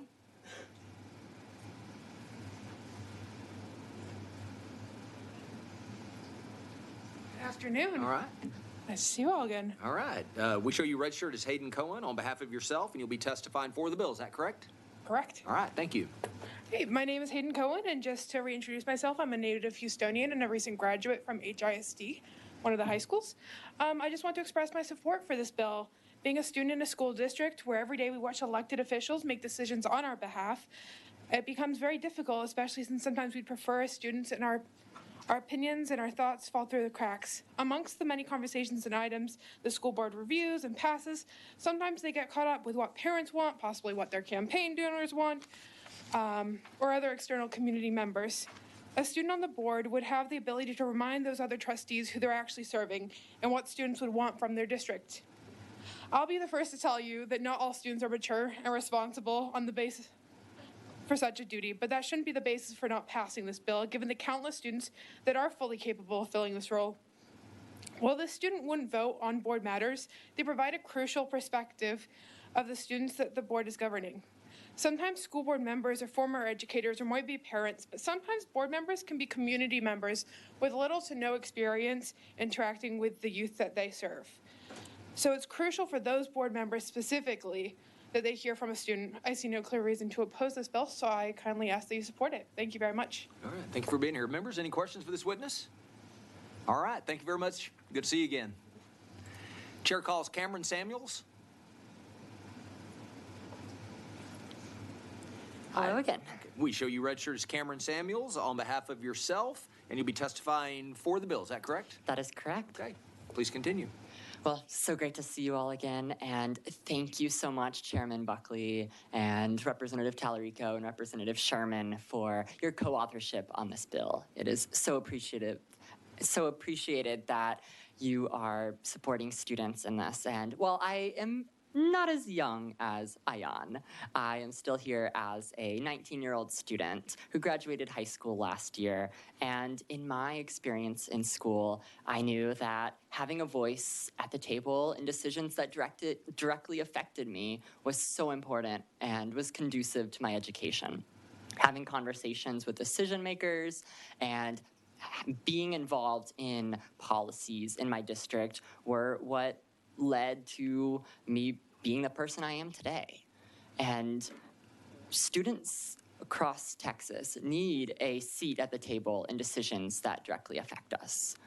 We are the primary stakeholders in our education, and there is no better time to include us in your policymaking, to include us in policymaking in school districts. And I just see that this bill would be a great way to include student voices in the decisions that affect us. And for that, I appreciate your support and would love to see this bill make it through the legislature. All right, thank you very much. Members, any questions for this witness? All right, we appreciate you being here. Good to see you again. Thank you. Chair calls Anastasia Keeler. All right, Anastasia Keeler. Okay, we'll show Anastasia Keeler, STEM Advocacy Conference of Texas, and herself registered for the bill. Chair calls Samya Chauhan. Samya Chauhan. All right, they let the record show that Samya Chauhan, STEM Advocacy Conference of Texas, and on behalf of themselves will be shown for the bill. Chair calls Jenny Burkholz.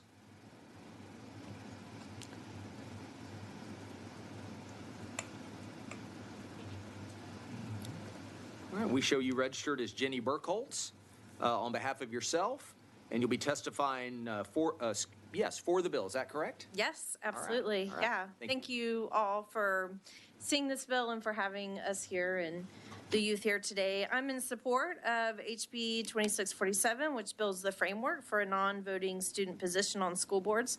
I'm a mom of 2 elementary kids and youth and a wife of an educator. I've tried to empower my kids to advocate for themselves and their needs so that I'm not always the dreaded helicopter parent. And that's what I love so much about this bill is that they can participate in what they want and with the school district as well. This has led them to already speaking at the local school board meetings and becoming involved in local city council elections.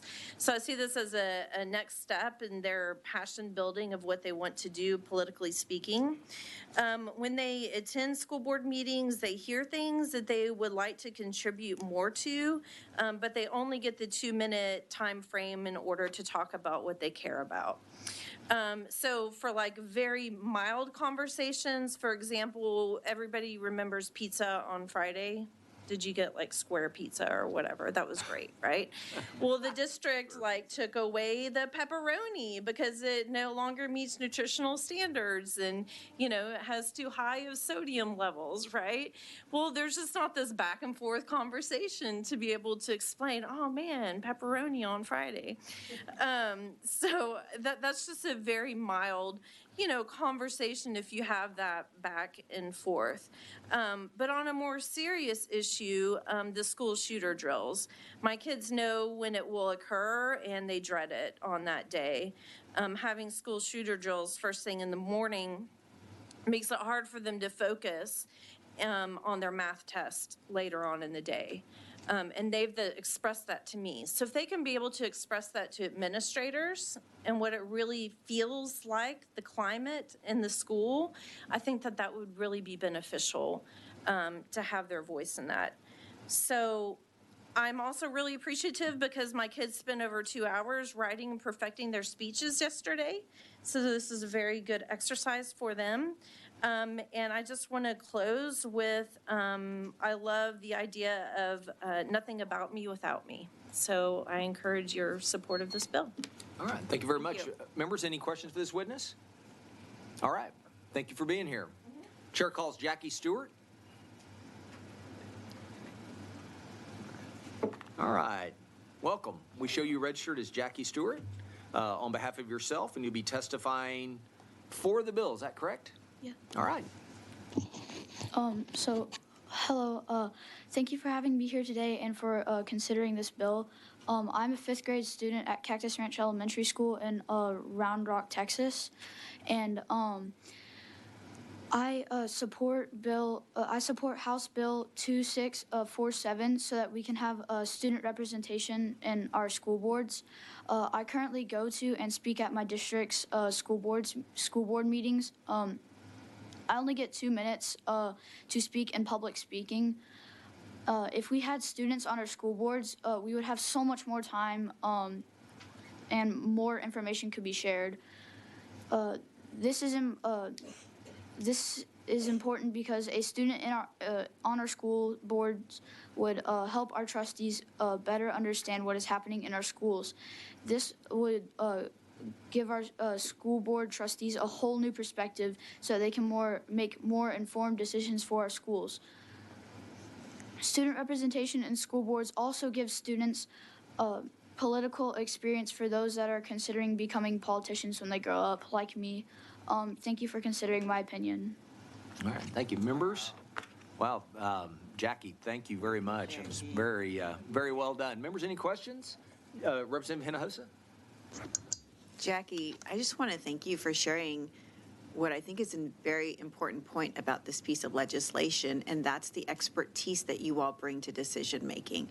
I remember when I was on the school board and I would hear things from the administrators, from the superintendent about the way things were supposed to be working at our schools, and I would go home and tell my son who was in school, and he'd say, "That's not true, Mom, that's not how it works in my school." And so for many of the decision makers, they don't have kids in the schools, and so they have to rely on what the administrators are telling them about the way things work. But there's nothing like hearing it, being able to turn to a kid, to a student who is actually in the school and ask, is that what's going on? And hear that perspective. So I just think you all would bring, as sitting board members, to a discussion a wealth of information that is needed in these decisions. So thank you for pointing that out to us. All right, members, any more questions? All right, Representative Harrison. Thank you, Chairman. Thank you very much for being here. Really appreciated your thoughtful testimony. I'm curious, what you said you already attend your own school board meetings right now. Did I hear that correctly? Mm-hmm. What got you interested in starting to go to your school board meetings? So at first I did poll greeting for 5 school board members at Round Rock ISD. And then after that, I got invited to the swearing in of one of the school board members.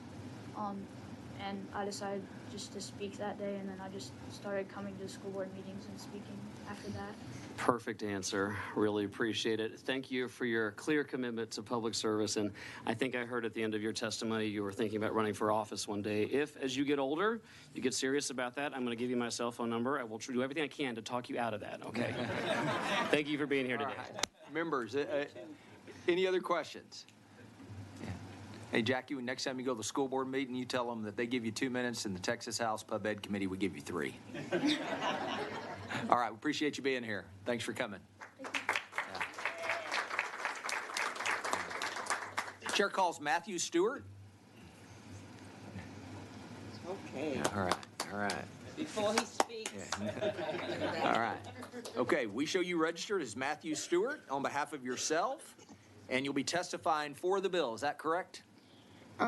Yes. All right, you may continue. So, my name is Matthew Stewart, and I am a 3rd grade student at Cactus Ranch Elementary, and I would very much like to make my school better and other schools better by being on the school board members. Plus, the trustees won't have that much information, so they will get a lot of stuff wrong. And so, I think it is very important that we, us kids, get treated very fairly. Because if this bill doesn't get passed, then our schools will, may or may not, get worse or better. So, I hope that you'll all remember this and put this into thought. Thank you. All right, thank you. Matthew, appreciate you being here. Members, any questions for Matthew? All right, Representative Tallarico. Thank you, Mr. Chairman. Thank you, Matthew, for being here. You said Cactus Ranch Elementary in Round Rock? Is where you go? And that's with your brother, too? Mm-hmm. Wonderful. Who's your teacher this year? Miss Fias. Miss Fias. Do you know if she's watching? I have no idea. You have no idea. Well, shout out to Miss Fias and everybody at Cactus Ranch Elementary. I used to represent that school. It's a great school with great teachers, and that's obvious given the 2 students that have spoken here so far. So great job. All right. Thank you. All right. Members, any more questions? All right. Matthew, thanks for being here. You did a great job. All right. Thank you. Okay. Is there anyone else who wishes to testify on, for, or against the bill, or against House Bill 2647? All right. If not, the chair recognizes Representative Sherman to close on the bill. Thank you, Mr. Chairman and members. You can see how and why I'm so excited about this piece of important legislation. HB 2647 reminds me of a text in the Bible, Proverbs 22:6, says to train up a child in the way he should grow, and when he is old, he will not depart. Right. You know, when you look at the context of that message, originally written in Hebrew, it simply means to lead a child by his mouth, to profoundly set the palate for that child. And we have an opportunity to do that by giving the schools the ability to appoint one of their bright students for the future. So God bless you. With that, I move to close, Mr. Chair. Thank you, Representative Sherman. May I have a statement? Yes, Vice Chair Allen. I'm taking off my state rep hat. I'm putting on my old teacher principal hat. So I have some suggestions for accommodating all of these students. One would be an election that would make it fair. They want to do that. The other one would be to let one student go to one board meeting, and because board meetings sometimes go to midnight, 1 o'clock in the morning, and they have to go to school the next day, and it's too much to absorb all of that. That way, you could accommodate anywhere from 50 to 40 students a year, and you could accommodate a lot of students. At the same time, they could still remain witnesses and do that 2 minutes, 2 or 3 minutes to be involved. That would give a lot of students an opportunity to get involved in the process. Just some suggestions. Dr. Allen, I'm sure that these young, wise sages will take all of those suggestions that you provided and consider them. I want to thank Ricky, I want to thank Matthew and Ian for their leadership and others that came before this group to testify. And thank you, the joint chairs, the chairman, Buckley, Chairman Buckley, as well as Tallarico. And I want to thank, there were some other chairmen, I think, on this bill. So thank you all so much. God All right. Welcome. All right, thank you very much. All right, if there's no objection, the bill will be left pending. Is there objection? Chair hears none. The bill is left pending. Just wait. Which one? 900. That's good. Okay, let's do that. Where do we go here? Business tab.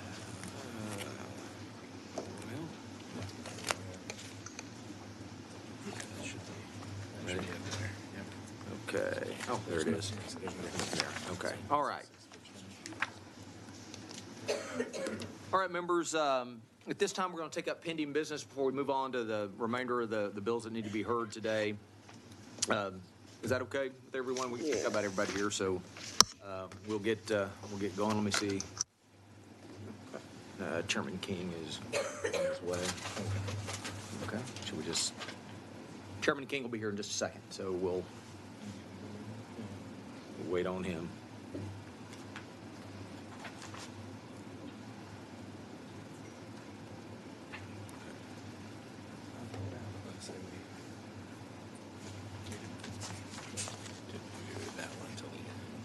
This one. What about this one?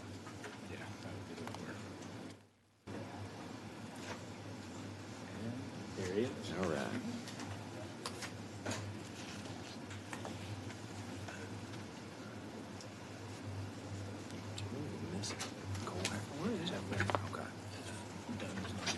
Okay. All right. Okay. Chair lays out as pending business HB 166 by Representative Gonzalez. Members, this is the bill we heard previously that is relating to the appointment of an educational representative for certain students with disabilities. The chair offers a committee substitute. Members, this is a committee substitute we heard in the last committee hearing. Is there objection to the adoption of the committee substitute? Chair hears none. The substitute is adopted. The chair moves that House Bill 166, as substituted, be reported favorably to the full House with the recommendation that it do pass and be printed. Clerk will call the roll. Chair Buckley? Aye. Vice Chair Allen? Aye. Allison? Aye. Cunningham? Aye. Dutton? Harris? Aye. Harrison? Aye. Hefner? Hinojosa? Aye. King? Aye. Longoria? Aye. Schaefer? Talarico? Aye.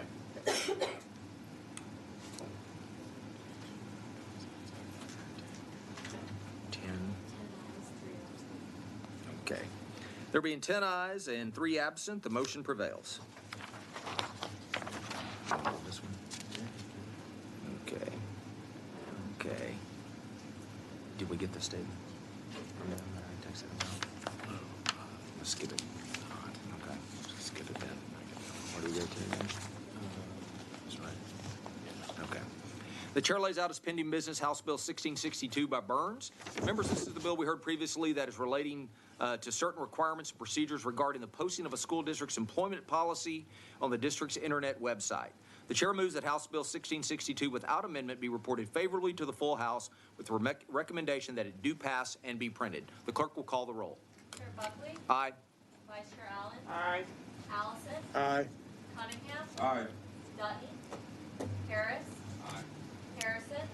Aye. Hefner? Hinojosa? Aye. King? Aye. Longoria? Aye. Schaefer? Talarico? Aye.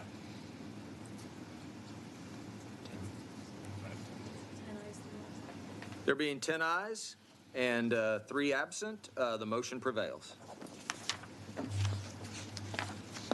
Okay. Are we ready for this? Yes, the explanation. Okay. Chair lays out as pending business House Bill 2484 by Guillen.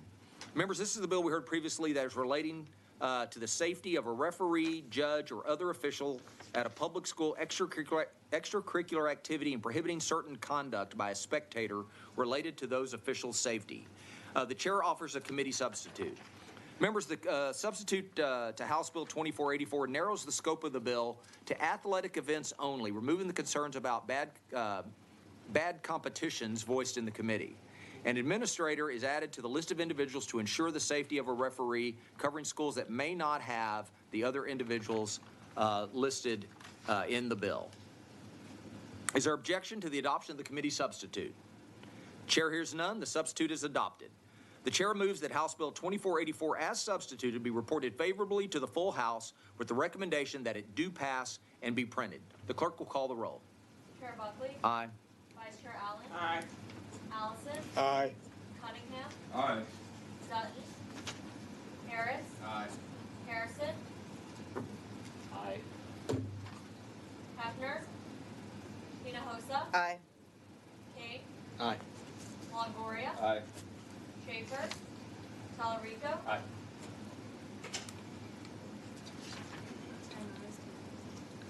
There being 10 ayes, 3 absent, the motion prevails.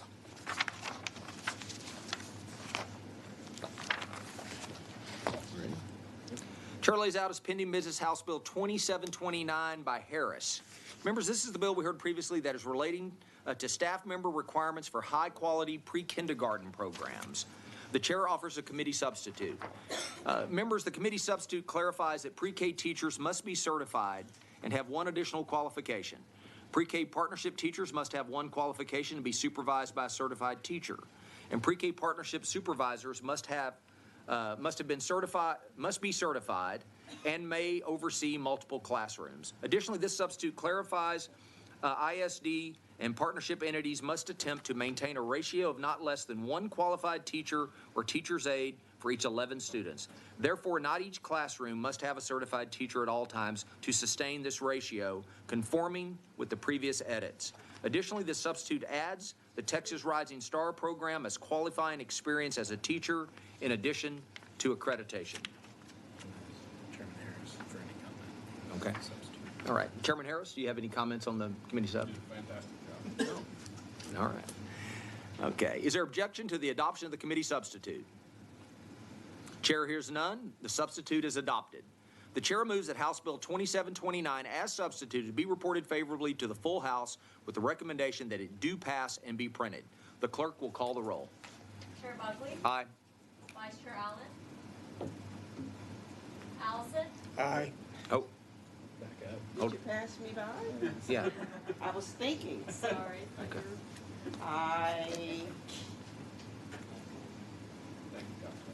Is that okay? All right. Thank you, Dr. Allen. Okay. Allison? Aye. Cunningham? Aye. Dutton? Harris? Aye. Harrison? Aye. Hefner? Hinojosa? Aye. King? Aye. Longoria? Aye. Schaefer? Talarico? Aye. All right. 10 ayes. All right. There being 10 ayes and 3 absent, the motion prevails. Okay, we'll go to this one right here. The chair lays out as pending business House Bill 2929 by Lozano. Members, this is the bill we heard previously that is relating to continuing education and training requirements for classroom teachers and public school counselors. The chair offers a committee substitute. Members, this is the committee substitute we heard in the last committee hearing.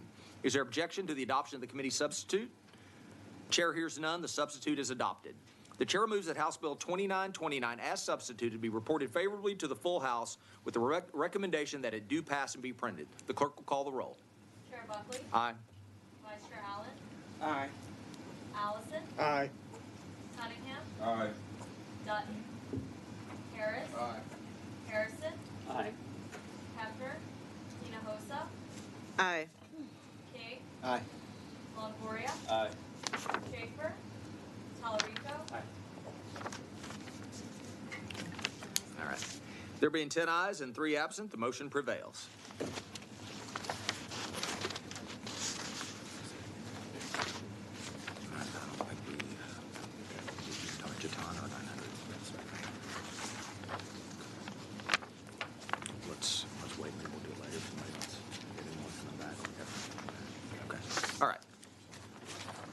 All right. We'll go back on the today's list. Yeah. Where do you want to go?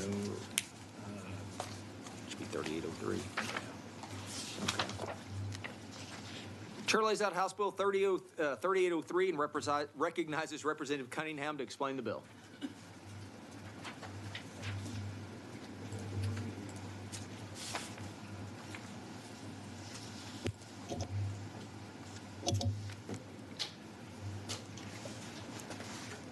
Thank you, Mr. Chairman, members.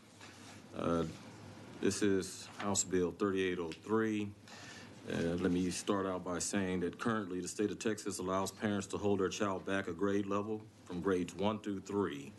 This option exists to allow students to repeat a grade if they are not academically prepared to proceed to the next grade level. Additionally, the Texas high school students have an option to repeat a high school credit course without altering their grade. If they are ready to move on to the next grade level, they can alter it, well, not alter it, but not quite ready to advance to the next course level. These options exist because of Senate Bill 1697 that was passed in the 87th legislative session by Senator Angela Paxson with the House sponsor, Chairman Ken King. Senate Bill 1697 was passed unanimously in the Senate and was passed in the House by a vote of 47-0. The need for House Bill 3803 stems from a sunset provision that was set in the Senate in Senate Bill 1697. House Bill 3803 will allow parents or guardians to elect to keep their child behind a grade level from grades 1 through 8. The bill also allows parents to have their students repeat a high school credit course, if they are not ready to advance to the next course level. That is this bill, Mr. Chairman. I believe we do have some witnesses that will testify. I reserve the right to close. All right. Any questions for Representative Cunningham? All right. Hearing none, we'll move to public testimony. Chair calls Carrie Moore.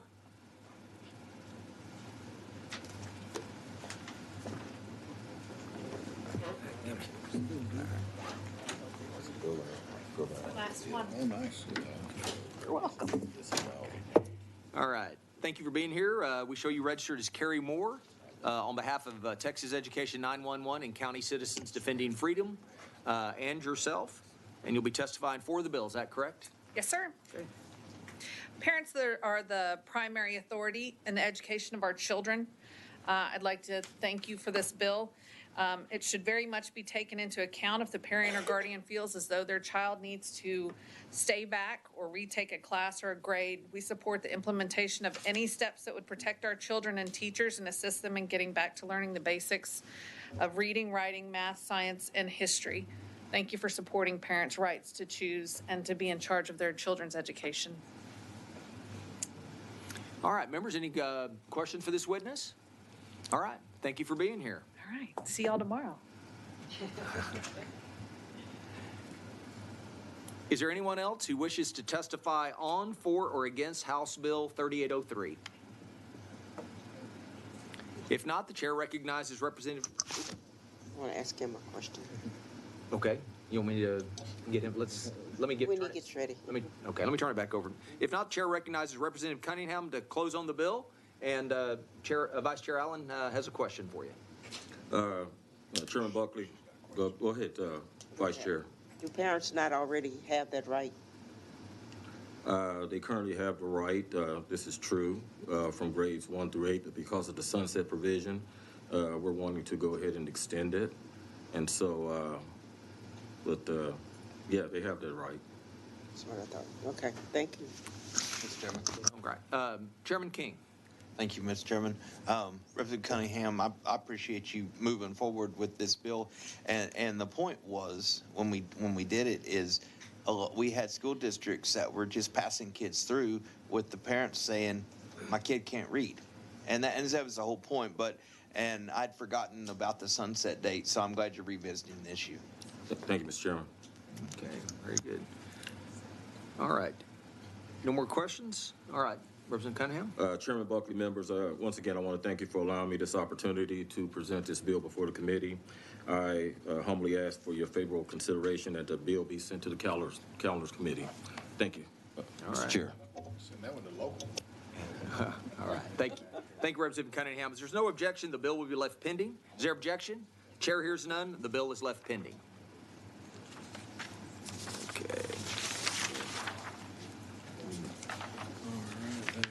2890. All right, here we go. The chair lays out House Bill 2890 and recognizes Representative Cunningham to explain the bill.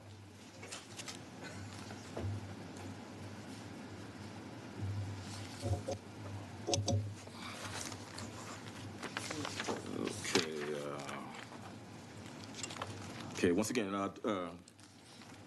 Chairman Buckley, members, thank you once again for this opportunity. I would like to lay out House Bill 2890. 2890, Chapter 12 of the Education Code states that the purpose of charter schools are to improve student learning, increase the choice of learning opportunities within the public school system, create professional opportunities that will attract new teachers to the public school system, establish a new form of accountability for public schools, and encourage different and innovative learning methods.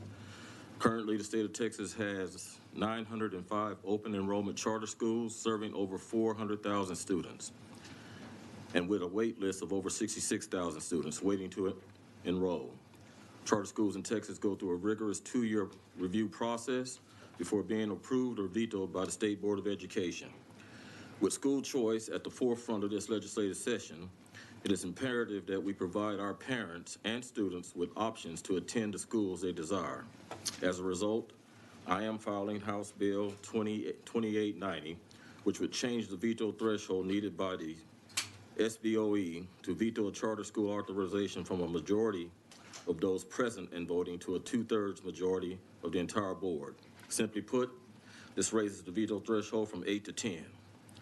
Our children deserve the best education possible, and if parents want to enroll their children in an open enrollment charter school, they should have that option available to them. Thank you, Mr. Chairman. Members, I reserve my right to close. Are there any questions? All right. Well, all right, members, any questions? Representative Hinojosa. Representative Cunningham, I'm curious, what is the issue or the problem that this bill seeks to solve? I think the issue comes from, as all of us are responsible to the people and members in our district. So it's parents wanting their voices heard.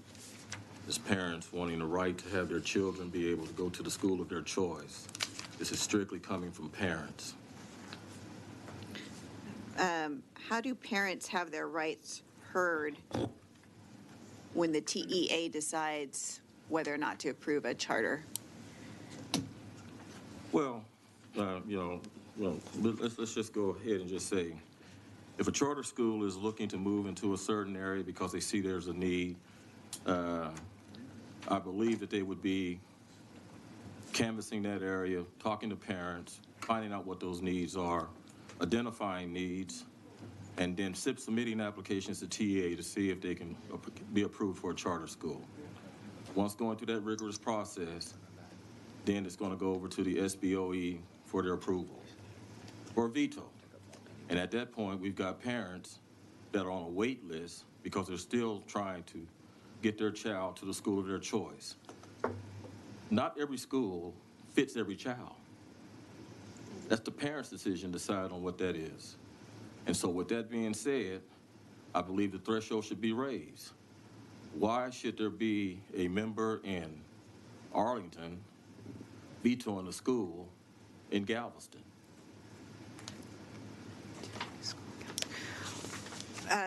So here's my curiosity about this bill. We've seen exponential growth in charter schools.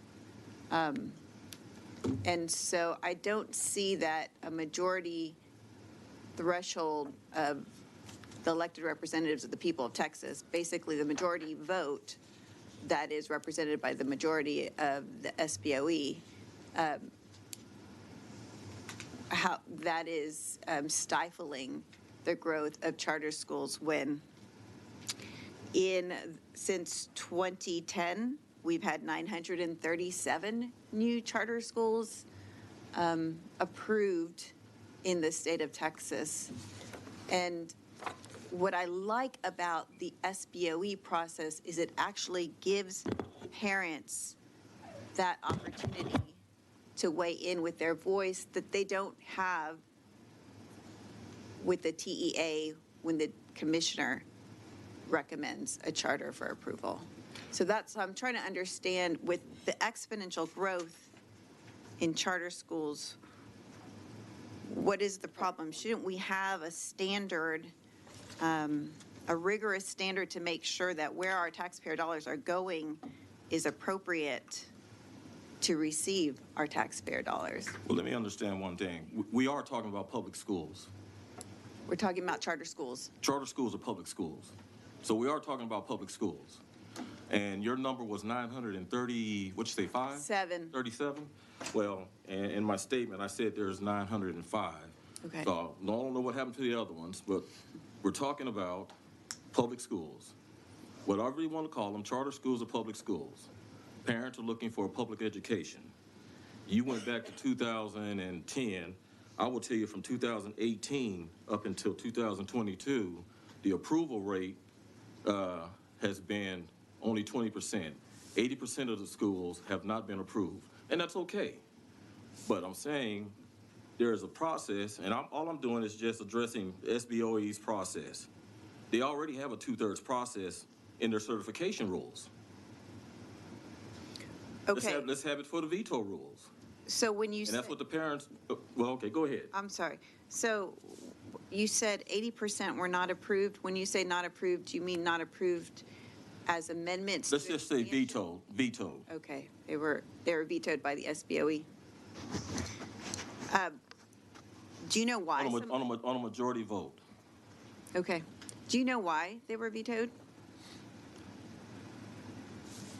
Do they give a reason why? Yeah. I believe so. Do you know why they were vetoed? No, they don't give a reason why. But I think those that come to them, they give their reason why you voted the way you voted. Yes, So there's no official rule or law that says they have to give a reason why. And some of the parents that I've talked to did not get a reason. Now, maybe organizations get a reason, and whatever that reason might be, because I don't know what's on the application. But the fact of the matter is, there's a vote being taken. You already have rules that allow you to do 2/3. I mean, is this a pick and choose? Go ahead and have your rules do the same thing for when you're vetoing. And that makes it fair for everybody. Okay, and I want to ask you about the wait list that you mentioned. How many people did you say are on a wait list? I said 66,000. I've been told by some it's 44,000. The number is this. There's still a wait list. So I want to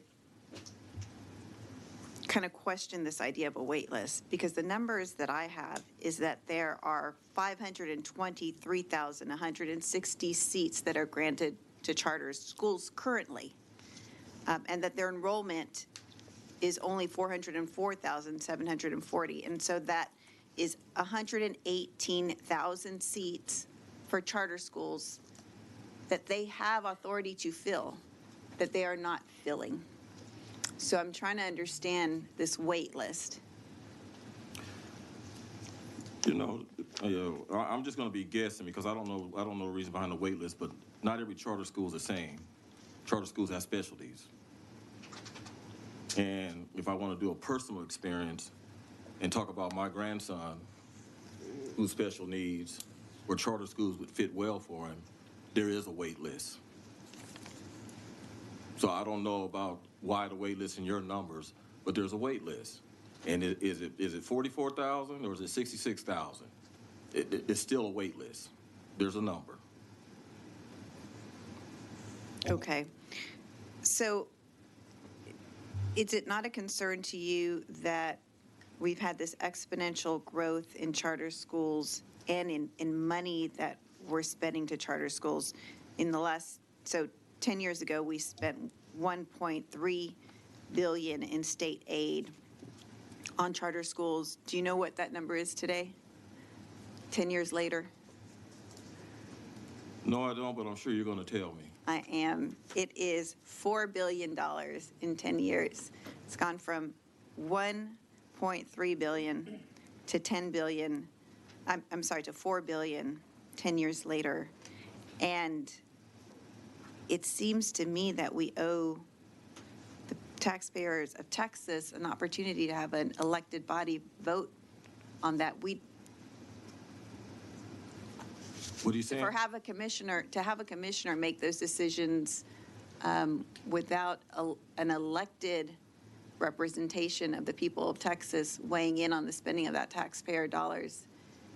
It seems to I'm me. sorry, Ms. Hinojosa, you kind of lost me. I mean, Okay. Where does commissioner come in on this?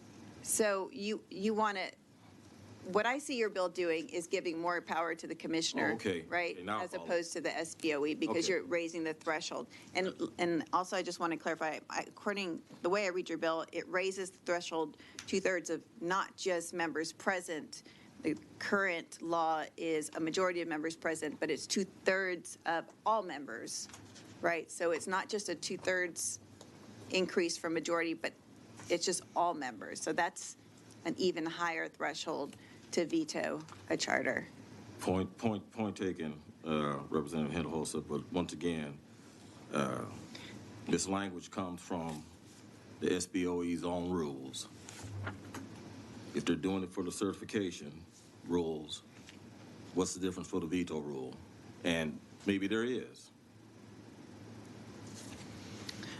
I'll tell you what the information I received, and if you've received different information, I would love to know. But some of the reasons that I've got for charters being denied by the SBOE is one rocket ship board member violated TEA's no contact instructions, which prohibits contact with the SBOE. I've got Athlow's conflict of interest with for-profit, out-of-state related parties connected to the charter applicant that were not disclosed in the application.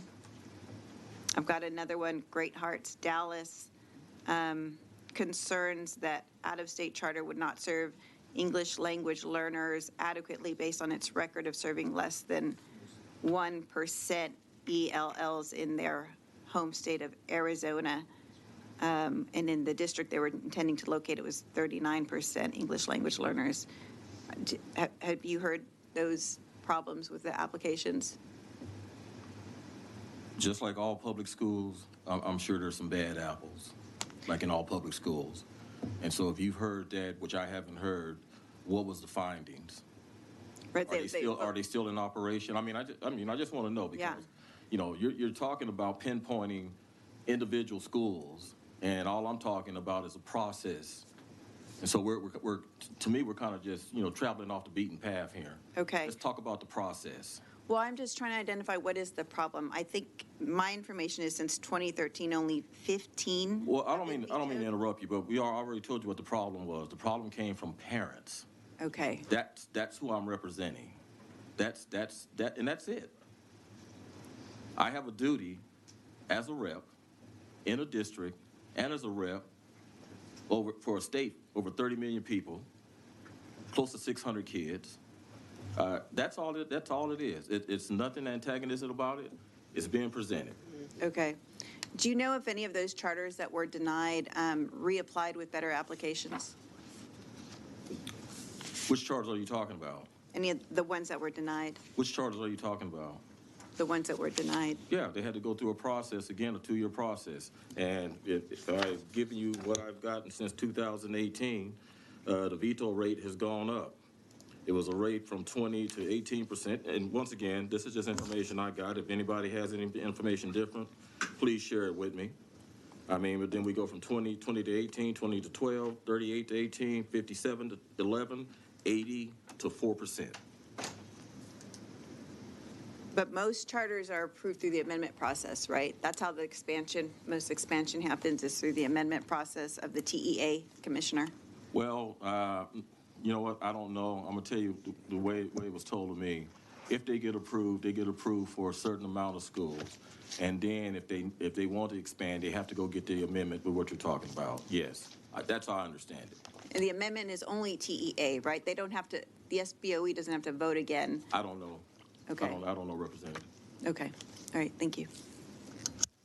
May I? Vice Chair Allen. Thank you. When I listen to your bill, Representative Cunningham, I think I hear you saying is you're changing the number of people who can vote or veto a bill. Basically, that's it? Yes, Vice Chair Dr. Allen. It's going from a majority to a 2/3. Given what the membership is on the SBOE, it's 15. So instead of having a simple 8-7, we're saying 2/3 would be a 10-8. Would be a 10-8? Okay, and do you know the number of persons on the SBOE who are Democrat and Republican? Nah, not since the last election. But you know, I would assume who's ever on there, they're representing their geographical regions. So I know there's 15. I don't really know the political makeup. Okay, if I told you there were 5 and 10, 5 Democrats, 10 Republicans? Okay. Okay, so that takes any Democrats on the board out of the equation for voting for a charter. You know, that's a good point, Dr. Allen. Then that would mean too that I'm not picking on the Democrats. I didn't say you were. I was talking about I'm just saying, fact of the matter. All I'm saying is I'm not picking on the Democrats, so that means I'm picking on some Republicans, huh? Nah, I don't want to be small. I'm just talking about the facts of the matter, or who would be making a decision. So when everybody's included, and all 15 of them had the opportunity to make a decision. But if you take away 1/3 of them, that take away the Democrats. So that's what I'm saying. Yes, ma'am. And once again, you know, the 2/3 threshold takes out that present not voting.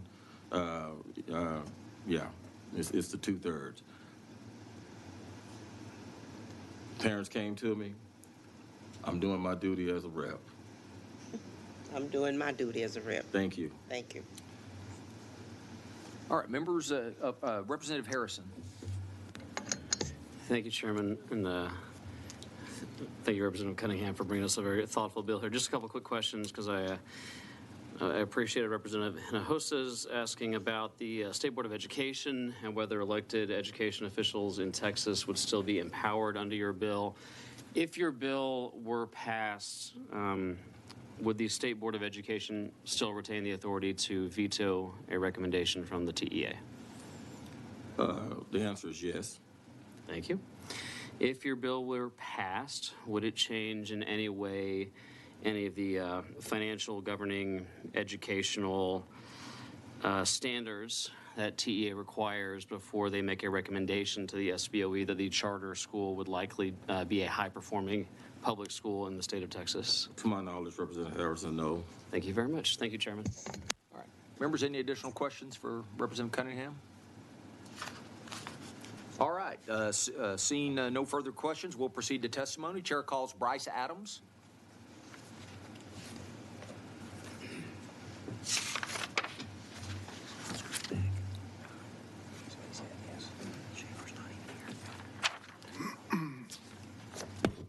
We show you registered as Bryce Adams on behalf of Texas Public Charter Schools Association and yourself, testifying for the bill. Is that correct? That is correct. Good afternoon, Chairman Buckley and members. Every student deserves a school that fits their unique needs and circumstances, but right now there are over 66,000 individual students on the wait list, and that's deduplicated numbers from TEA published just 2 weeks ago. Kids are complex, parenting is hard. Some families want the best academics. Some families want the best arts program, and still some other families want small class size.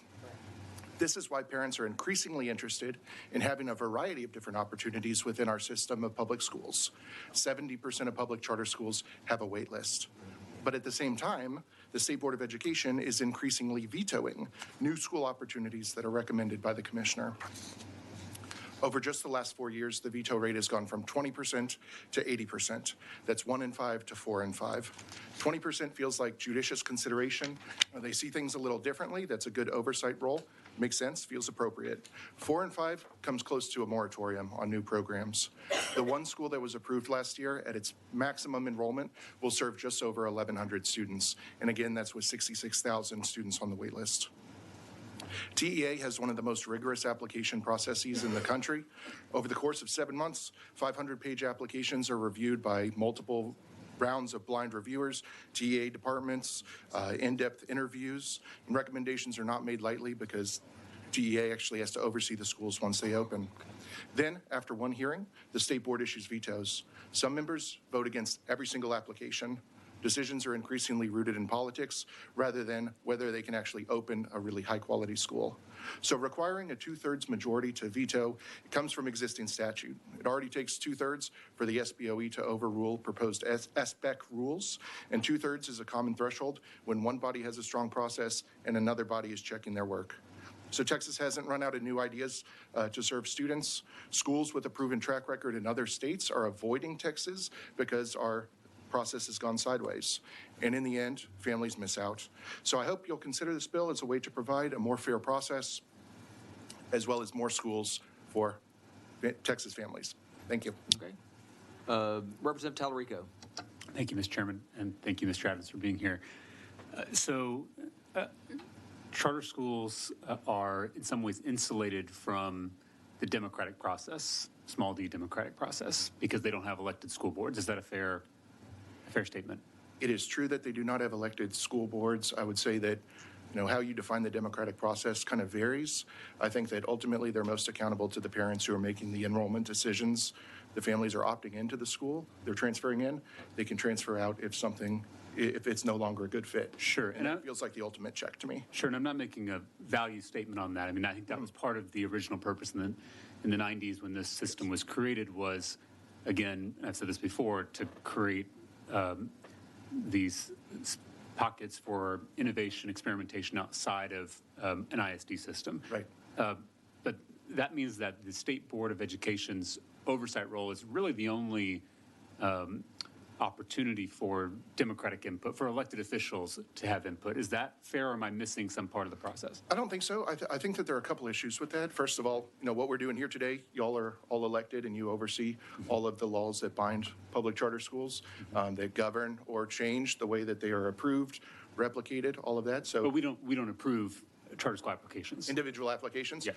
Right. So on individual applications, I think that we need to do a deeper dive into the process, because when I say it's gone sideways, I mean it's gone sideways. I mean, we want parents to be able to have input into the applications, but we just heard that one application was denied because the applicant violated the no contact rule. There's a rule at the SBOE that you cannot go and speak to them while your application is going through the process. Yes, I'm just trying to make sure I understand where there is opportunities for elected officials to have input. And because Commissioner Morath or any TA commissioner is not elected. They are appointed by the governor, who is elected, but again, that's kind of 1 degree removed from the people of the state.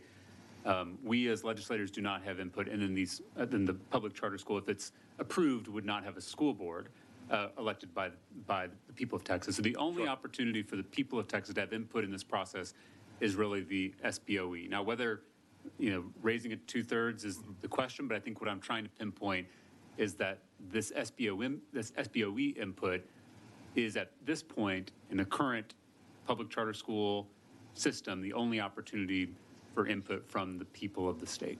I think that respectfully, I still disagree with that. Okay. Right now, you guys are considering, what the process by which future schools will be judged, and so that feels like a democratic component to me. Yes. Again, sorry. Just limiting to charter application approval. Yes, and raising to 2/3. I mean, the SBOE still plays a role. We're not trying to eliminate the SBOE role. You know, it can be very appropriate.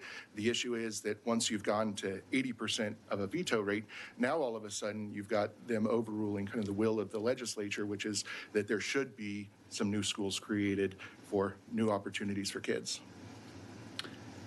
Yeah, I think and I hear that concern. I guess if we're talking about new applications for charters, and we're talking about where the public has input, this bill, at least on its face, would be limiting that one channel for public input, at least the way I'm reading it. If you think that there's a one-to-one input from public input to SBOE, but I think that that's an assumption that we would want to examine as well, given the no contact period. And I think my issue with our role is that we created this system with an intent. I think we can talk about whether or not we've strayed from that intent, but that we had an intent when we created the system in the 90s.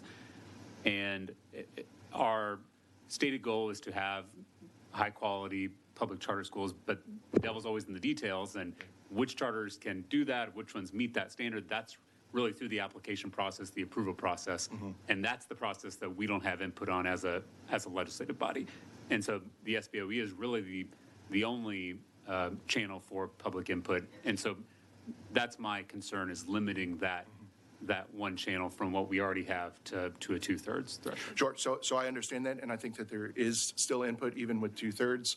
But the swinging the other way, if all of the applications are being vetoed, then I think that you've got a small d democratic issue as well, where there's no more innovation, families aren't getting the schools that they need, people are stuck on wait lists. And the only last question, you said kind of politics was getting in the way, but I mean, when we say politics, as a politician, we mean just representing our constituents, which is what we are elected and hired to do, right? I just want to be careful about using politics when we're just sometimes talking about representation.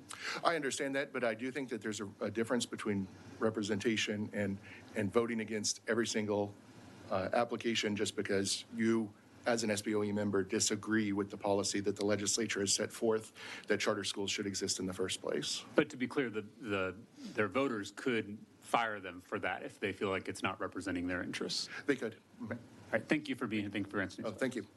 All right. Mr. Adams, I've got a question. Sure. Why does a charter school choose to expand? Public charter schools generally choose to expand because they view a need within the community that they'd like to expand into. What does a waiting list mean? A waiting list means... What does that, I mean, I know what a waiting list is, but what does that, does that imply demand? It does. It implies excess demand, that there are more people interested than seats available. How's the charter school funded? Very simple. Keep it simple for the Aggie here. What does it take? What's the one thing it takes? State funding. Yeah, but what does it take to get funding? A student? A student. Mm-hmm. So you must have demand from parents or students, and you must have enough of them. Correct. To make the deal work. And so I think when a charter expands, it's implicit in that there is parental demand for that option.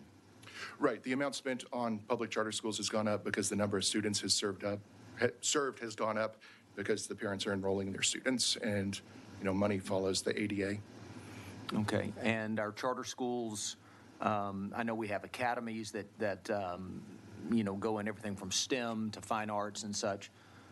What about assisting our public schools with dropout recovery and things like that? Sure. So there are as many types of public charter schools as you can count. You talked about STEM, there are college prep.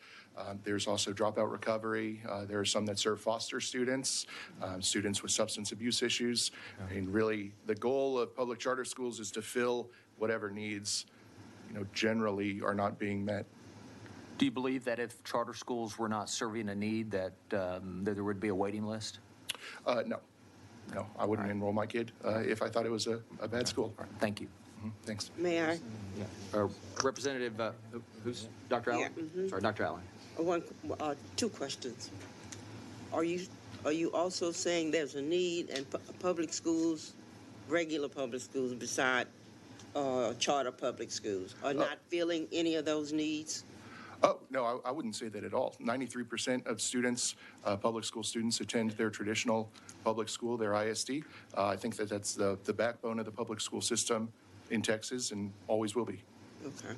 The other question is, major school, charter schools like KIPP, Harmony, Yes, those schools have the ability to multiply, to duplicate themselves.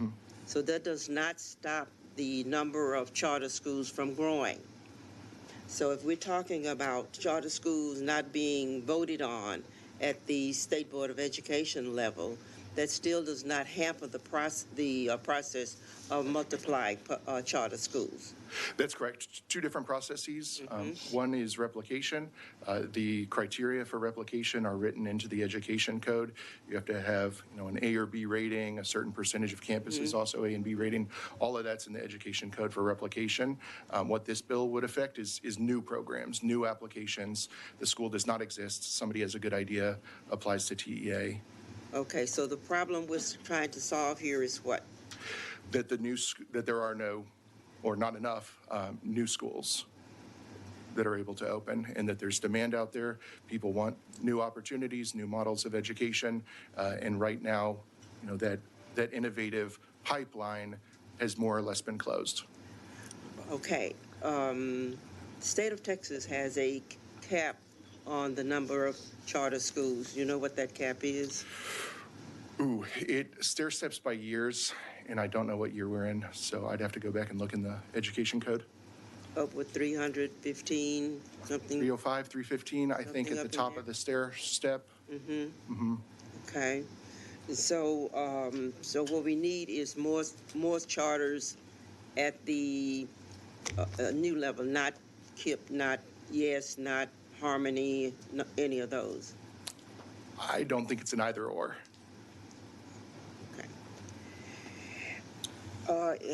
Now, what I know from my perspective over the years, there is a movement to turn all the schools into charters. There is a movement to take over public education. Are you aware of that movement? I am not, or never have I ever been a member of that. This is new information movement. I understand that there's that idea out there. I personally do not subscribe to that idea. I went to a traditional public school. My brother went to a public charter school. My sister graduated through the virtual school network. All of these variety of different public school options I think are really important. I don't think that one replaces the other. I think that they all complement one another.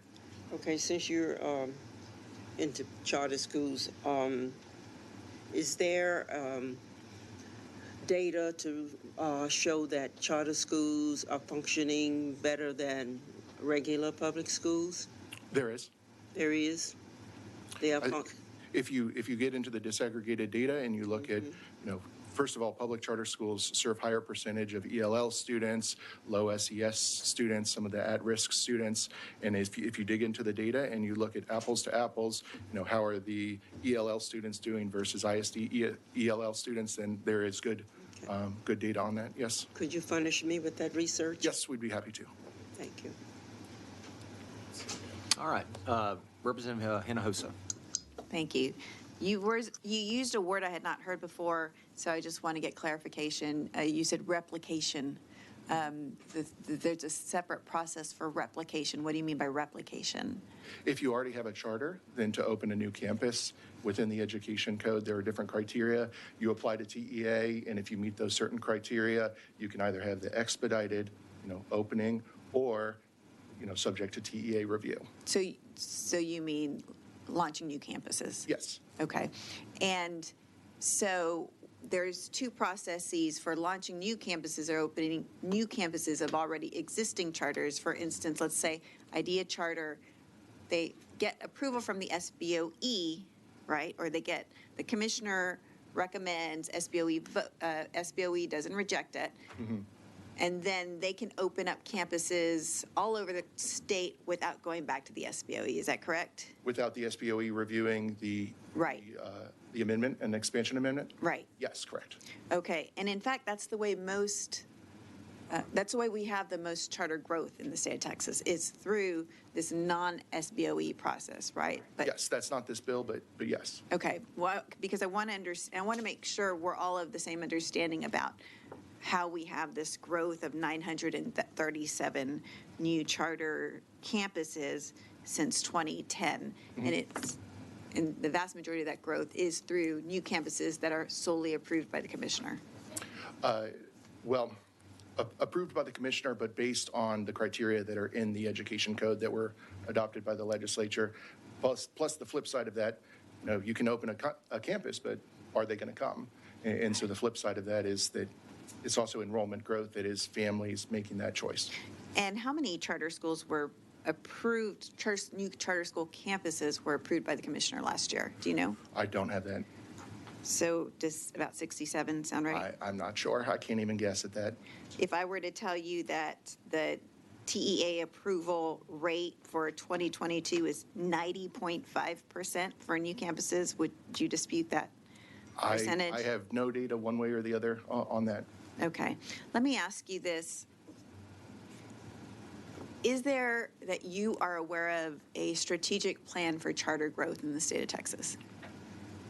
A strategic plan for charter growth at the Like at why the state and level, where? at the school level? At the state level, like why and where are we expanding charter campuses in the state of Texas? Is there some kind of strategic plan that says we're going to target these areas, low-performing schools, this part of the state where there's need? What is the grand plan in the state of Texas for charter? I'm not aware of any sort of grand plan.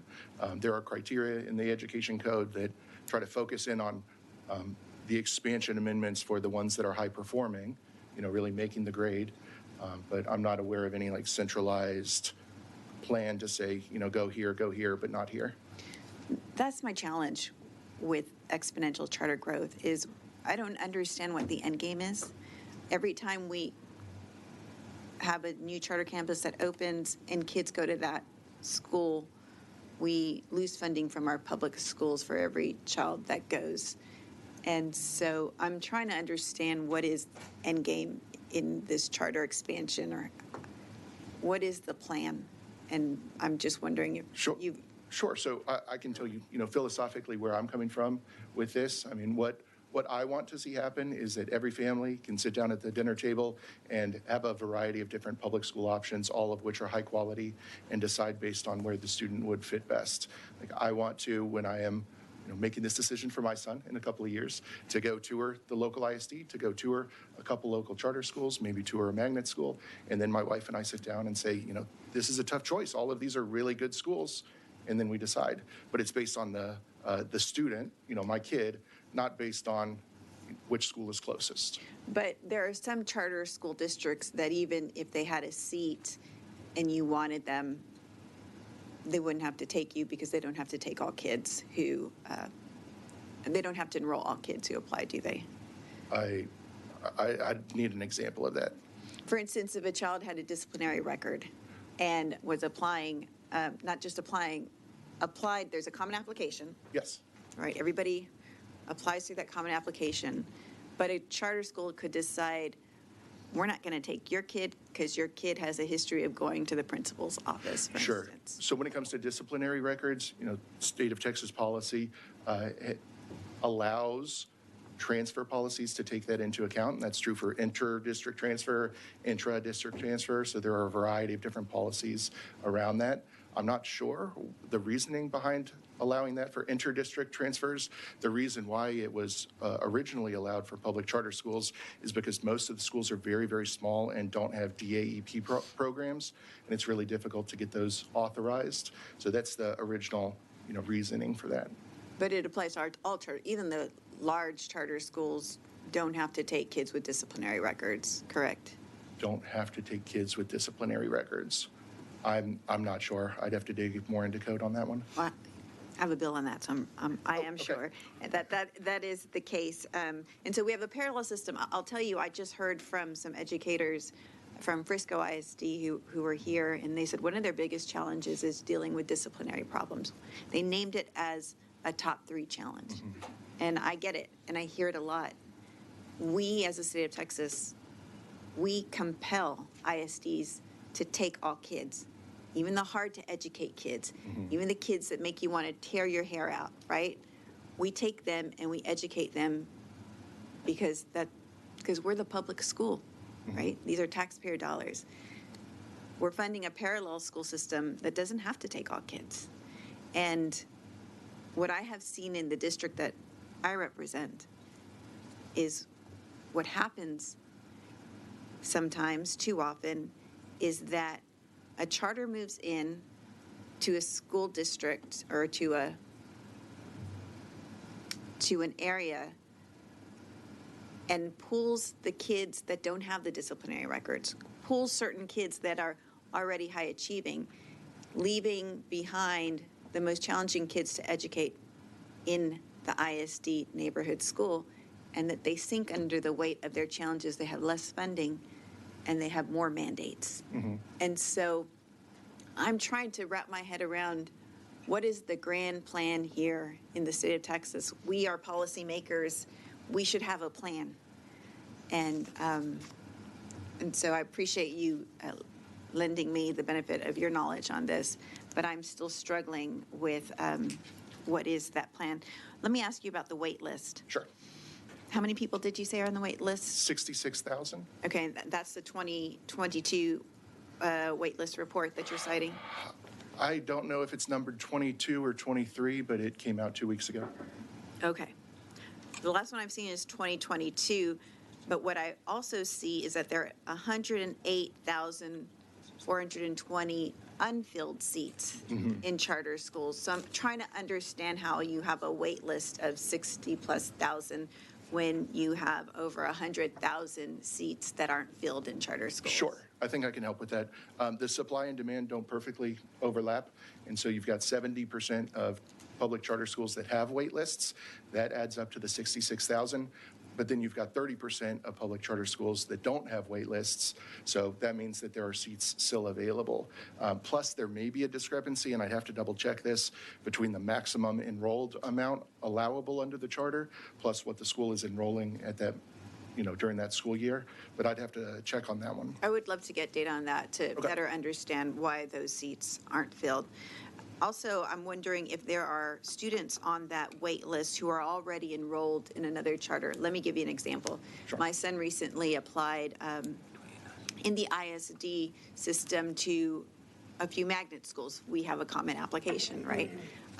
He didn't get into his first choice. So we're on a wait list for that first choice, but he's in another one. And we'll probably go that route and he'll be happy, and we won't take our name off the wait list because we got into one of those schools, right? So he might be on a wait list, but he's already enrolled in another magnet school. So I'm wondering, are there students that you are counting on your 60-some thousand wait list who are already enrolled in another charter school and are maybe perfectly happy at that charter school?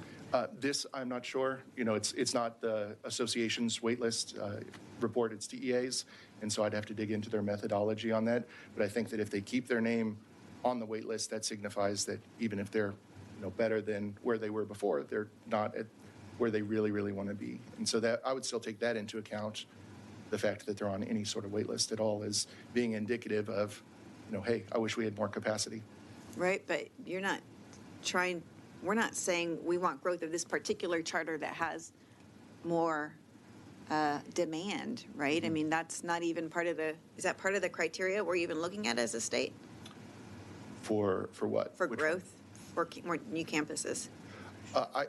I think that the charter holders would only file an expansion amendment if they thought that they could fill the seats. If there was a need and a demand, families wanted to enroll. Otherwise, they're going to look into that before they go out and do, a purchase, create a building, hire up teachers. They need to know that there is community interest in that. But that's on the part of the charter school, not on the part of the state approval On the state? process. No, that would be driven by the charter holder. Thank you. Thanks. Representative Harrison. Thank you, Chairman. I'm sorry, we'll come back to you. Thank you, Mr. Adams. A couple quick questions, just sticking on the demand questions, which seem to be of keen interest here. Sometimes the new charter schools that open up in areas where the ISDs are actually high-performing ISDs, maybe they're A or B rated. What are your thoughts on justifications for charter expansion in areas where the ISDs are doing a great job? Sure. I think there are a few. So you could have an A-rated district. Doesn't mean that every campus is an A-rated campus. You can have an A-rated campus. Doesn't mean that every subpopulation, subgroup in that school is, really thriving. And then even beyond that, I mean, it goes to student fit. My little sister, she's going to be mad. My sister, who is an adult, lives in Plano ISD, excellent school district, but the schools run a little bit bigger. She wants a smaller class size for my nephew, and so she's on a charter school wait list right now. So just because there's never going to be an A-rated school that is just the absolute best fit for every single student, just not possible. And so I think that's why we need, parallel systems. The 66,000 number, I think that's TEA data. It's been referenced several times. That's for obviously, and you just mentioned it in response to the last series of questions, that's the current wait list for existing public charters, correct? What makes you believe that there is sufficient demand for the new charters that are being contemplated? Sure. So the 66,000 is for existing charter schools. If you were to create new public charter schools within those areas, maybe some of those families would go off the wait list and choose into those new schools, and that wait list number would go down. But if you created new public charter schools in areas where they did not exist right now, the wait list number could conceivably go up. What I mean by that is that there could be areas that are just not served right now by public charter schools where there's latent demand and we don't even know it. If a public charter were to be opened, and let's say the estimates were wrong, and there was not, in fact, sufficient demand after a couple of years, what fate would befall that public charter? Ooh, well, that's something that the TEA, takes very seriously in their application process. You really want to be sure that they're going to be able to make their numbers, because that's not a good situation for anyone if the school were to not, quote unquote, make. I would have to defer to TEA on what exactly would happen in that situation, or if that situation has ever happened before. If it has, I'm not aware of it. That's not to say that it hasn't. But ultimately, everything would revert back to the state in terms of property or anything that was state funded if the school were not to make or close down. Thank you. Back to the question about making sure the people are empowered through elected officials in the process. Is it the case that it was the people through their elected officials in the legislature that the standards by which charter schools are adjudicated to be capable or incapable of functioning were established? Yes, that's correct. Mm-hmm. How, in your opinion, has TEA done as a state executive agency in adhering strictly to the standards set by the legislature? Yeah, I think quite well, because most of it's automatic. Most of it's actually in the education code, and TEA just executes on the education code. It's called the 3 strikes rule. If you get 3 Fs in a row, you're closed down. There's no hearing. There's no appeals process. There's no sort of leeway or anything, any sort of decision that the commissioner can make. The legislature has decided that that's it. You had your chance. And I know you're obviously only here to testify on behalf of yourself and your organization, but are there organizations, is there a widespread thought out there that perhaps TEA is not faithfully adhering to that standard? Or is that an argument you don't hear too often? I don't hear too often. Okay. Not to say it's not out there.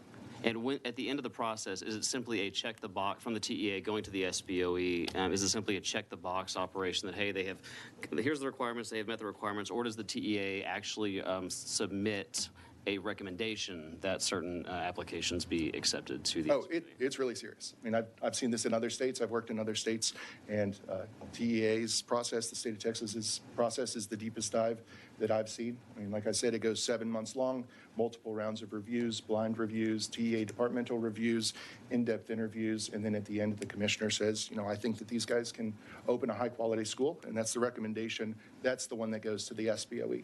I'll peel it. The first part of your answer, then how rigorous is the state of Texas's review process compared to other states in the country? I would say the most that I've seen, the most rigorous that I've seen. So in terms of the scope of the problem, in terms of you obviously believe that too many are being vetoed by the SBOE. Roughly how many have been approved versus vetoed in the past couple of years? In the past couple of years, let's see. So last year, 4 were vetoed out of 5.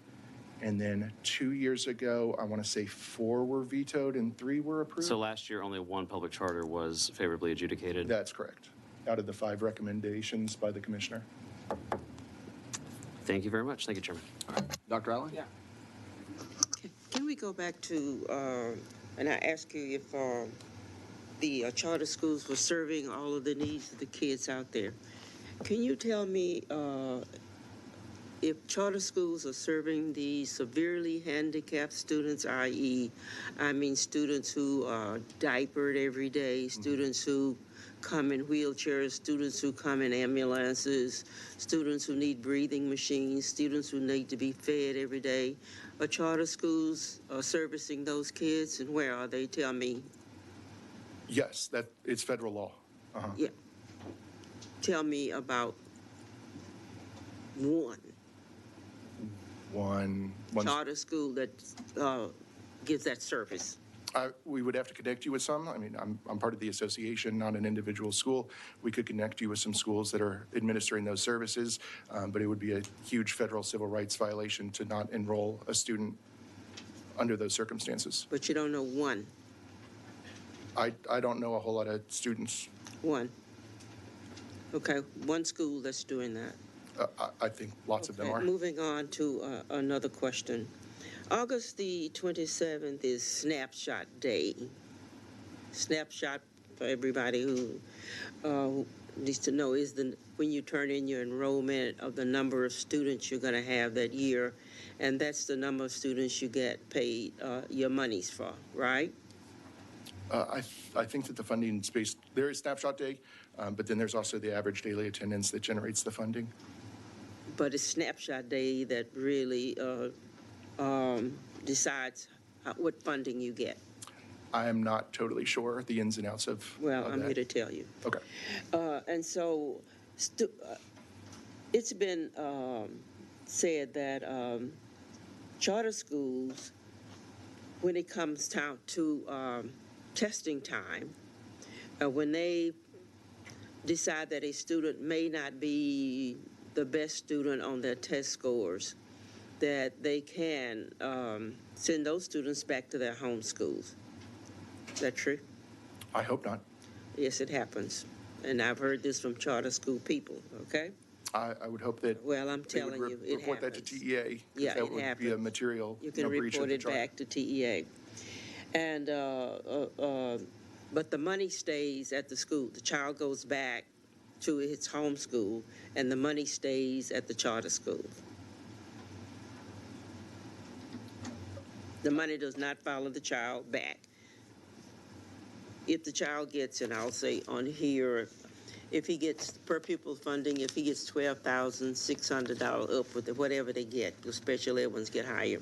If he gets $12,600 for the student, the whole $12,000 stays with the charter school. And the child goes back to the regular school, but the money stays at the charter school. I would think it would go to the school that generates the ADA. So if a student is split among the course of a year, I would like half and half. Like No, it one doesn't. semester in It the second stays at the semester. charter, it doesn't go back. You want to Okay. check that out, okay? Okay. Okay, so you'll be knowledgeable when that comes up again. All right. You were talking about a waiting list. Are you telling me that there are no empty seats in any charter schools now? 30% of public charter schools don't have a wait list. That means that there are conceivably empty seats in those. Okay, so there are empty seats. 30% of those charter schools have empty seats.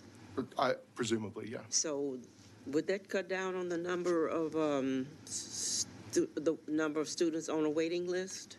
Not necessarily, because they're all different. I mean, these are all, very different schools. So if I want to go to one school that is oversubscribed, then I'm on the wait list for that school. But you give can't me a just plug number me like in. 66,000 kids are on the waiting list. Are they all from all different parts of town too? Yes, yep, that's a statewide number. Just wanted to put that out there. Thank you. Thanks. All right, members, any more questions for this witness? All right, thank you very much. Thank you. Chair calls Stephen Alleman. Where is he?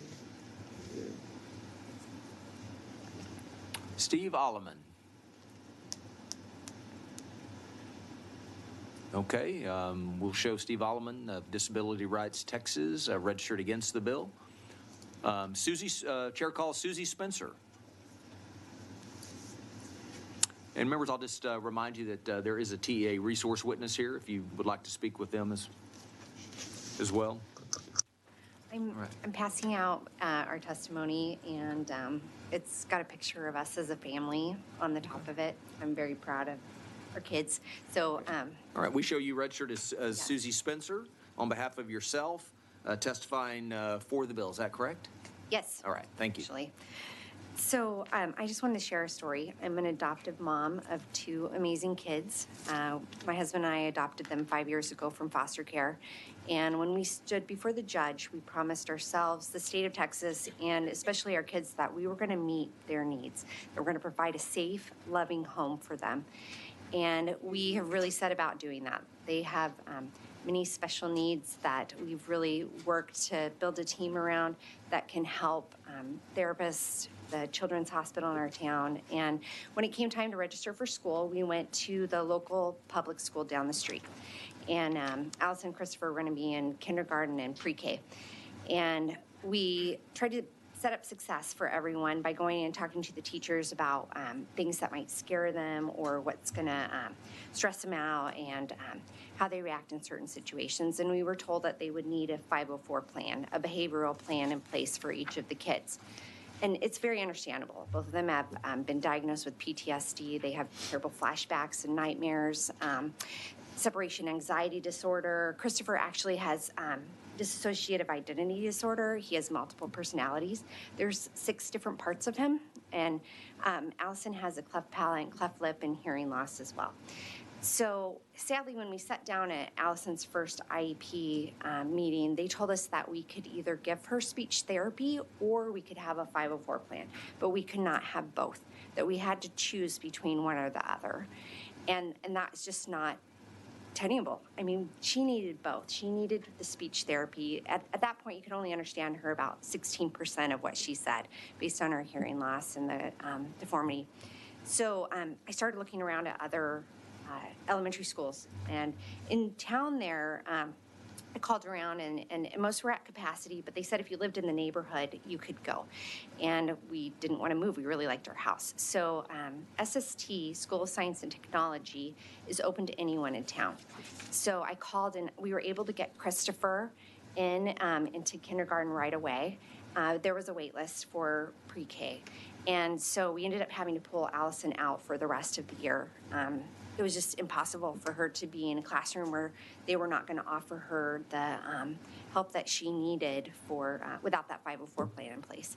So we're at SST now. It's been 4 years. They're both doing really great. They have a 504 plan, both of them, and Allison has that speech therapy, and they're both doing great. And it comes to disciplinary stuff. They both have needed a lot of help, and the school has been really amazing. It's allowed them to thrive and not just survive. And so I'm glad that we didn't have to choose between what we could do to help them, and that we had the options of a school in our area that was open to take them. Okay. Is that my time? I mean, You did very good. All right, members, any questions for this witness? All right, Representative Hinojosa. I appreciate you sharing your story, and I'm glad your children found a good place for them. I'm wondering though, so you're happy with a charter school that's already been approved by the SBOE. You found a place there, and now their expansion is through the TEA, not SBOE's. I'm sorry, you may not know this, and so, but I'm just trying to understand your specific situation and how it relates to this bill.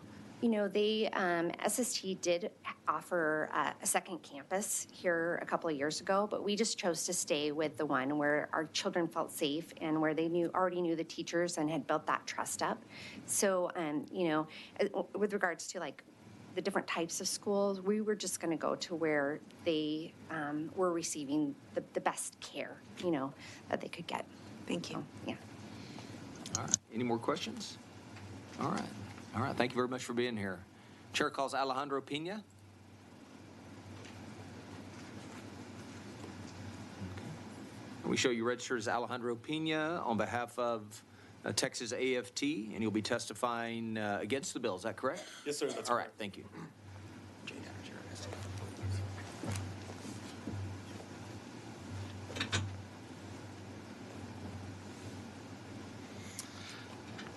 Hello, members.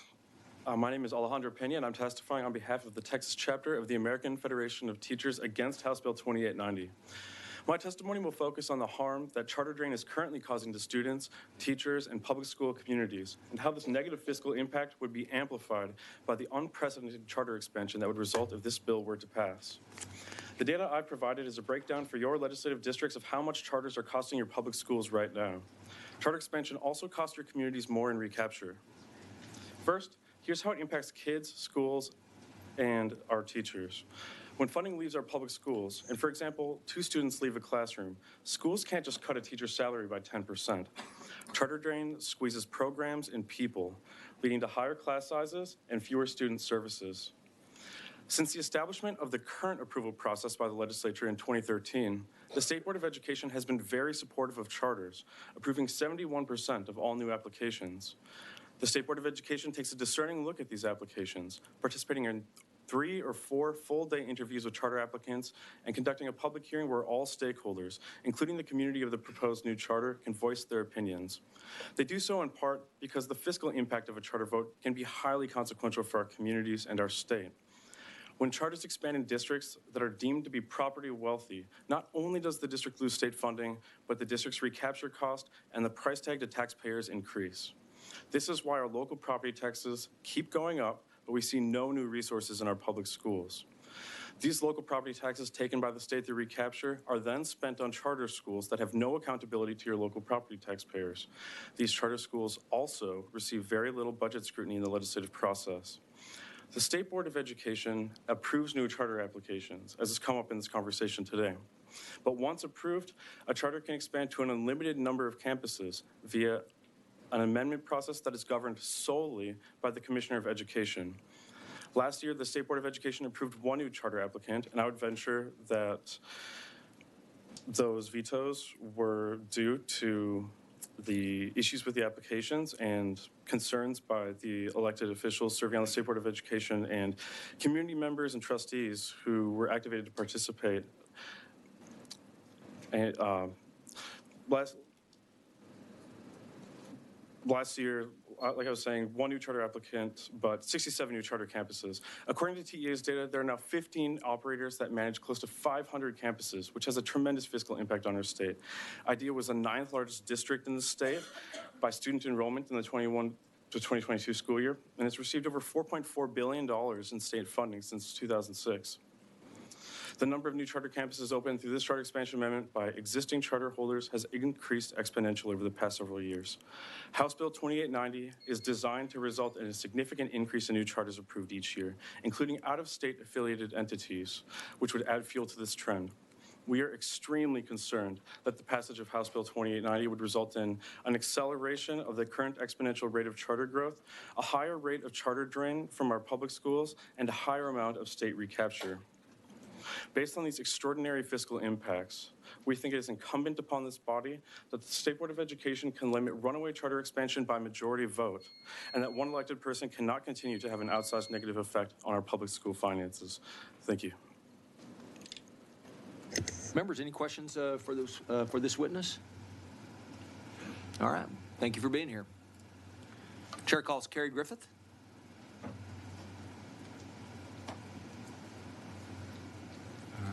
We show you registered as Carrie Griffith on behalf of Texas State Teachers Association, testifying against the bill. Is that correct? That's correct. All right, thank you. Good evening, Chair, members. My name is Carrie Griffith. I'm a policy specialist for the Texas State Teachers Association. I'm here in opposition to this bill. It's legislation that appears to be addressing a problem that doesn't exist. To the contrary, we believe passage would likely exacerbate the fiscal impact charter school expansion has on independent school districts in our state, as you heard from the previous witness. Including the state board in the process that determines whether an initial charter is granted, builds time to review the lengthy applications and gives the elected body time to scrutinize the applicants, and it also gives the public and stakeholders the opportunity to address the board and share their concerns from a community perspective. The state board members have used their veto authority judiciously and have vetoed just 15 since they were given this authority, which is just a third of approved charters since 2013. Each veto has been bipartisan and has been related to the question about whether or not they offer reason for veto, they do. And it's been related to program, budget, or staffing concerns that raise legitimate questions about whether the applicant can adequately serve students. So for example, last year, the applicants who were denied a charter didn't sufficiently defend their budgeting capacity to serve students. One vetoed budgeted $0 for counselors, $12,000 for security, and we've heard a lot this session about how much security costs. And they didn't budget money for transportation, but instead offered creative solutions such as Ubering their students. But they did budget for $30,000 for marketing and recruitment. Another one of the applicants that were vetoed, they budgeted $0 for transportation of their non-special education students. Said they would provide vouchers for city buses, but their proposed location didn't have access to any metro. They budgeted just $13,000 for counselors, $3,000 for security, but a full $56,000 for marketing and recruitment. The one that was approved had $66,000 budgeted for transportation, with a plan to increase that amount by 100% at the end of the second year. They had $65,000 budgeted for a counselor, $60,000 for a nurse, and $35,000 for security. So the decision by that elected body was based on the, budgeting reasonableness. Thank you. All right. Thank you very much. Members, any questions for this witness? All right. Thank you for being here. Chair calls Stephanie Matthews.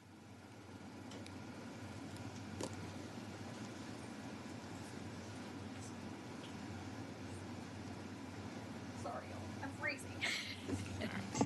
All right. We have you registered as Stephanie Matthews on behalf of the Texas Association of Business, testifying for the bill. Is that correct? Yes, sir. All right. Thank you. Good evening, everyone. My name is Stephanie Matthews. I'm the EVP of the Texas Association of Business, and I'm here to testify in support of House Bill 2890. Thank you, sir, for filing this bill. Chair Buckley and members of the committee, TAB is the State Chamber of Commerce and the state affiliate for the National Association of Manufacturers. We represent members across every industry sector and size and our local chamber partners across the state. TAB's stated purpose is to champion the best business climate in the world, unleashing the power of free enterprise to enhance lives for generations. TAB's commitment to meeting the growing needs of all Texas employers necessarily means we must have high-quality education options for every student. We are agnostic about the type of high-quality public school, whether it's traditional public school, magnet, charter, as long as students graduate from high school well prepared to either enter the workforce, attend a 2-year or a 4-year college. In this vein, TAB supports effort to increase access for the over 66,000 students on the charter school waiting list. The charter school application process, as we heard earlier, is one of the most rigorous in the country. It's a months-long process within TEA that culminates in the commissioner submitting his recommendations to the State Board of Education. The SBOE then either approves or denies a charter by a majority vote. As we've all heard, last year just one charter was approved despite 5 recommendations made by the commissioner. We believe that by raising the approval threshold to 2/3, matching the statutory threshold for overriding the SBEC rules that were referred to earlier, is prudent and best for students seeking those options. Short and sweet, happy to answer any questions. All right. Thank you. Members, any questions for this witness? All right. Representative Hinojosa. Thank you for your testimony. Sure. I have jaw-dropping data that I just received from one of our witnesses that testified that the 3-year cost of recapture in Austin due to charters, to the kids who are leaving for charter schools, is close to $3 billion. Or no, I'm sorry, $2 billion. It's $2 billion in 3 years. I'm wondering if the TAB has a position on the exponential growth of recapture in, especially in our urban areas, but it really in districts all across the state at this point. Sure. I wish I was smart enough to explain the whole recapture process. I understand what you're talking about, though. And in fact, in a prior life, I will say in AISD, I worked for a charter operator who partnered with Travis High School, and we did a dropout recovery, very successful dropout recovery charter program there. And I think partnerships like that are really fruitful, right? I mean, I think it's not an either or. It's just, we've seen lots of district charter alliance partnerships that those folks testified earlier that are really successful. I think I'm familiar with one in Houston. Y'all know Mattress Mac. I think we all know Mattress Mac. He's got a really successful charter school on his property, like in his store, because he, when furniture is able to be bought online, he gave up a whole bunch of space and led to a charter operator who came in and built HVAC machines. So he's literally doing on-site schooling where kids are getting their high school diplomas at the same time that they're getting certificates that they can go out and actually work. So we see lots of work-based learning opportunities in charter schools. And again, I'm real familiar with the dropout recovery programs that I think really add value to all of our communities in the state. But as far as like specific recapture, B is a large number. I hear you. We're for all options for all kids. Members, any more questions?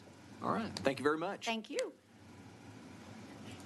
Chair calls Sajade Miller.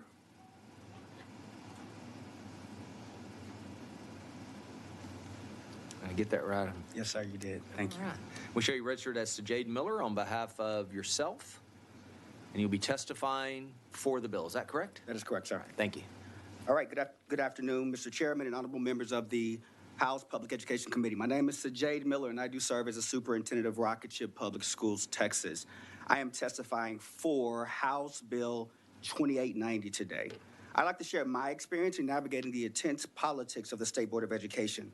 We were authorized in June 2021 after the board vetoed our application the previous year. Rocket Ship Dennis Duncan's Elementary opened in August of this year, 2022, and now provides amazing tuition-free public education in the same neighborhood that I ran around in, attended church, volunteered, and eventually became the principal of the neighborhood high school. It is a dream and truly an honor to serve the students of Southeast Fort Worth, a rich and vibrant community that has been traditionally underserved. But that process, this dream was almost derailed because of political narrative. Our team applied to open a new public charter school because we have a heart for the community in Tarrant County. About 70%, and particularly the students and families with the highest need, are not reading on grade level by the time they get to the 3rd and the 4th grade. In the Stop 6 neighborhood, this statistic is exacerbated by a myriad of different factors. Our community and similar communities have a profound need, and they need innovative options. We're trying to provide that option. I've spent my entire career supporting all kinds of students in all kinds of settings.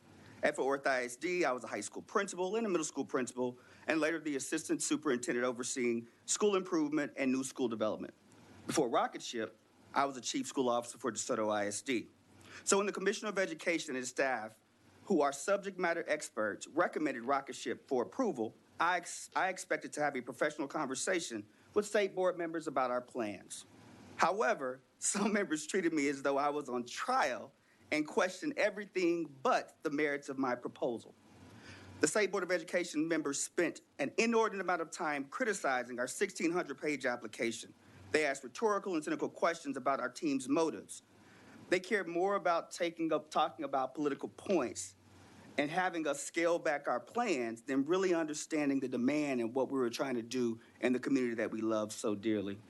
Worst of all, during this process, members accused parents, over 60 of them who showed up that day, of testifying because some motivation or some T-shirts or pizza. Those moms and dads spoke very passionately and were offended and still talk about that to this day at the notion that they were being bribed to come and testify and advocate for their choice. Now, I want to be very clear that I support a very rigorous approval process for new public charter schools. There should absolutely be a very high bar for accountability. And I'm more than happy to answer any questions about instruction, finances, facilities, governments. Families deserve that, and taxpayers deserve that. Unfortunately, those were not the types of questions that I was asked during the State Board of Education hearing. Over and over again. Wrap up your testimony, please. And so over and over again, I'll say, I hear stories every day of parents and students who run up and who are so excited to have us in our community. And I strongly support your vote and your consideration for House Bill 2890. Thank you. Members, questions for this witness? Mr. Miller, could you tell me briefly, enjoyed the visit with many of your parents and grandparents the other day. Tell us a little bit about the innovative hiring practices that you have, getting your parents involved in hiring. Yeah, we're actually going through that process right now. So the teachers, everyone that's hired at Rocketship, Texas, has to go through a panel of parents. So we do several rounds of rigorous vetting, performance tasks, data review, data analysis, interacting with students. But the real recommendations come from our parents, many of whom you had the opportunity to meet with. And so we do not hire a teacher at Rocketship Public Schools, Texas, unless they have met and until they have met and have the stamp of approval from our parents. All right. Thank you very much. Members, any more questions? All right. Thank you very much for being here. Thank you. Appreciate it. Chair calls Jean Mayer.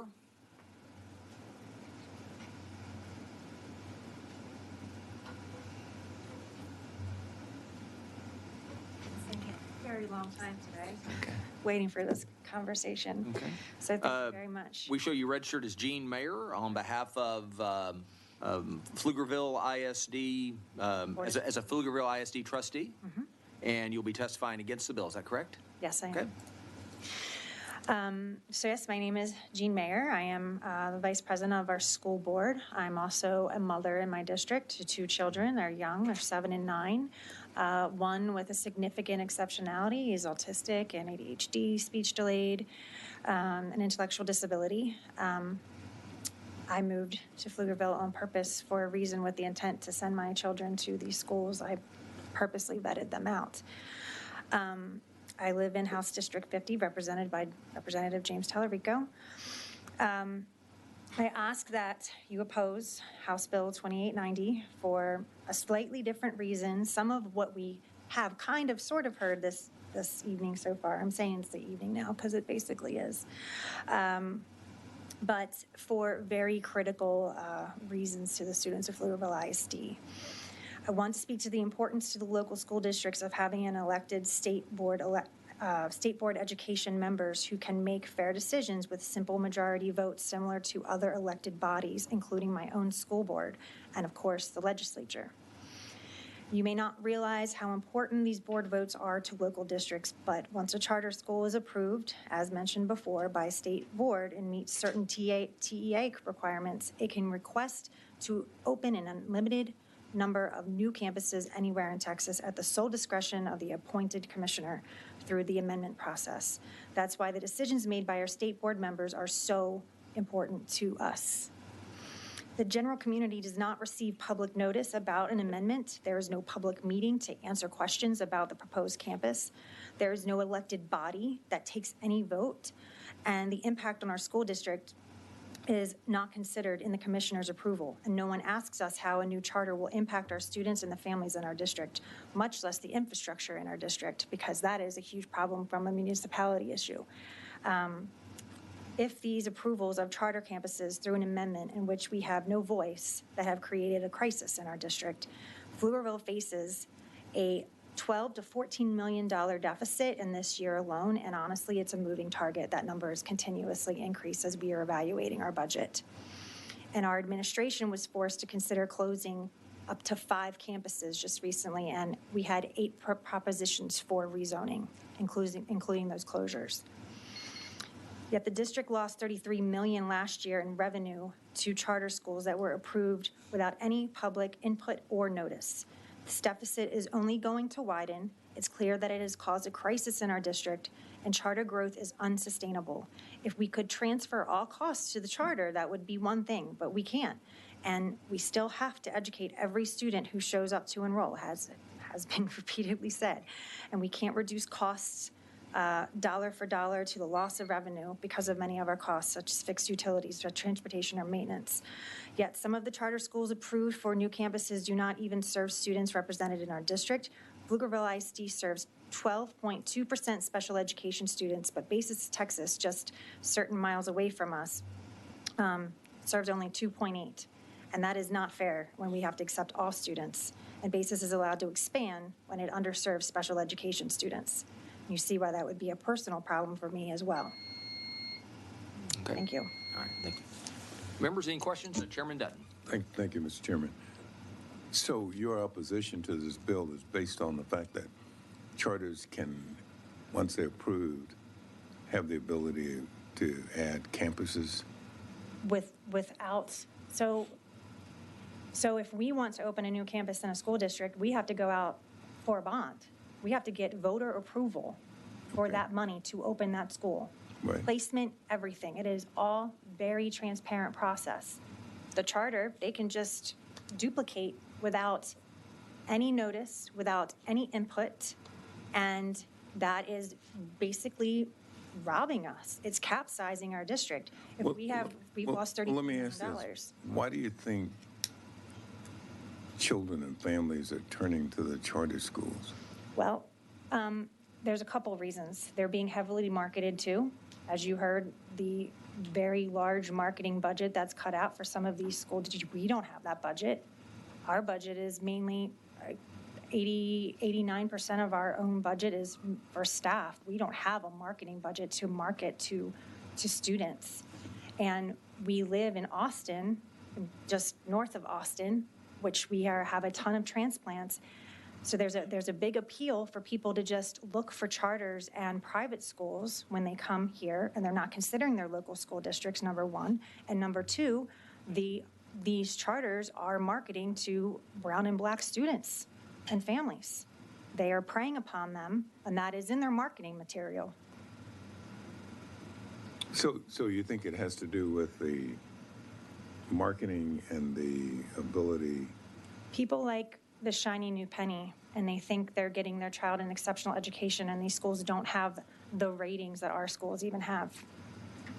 Unless they are a niche school, and there are some that are great, but I'm from the East Coast. I'm not even from here. And I understand what can happen. Our public school system there is completely lopsided, and this is a huge contributor to that. And there's no fixing it once it goes that way. You mean the fact that children are choosing to go to the charter schools? Because it seems very enticing, but there are limitations to what they're able to provide, and they do not serve all students.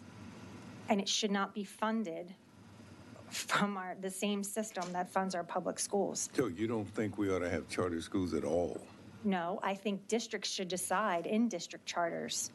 And I believe that there needs to be more accountability and transparency about charters that are going to be placed. If they're funded by the same system that we are, they have to have the same exact accountability measures, and they do not.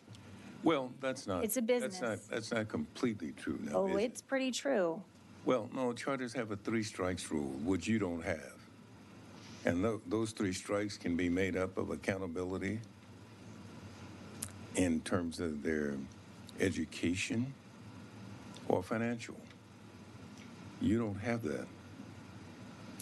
But here's the thing that they're able to do, and that makes it problematic. So they get that really good rating on that first school that they put up, which allows them to get the quick approval to bypass all of that. And also, there's also bills out there that have made it easy for them to bypass certain things through municipalities for building permits and everything. So it is a machine. It is a machine in our district for how many charters are up in our district and going up as fast as they are. We have a deficit that would not exist if we didn't have this many charters, and they are not serving our students the way that our schools are by far superior, 100%. Well, students must not think that because they're choosing to go to charter schools. They're not even evaluating their local ISDs because they're being so heavily marketed to. And if you don't understand the power of marketing, then we're not having a good conversation. Well, there's a lot I don't understand. But let me ask this. What's the the racial breakdown of the children in the charter schools? They're different in I mean, what do you mean different different? ones, meaning some of them are more highly populated. We have one school that I can think of, which is Nios, and that is majority Caucasian population, very small. Black and brown, low socioeconomic. So- But our so other most of the- schools, those other charter schools are majority Black and brown students. Okay, that's what I thought, because I have the numbers and I was looking at it. So most of the students are Black and brown. What population subgroup is at the bottom educationally in your district? All of our marginalized students. My question is, do you understand my question? I do, I understand your Okay. question, and I'm All right. saying all of our special groups, our Black and brown students, our disabled students, our LGBTQ students, all of our special groups. Well, I'm talking about the subgroups. And what I'm asking is, which subgroup is at the bottom educationally? I just answered your question. No, you didn't. I didn't. You want me to answer it the way you want me to answer it. No, I just want you to tell me the truth. I'm telling you the truth. Which subgroup is at the bottom educationally? I said all of our marginalized groups, all of our Black and brown students. And who are the students at the charter school? If you don't think that it's predatory, That's not my question. I just that is- it- please answer my question. My question is, who are the students at the charter school? What is their racial breakdown?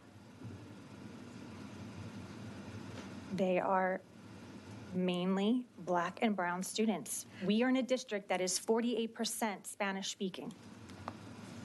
And that is the majority of what is in those charter schools. And they are preying upon those kids and those families. And if you don't know anything about how people market to families that are of Spanish denomination, they are very trusting to the experts. And they lean into the experts and they're like, well, this seems like a better option for us and we're going to go with it because they're sending us the marketing. Let's agree on one thing. The majority of the students that are going to the charter schools in your district are Black and brown. Mm-hmm. Is that right? Yes, We would agree with that, wouldn't you? yes, but we have. And the student, wait just a minute.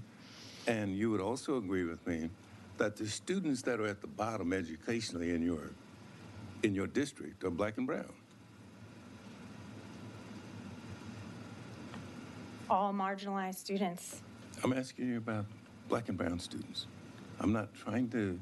But why? Because what you're doing is excluding the other groups that are just as much of a priority. They are. And the special education. Okay, all right, thank you, ma'am. Thank you. You're welcome. That's it, you don't Yeah. want to answer. Yes, the sir. question. How many students currently attending charters in Pflugerville are zoned, and if they weren't there, would be attending Pflugerville ISD? Hold on. I was almost to that part in my testimony. Hold on here. Did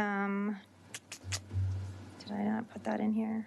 I did not put that on here. I have it on another fact sheet, but it was, I believe it was accumulatively over the past 3 years, it was like 16,000. How big is your district? Sorry, not 16,000, 1,600. Okay, so right now, if you added up all the Right. enrollments The in the total charters- number was 33 million. No, I'm talking about the number of kids. How many students basically attend charters instead of going to public school in Pflugerville? Well, that, I don't have that particular number. I don't have that number. I just have the number of Well, then- those that have, I have the number of those that have left our district to go to a charter. Okay, so so if we assume that they left a public, an ISD school to go to a public charter, it's 1,600 kids, you would say, currently enrolled? Is that the number? You said cumulative. I don't know. What does that mean? Over a course of years, So there's not currently not just this year. 1,600. So right now, if we were to do a Well, but they snapshot. still are, so the snapshot, so that means there's students that are still enrolled though. So even though that's not 1,600 this year, they enrolled, there may have been like 500 that enrolled one year, 600 that enrolled the next year. Do you follow what I'm saying? Absolutely, follow. I'm just wanting to know how many kids go to charter school that should be going to Pflugerville.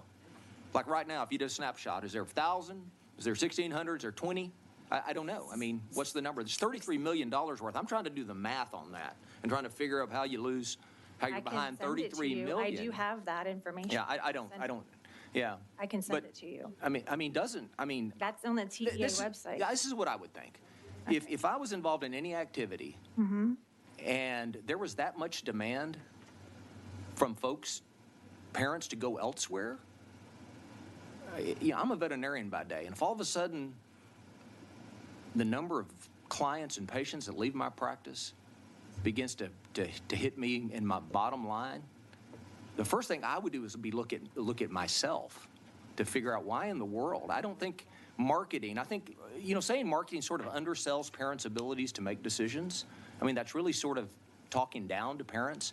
What, It is when it's misinformation. Do you know what they did to TEA? They misrepresented themselves when they filed their application. Can they leave? Can a parent leave? Yeah. Can they take their kids out of school and bring them back? And Are they bringing them back? There's been a lot of people that have brought their kids back to us. Okay. Because they felt undersold by that. But we don't have enough of that data. A lot of that data is anecdotal. You can't trace all of it. Yeah, well, I just think that, if those kids that are the most challenged, that are achieving the lowest level in a school district, are choosing to leave, I don't how you can tell a parent not to do that, and how can you tell them not to seek a better education when their kids aren't achieving at a level that parents expect and what we deserve to. It starts at a pre-K level. It's not even before they've even arrived into. It's not students. It's not. I would say most of them, they're capturing them at the pre-K and kindergarten level. That's where they're capturing them right there out of the gate. Like that's where it's happening because a lot of those students are returning. The parents are choosing. Nobody's capturing anybody. They are. You speak English, but if you're a non-English speaking person and there's heavily marketed material that is like bilingual and they have a whole task force for that, that's going to seem more attractive to you than the school district that is underfunded and is having a hard time providing those resources to serve those particular families. How are we all doing in 2019 with the passage of HB 3? When we had historic levels of increased funding for public schools in 2019 with HB 3? Well, that benefited us, but it was short-lived because then we became a property wealthy district, and then we now have become, we now fit into the recapture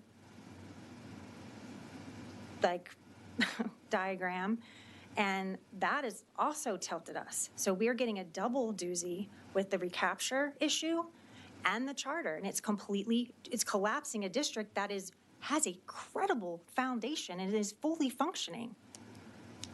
We're struggling with the funding because we had to send it back to the state this year, a lot of money, $18 million, that doesn't come back to us.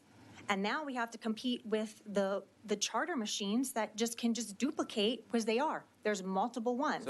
So these aren't just new ones popping up. So 5 school closures anticipating, potentially, right? 5 yes. campuses. And here's the thing, we'll be revisiting that next year if we do not get a raise in the basic allotment, because we will have to then revisit closing those schools. And this has devastated our entire community. It has disrupted our community. It has disrupted the way that we're able to function as leaders. Because we have to make hard decisions. There has to be a trend line on this. It can't be that charters popped up, like overnight and all of a sudden 5 schools worth. Oh, there is a trend line. Yeah. And we're giving you that information. And much of this testimony gives you that trend line. That this is not this, you're right. You're exactly right. It didn't happen overnight. There is a plan, and it's been happening, and it continues to happen. It is going to cost outcomes. At the end of the day, I care about kids' outcomes. I did not make, I was educated by the private system back east because the public education system was so bad and dilapidated. I understand what happens. I understand school choice. But I see that the state of Texas had a good foundation, which is why we moved here. One of the reasons, so we could get a good public education. I just don't think it's fair that current legislation and certain things, and maybe honestly, and I'll even give it this, these may be, I would call, unintended consequences that we are facing. That this was all good idea in theory, and we thought it was all going to be fine, but we didn't realize that along the way, there's these other consequences that now have happened, and that can't be denied, that can't be dismissed or minimized. It's not, it's, I would just say this. I feel for your plight. You care about your school district. But to me, I know what HB3 did in terms of recapture, and there's no way you can bleed money like that just off kids going to charters. I think anytime any institution is in a recapture payment, that's a lot of money. yeah, but there's also a reason when that many kids are leaving. I just think districts need to, first of all, you got to look at yourself first before. And we before are looking at doing- that. And I commend you for doing that. We are certainly Okay. doing that. Members, any more questions? Representative Talarico. Thank you, Mr. Chairman. And thank you, Ms. Mayor, for being here, because you are a tremendous champion for Pflugerville ISD, a district I not only represent here, but care a lot about. I have family members who teach there, family members who've gone through Pflugerville ISD. It is one of the best school districts in our community. Doug Killian, the superintendent, was an architect of House Bill 3 and sat on the School Finance Commission, along with Chairman Huberty and Representative Bernal. So this is a district that has tremendous leadership, visionary leadership from Dr. Killian, and has come before this committee many times. And I think he would echo a lot of the things that you've said. And the stats, just to put this in here, that I have, are the charter transfers as a percentage of enrollment is about 15%, 3,900 kids to 25,000. And that's a total estimated revenue loss of 32 million. So, and again, I think you, when you talked about unintended consequence, that's the best way to talk about it, because when we created the system in the 90s, the idea was that charter schools would help improve ISDs. And that relationship has really broken down for a lot of reasons. I don't think anyone necessarily intended it to, at least from policymakers, but at least we see in our community, we've seen it tear us apart. And I represent the charter schools too, and we've got great educators in those schools doing their best. But this is an adversarial relationship, and it's kind of been built that way. And I think our challenge is where we're at.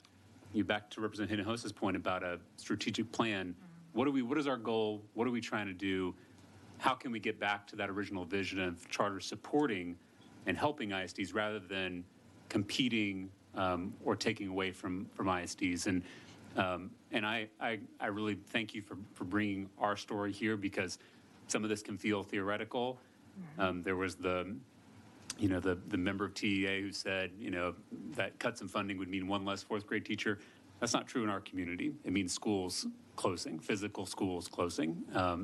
And Dr. Killian will be the first to tell you that that's how close we came to schools closing. came very close, and we are literally, we're not out of the dark with that, because So this debate frustrates me because I feel like we're sometimes all talking past each other, but Pflugerville is a great school district. The ratings back it up, the leadership backs it up, and we still have these problems. And so we've got to fix the system so that it works for everybody involved. Because I do know that folks mean well, but we've got a system that's broken, and it's and I wanted to say something to when you're saying that the relationship. So to say the relationship is not good, the moment they got word that we were closing our schools, they immediately created flyers and sent them out to all of the community to say, your local Pflugerville schools are closing. This district is collapsing. You need to send your kids here. Literally, that is what the thing said. That they were cutthroat on that, why they're taking advantage of us, why we're literally trying to save our kids in our district.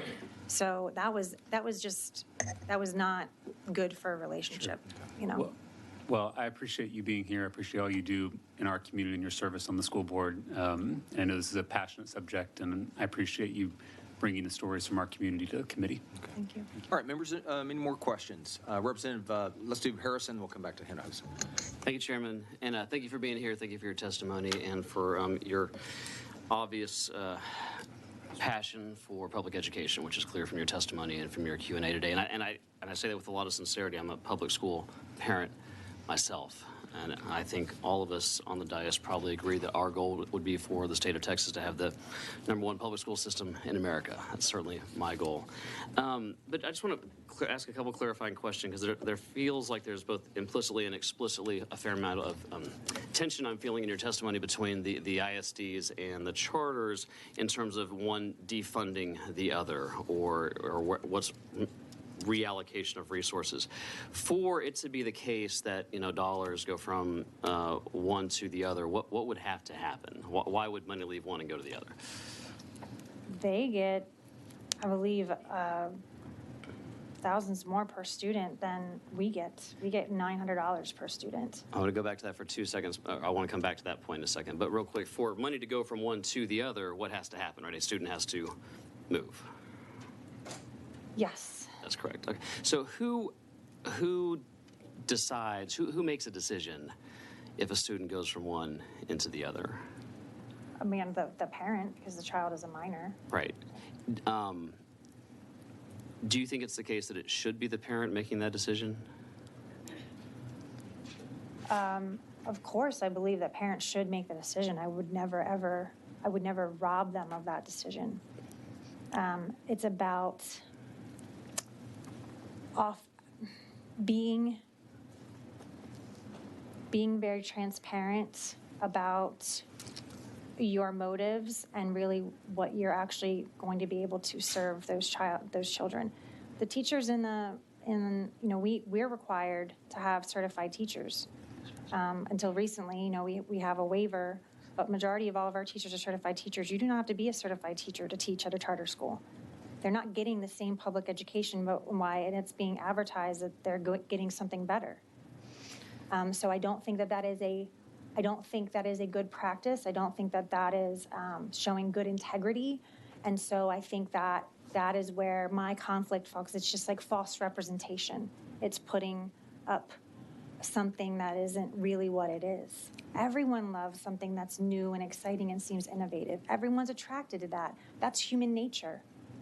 Right, but I think if I'm hearing you right, I mean, implicit in your response there is that parents would choose only if they believe it's in the best interest of their child. Is that right?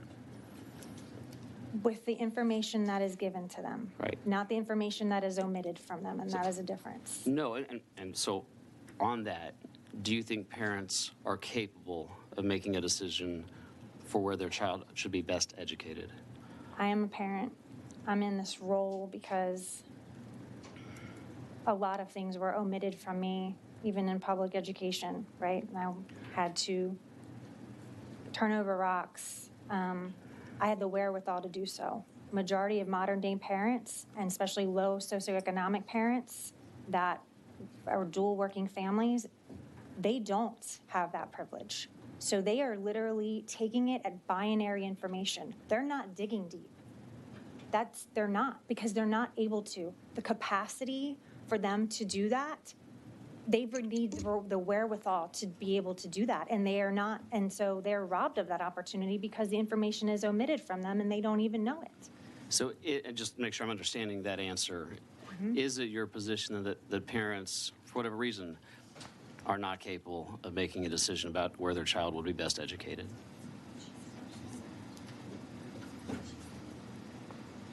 They don't have the capacity. They are capable, everyone is capable.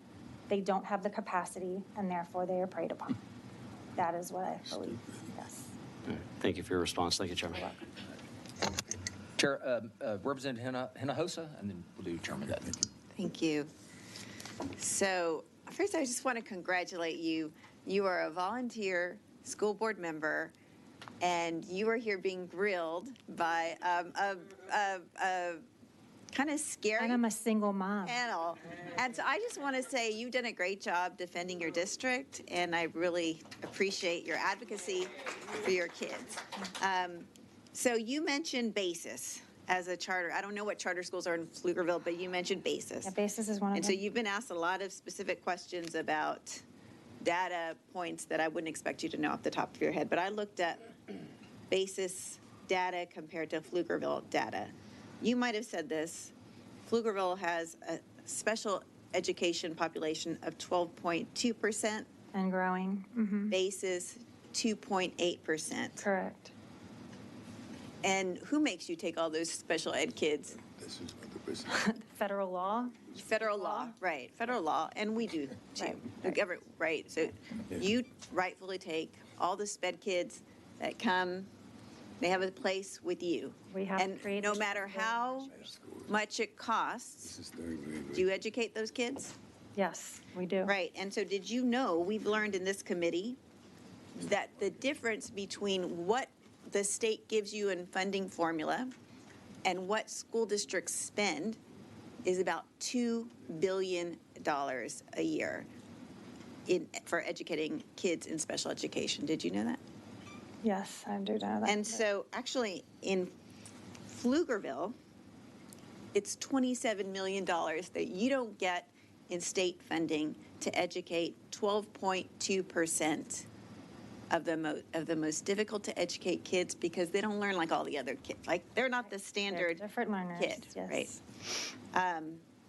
So when we ask you to take a look at yourself, we should take a look at ourselves and how we are funding school districts for our most vulnerable kids. Yeah. I looked at your at-risk numbers. So my experience is this. I grew up in a Title I school, Title I town. I went to public schools in Brownsville, Texas.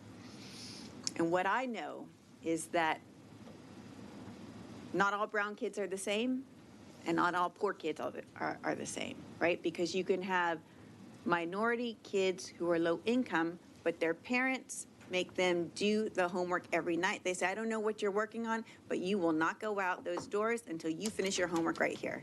And then there are families with kids that don't have that support, right? So there's a difference. Not all brown kids are the same, not all black kids are the same, not all poor kids are the same. The category I always like to look at, and I've been at this for 10 plus years, because 10 years ago I was in your spot, are the at-risk kids. Because those are the kids that we've identified with special challenges, not demographics, but special challenges, whether they're pregnant, whether they've gotten in trouble, right? They have these disciplinary records. There's a whole category of what makes a kid at risk. If I look at BASIS, their at-risk population is 25.3%. Your at-risk population is 65.8%. This is probably a population, both. We know that kids who get into trouble at school are disproportionately in special education, and we know that kids with lots of challenges, at-risk kids, also are kids that tend to get into trouble, right? And you have to take them because we make you take them. We don't make charter schools take them, do we? Nope.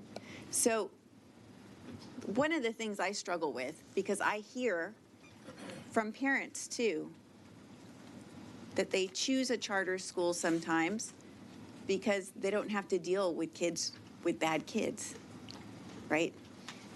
And so as you struggle with how do we make this work, because we make you make it work because it's the right thing to do, I just want to thank you for making something really hard and impossible and that we don't give you enough funding for, make it work.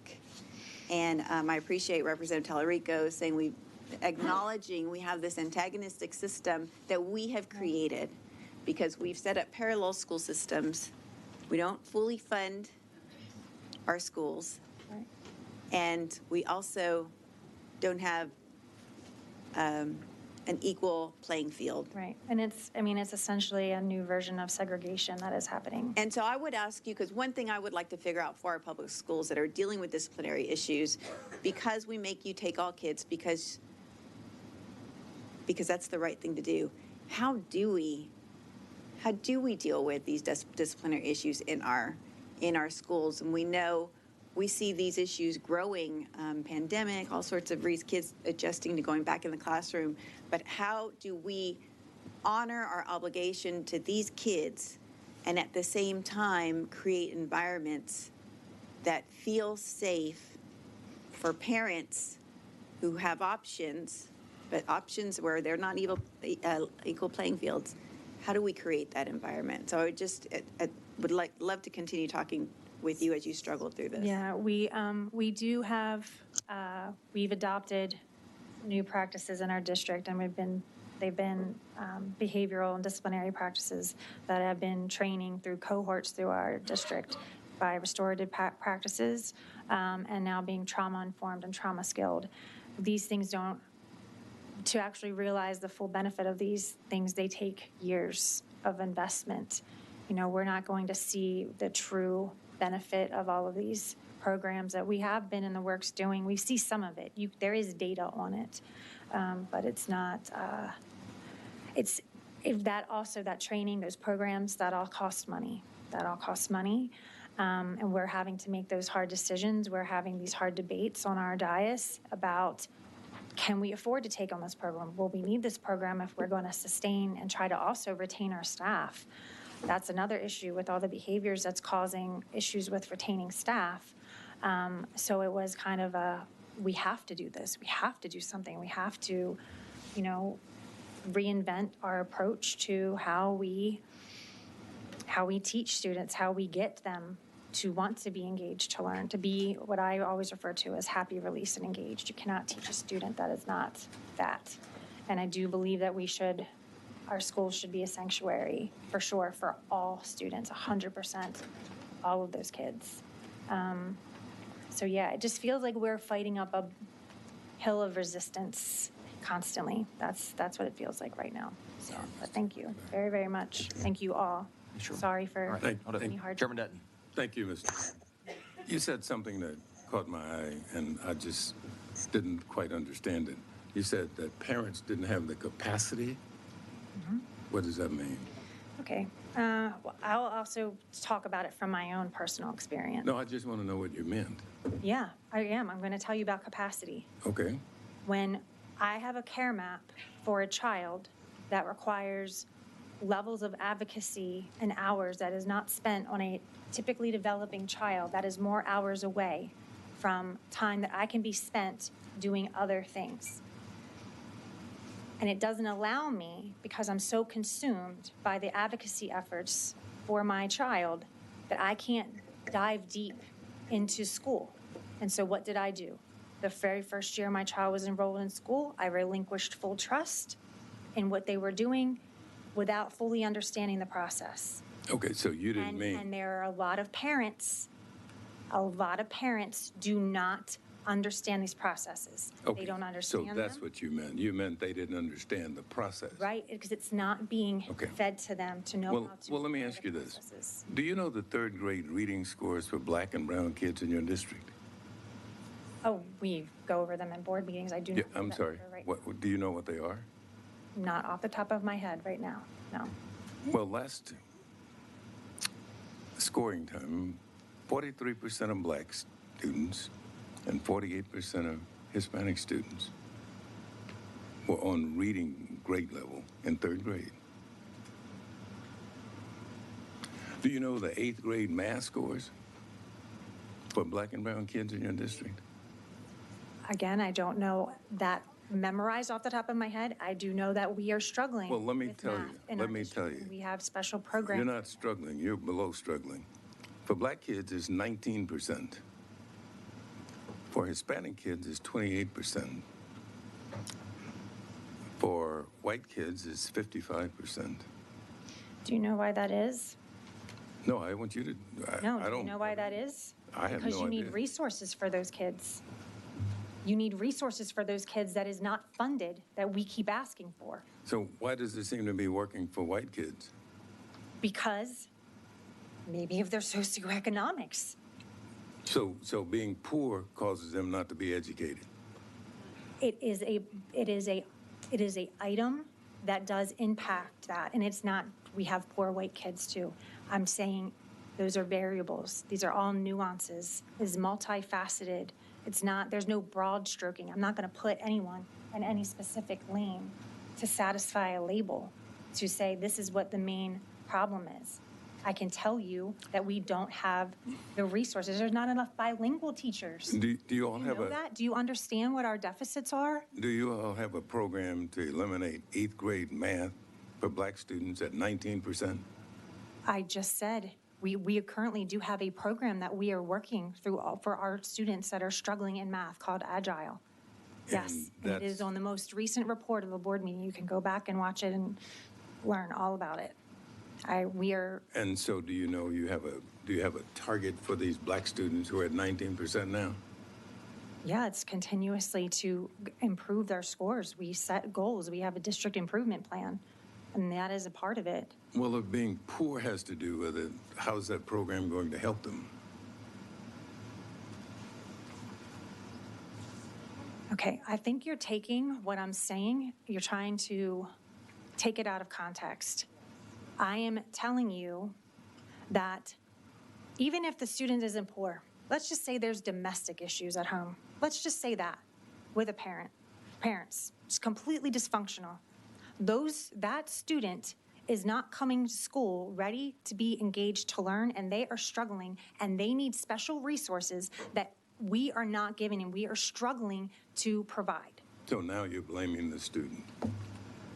I didn't blame the student. Yeah, you said the I am student- blaming the legislature. You said- I am not blaming the student. Do not get that twisted. You just said the student came from a family and the legislature didn't have anything to do with the I family. came from a family of domestic violence. Okay, that's what you said. I completely Well, what did that have to understand do with the legislature? You're not funding the need and the resource to help support that child and these children that need that. So your We have to program- prove. So your program won't work unless we fund it more. Right. Is that what you're saying? Yes. Our So programs you are might as not well going to forget the improve. program until we start giving We you are the running funding. on bare bones. We are doing things in innovative and creative ways to try to still teach our students because we are required to, and not only just required to, we are passionate about it. Well, you're not doing a good job if 19% of the black kids are 8th grade math ready. I am not satisfied with those scores. Members, any more questions for this witness? All right, thank you for being here. Thank you. Chair calls Alice Linehan. She had to go home. Okay. We'll show Alice Linehan, Women on the Wall, and herself registered against the bill. Chair calls Lynn Davenport.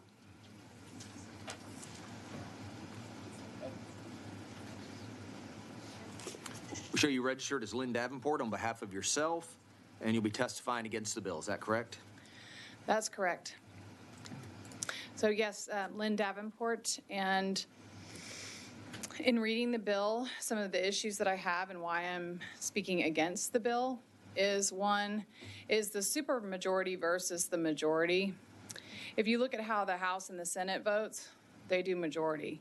So this bill would enact a supermajority requiring fewer votes in order to pass this. And I think there's an agenda behind that, which you had asked Representative Hinojosa. You said, what's the end game here? And I think there was also a question about the plan. Is there a master plan here? And yes, there is a master plan here, and that is charter school replication and proliferation and expansion. And that agenda is funded largely by billionaires. And somebody mentioned Mattress Mac, who's got his charter school. And, you know, anecdotally, we can show that there are successful charter schools. If you have a school here and down the road, there's a charter that performs better, anecdotally, that might be the case. But statewide, if you look at the charter school performance over the public schools, it underperforms. They underperform. And that's TEA data. If you look at the idea that charters are supposed to be innovative, and I think you could say that that is an unintended consequence of the charter school bills or when it came in the 90s, but there's nothing innovative about charter schools. Let me just be honest. They have the same TEKS, the same STAR test, but they hire uncertified teachers. There's not really no room for innovation when you have that kind of accountability system with this ridiculous STAR test that we have, which narrows the curriculum to what gets taught is what is tested. There is a privatization agenda, and that is really the overarching issue here because privatization is to shift public money into private hands.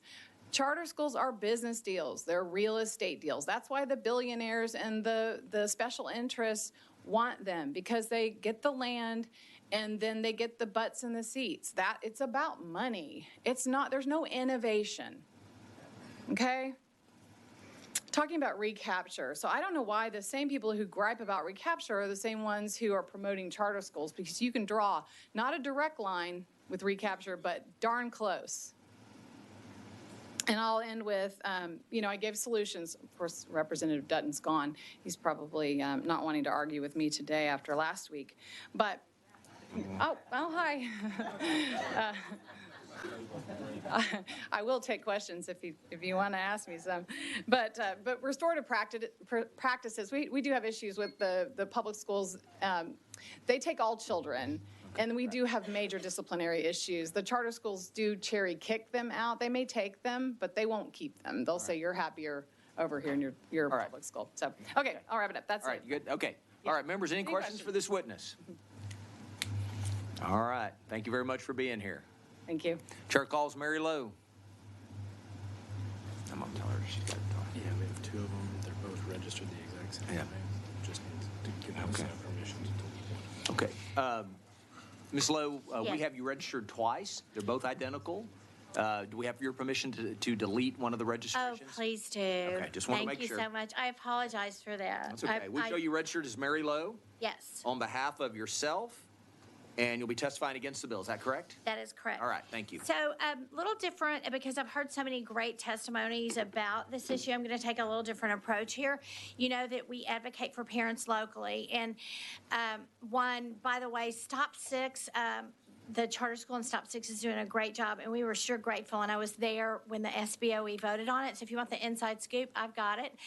But I had parents reach out to me. Their children were going to IDEA.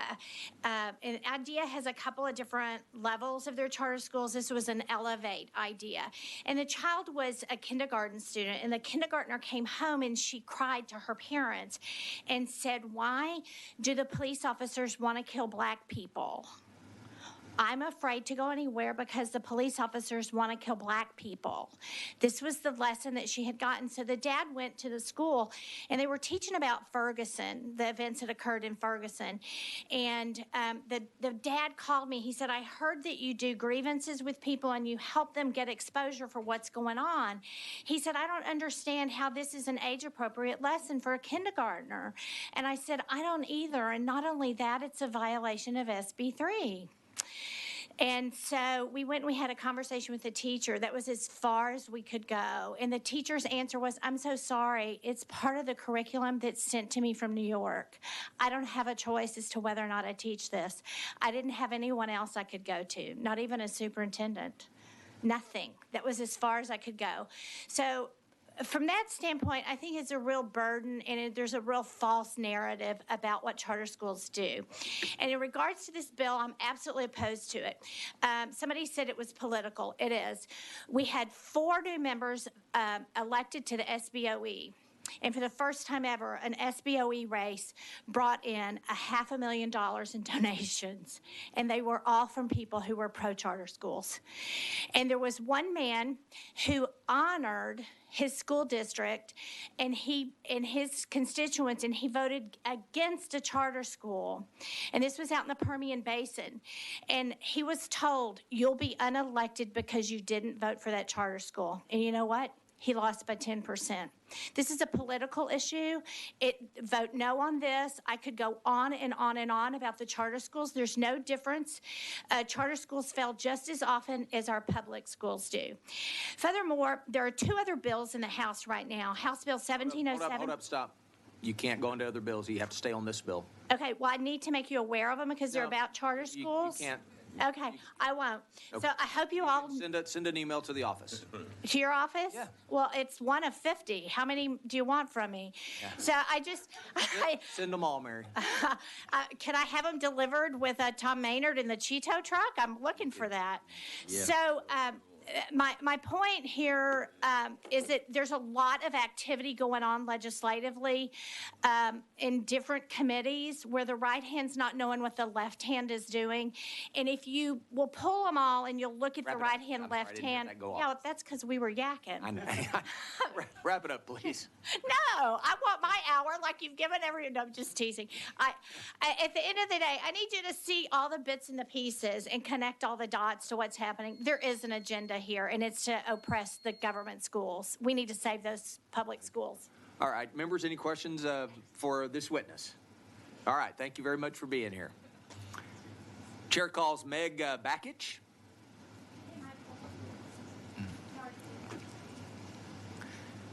We show you registered as Meg Bakich on behalf of yourself, and you'll be testifying against the bill. Is that correct? Yes, against the bill. My name is Meg Bakich. I'm a resident of Highland Park ISD, a proud mother of 5 children, and an advocate for public education. With the TEA's A through F accountability system, our public schools are being set up to fail based on bad standards and false accountability in order to be replaced with charter schools run by appointed boards. That's taxation without representation. The difference between a traditional public school and a charter school is a locally elected school board and true local control. The difference between the Commissioner of Education and the SBOE is the Commissioner is appointed, the SBOE is elected. Have you heard the term replication within the charter school movement? If not, you best learn about it. The goal at both the state and national level is to bring charter schools within traditional ISDs, as we just heard, and through public-private partnerships outside the ISD model. Replication is the practice of a single charter school board or management organization opening several more schools that are each based on the same school model. Representative Hinojosa, you asked, what is the end game? Education reformers call the transformation we are witnessing a silent revolution in America. When representative government is replaced by appointed boards, we the people's voice is silenced and our constitutional republic is at stake. Anita Hogue, an education advocate, answered the question, how do you transform a republic best? Number 1, governance, removing locally elected school boards. Number 2, funding, ushering in federal choice and vouchers under the reauthorization of the Every Student Succeeds Act, which will change our system of taxing and financing schools to one where the funding will follow the child. This is also a means to control private schools and expand charter schools. And lastly, charter schools, replacing your local neighborhood school with a zealous for-profit agenda so that there will no longer be parent or voter input or elected school boards, specifically with an aim to kill public education. That's the end goal. Charter schools are public-private partnerships, which equates to taxation without representation. Be wary of what appears helpful, but in the end silences your voice, chains you to government mandates, and robs you of freedom. All right. Thank you very much. Members, any questions for this witness? All right. Thank you for being here. Chair calls Susie Bell Gosley.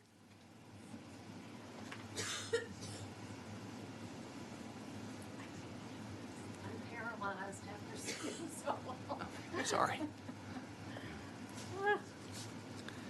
Thank you. All right, we show you registered as Susie Bell Gosley on behalf of yourself, Yeah. and you're testifying against the bill. Is that correct? Correct. All right, I thank you. am. Thank you. Chair Buckley and Vice Chair Dr. Allen and all the members of the committee. It's nice to be with you. I am speaking for myself and against 2890. Thank you for listening to public comment. The democratic process allows public participation, and many voices are required to make informed decision-making. When there is a change in authority to veto a new charter application from simple majority to supermajority, the public good is not served. The supermajority means the interest of more Texans are not served. Other elected bodies throughout the state and history make decisions by simple majority, a tradition in our country. The democratic practice has been for hundreds of years. It should not be undermined. Support the democratic process of keeping a simple majority in place. Our founders knew that democracy is dependent on every child having a quality education. I would like to also propose as another idea that the wait lists be evaluated to determine if there's duplication so that you were basing decisions on fact, not assumptions. So please vote no for House Bill 2890. Thank you. All right, thank you. Members, any questions for this witness? All right, we appreciate you being here. Thank you. Thank you. Chair calls H.D. Chambers.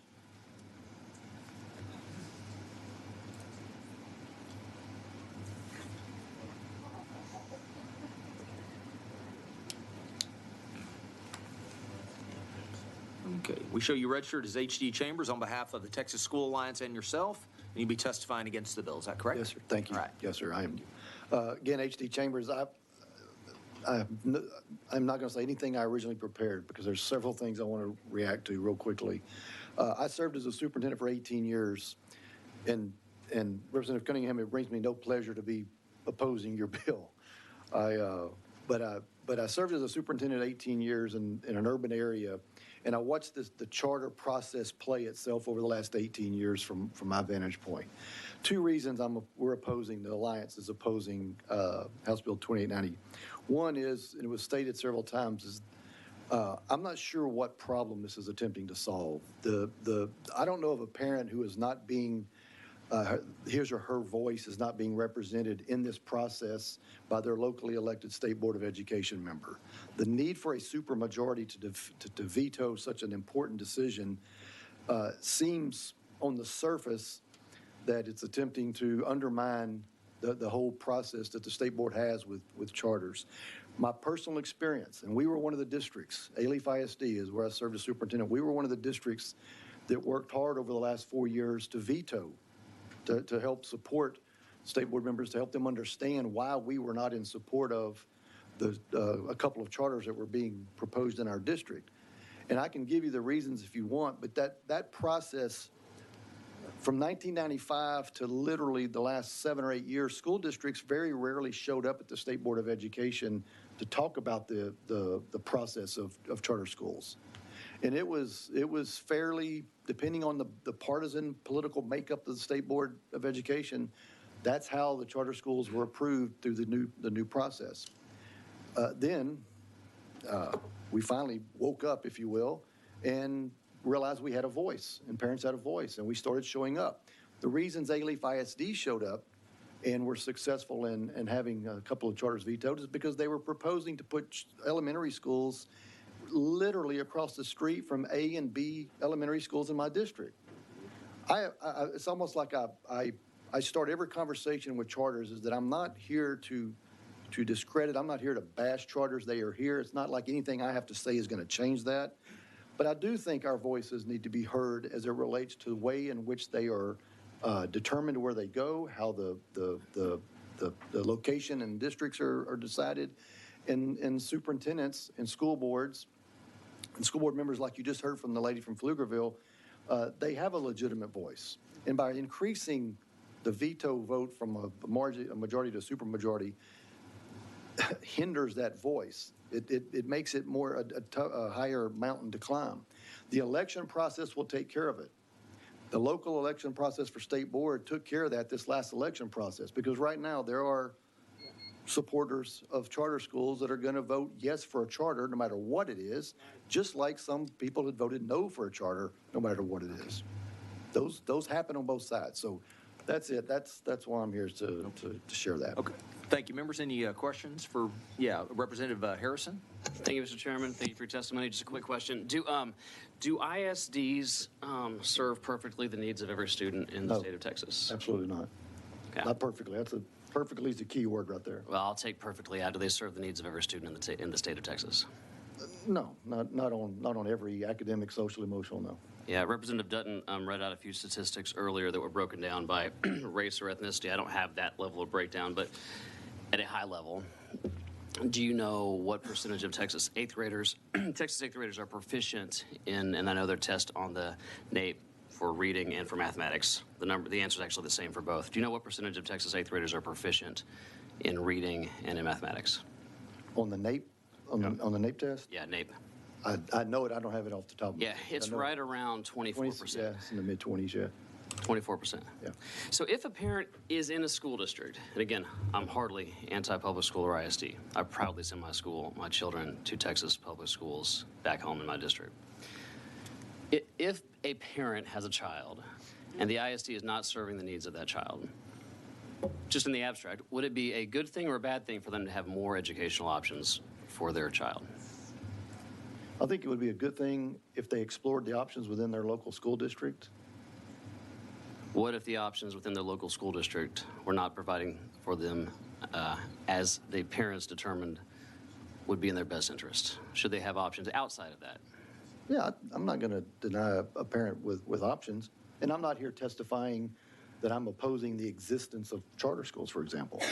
What I am here opposing is changing the methodology and the vote in the State Board of Education as to how the new charters are approved. The current system, I heard a previous witness testified, only allowed for the admission or entrance or acceptance of one charter in the state of Texas last year. Yeah, but over the last... Sound right to you? Yes, sir.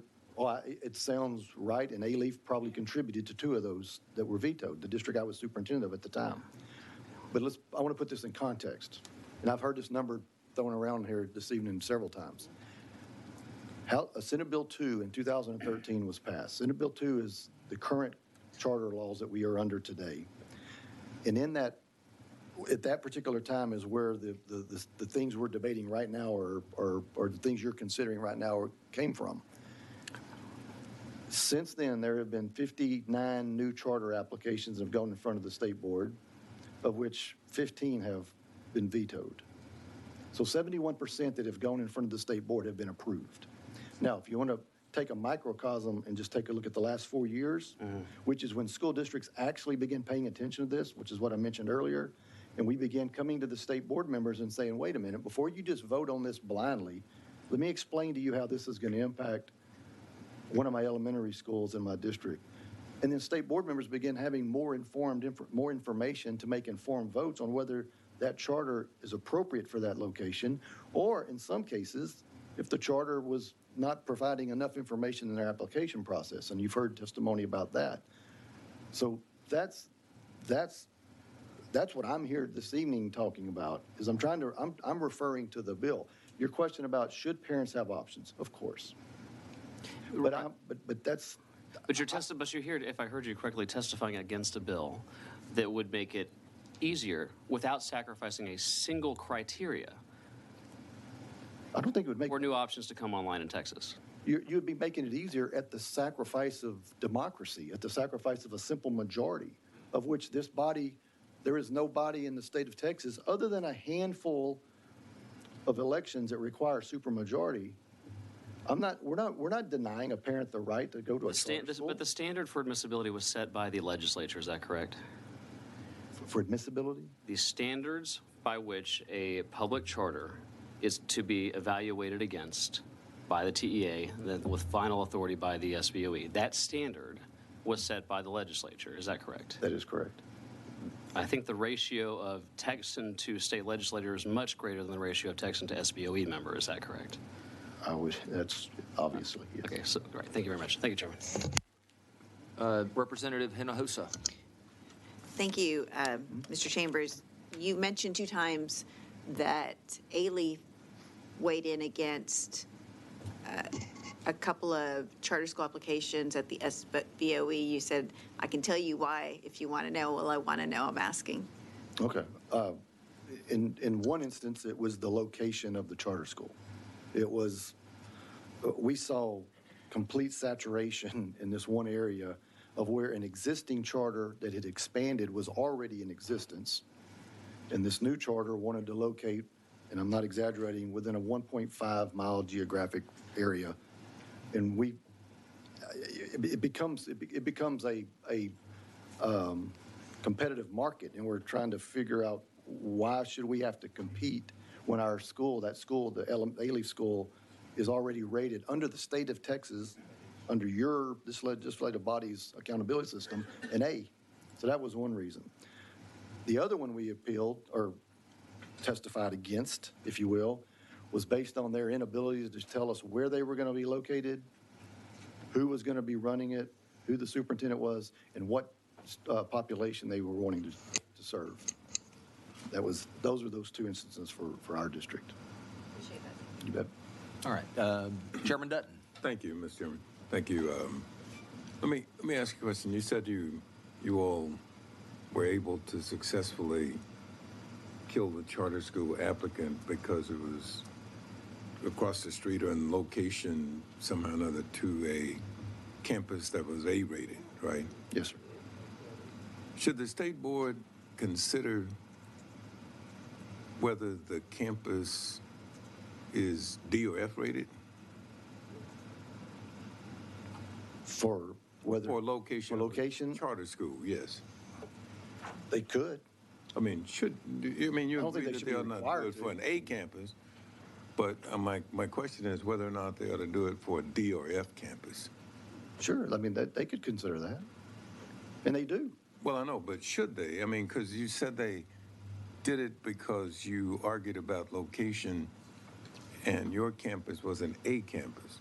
If your campus was a D or F campus, should the state board have considered taking that into consideration?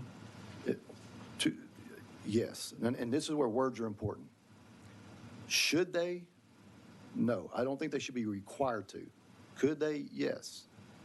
I would not have been there as a school district, making the case as to why we opposed that particular charter if it was in a neighborhood where there was a D or an F. And we've got charter schools in some of the areas in which some of our schools are Cs. We don't have any D.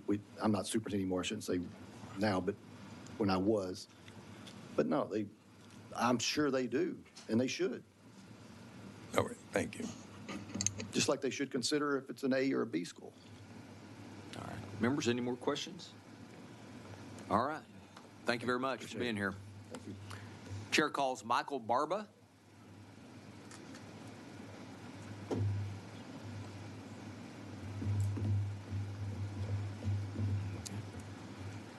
We show you registered as Michael Barba on behalf of the Texas Public Policy Foundation, and you'll be testifying for the bill. Is that correct? Yes, Mr. All right. Chairman. Thank you.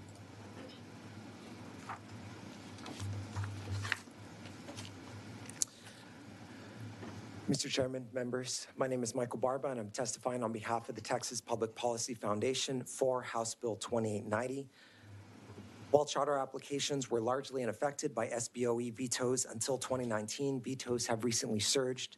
The handout that we provide shows the number of vetoes have quadrupled from 2019 to 2022. They've resulted in a dwindling number of charter school operators and at the same time entering the market. And at the same time, the number of children waiting for a seat at a charter school has increased. The waitlisted students are in the table to the bottom right. It has increased from 55,000 in the 21-22 school year, or the 2021 school year, to 66,000 in the 22 to 23 school year. Parents are seeking additional options, and HB 2890 would empower these parents by increasing the number of seats at high-quality charter schools. The purpose, let me step back for a second, step back from the numbers. The purpose of high-quality authorizing is to do three things. These are recommended by national organizations that work on authorizing. One, it's to maintain high standards for applicants. Two, it's to uphold school autonomy. And three, it's to protect students and public interests. This is what the TEA does. When they receive the applications, they check them for completeness. The applicants go through a capacity interview. SBOE members have the option of participating in those interviews. That whole process is a process by which the academics and the financial soundness of the applications are evaluated. That should be the basis for awarding or denying applications, because that is what affects student outcomes in the long run. And student outcomes are what we should be focused on above all. Parents are looking for additional options. Charters are providing those options, but there are 66,000 students today, as of a report that was put out by TEA 2 weeks ago, that went through the entire application process. They applied, and sometimes you've got a class where you've got 4 applicants for every seat, right? And I'm sorry, the parents get the notice that their child was waitlisted. And they don't have an opportunity to put their child in an educational environment that will best meet their needs. And that's a problem that is being exacerbated by the veto rates that we are seeing, and HB 2890 would improve that situation. Thank you. Hey, members, any questions for this witness? All right, we appreciate you being here. Thank you very much. Thank you. Chair calls Tony Hansen.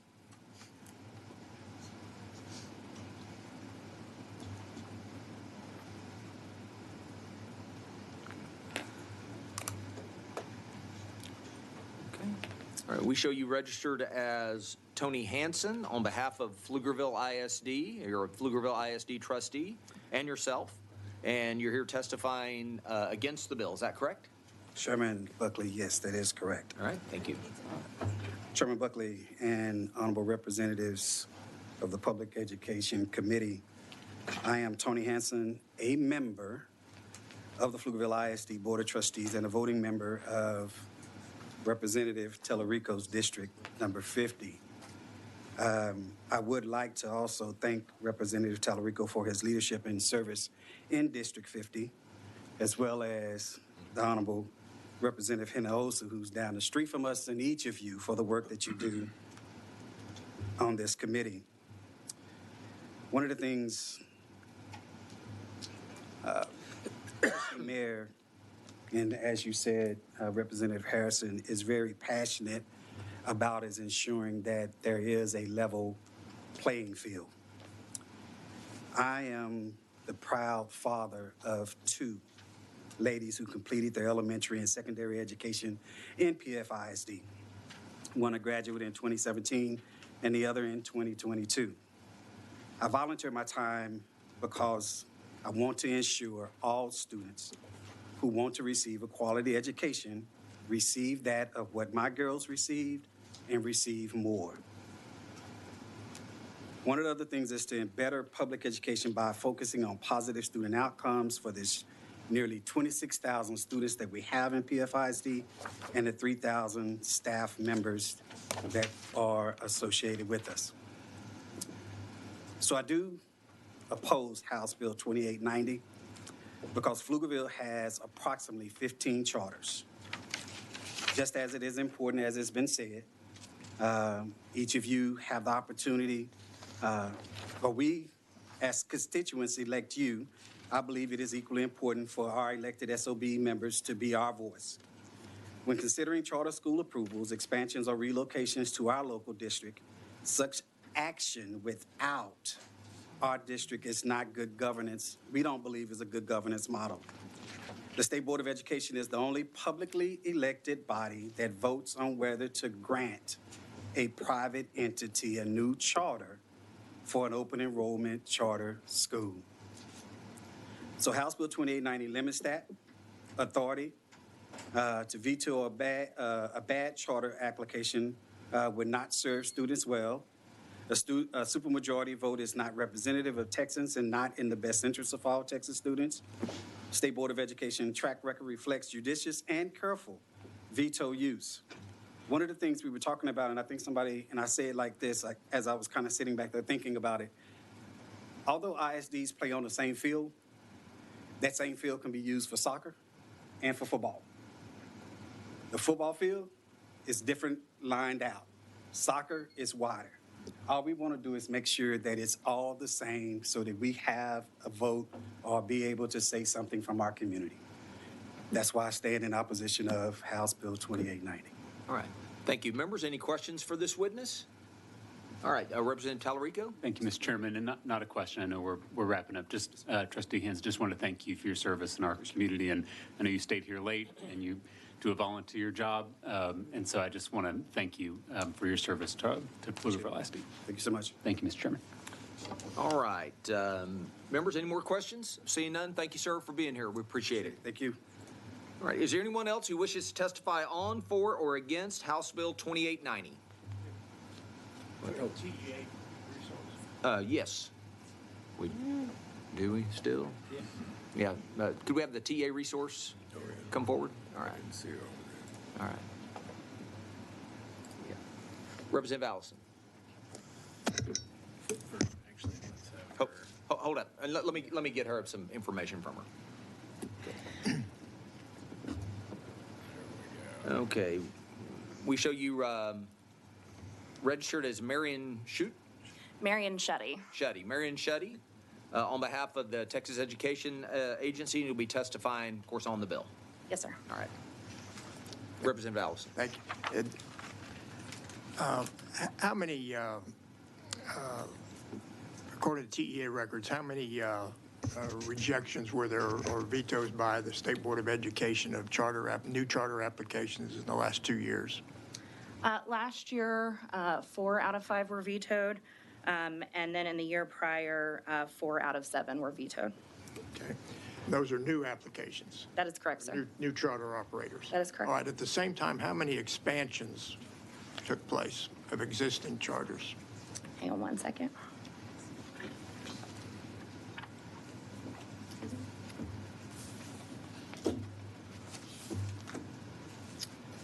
Last year, we received 74 applications to add an additional site or campus. 67 of those were granted. The year prior to that, we received 104 requests to add an additional site or campus, and 90 of those were granted. Those are significantly larger numbers than the State Board of Education vetoes, correct? Yes, sir. And that's done by the commissioner, correct, the expansions? That's correct, sir. Okay.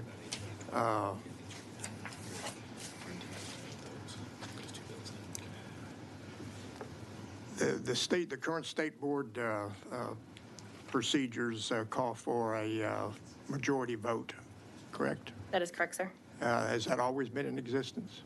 I believe so.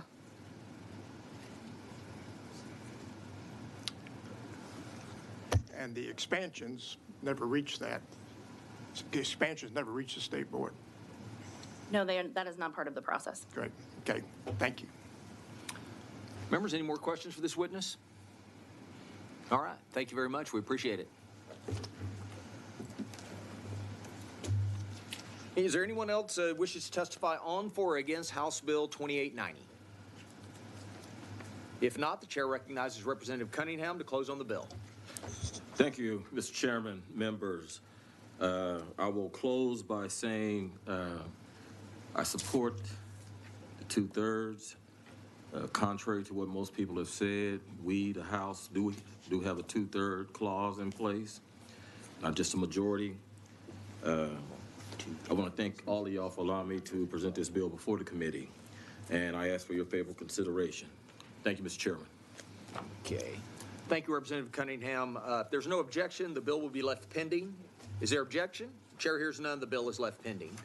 Members, at this time, and we've reached out to your office and tried to tell you personally, we're going to vote out 2 more items of pending business. We're going to take up House Bill 900 and House Bill 1212. And so, well, I don't have 900 stuff here.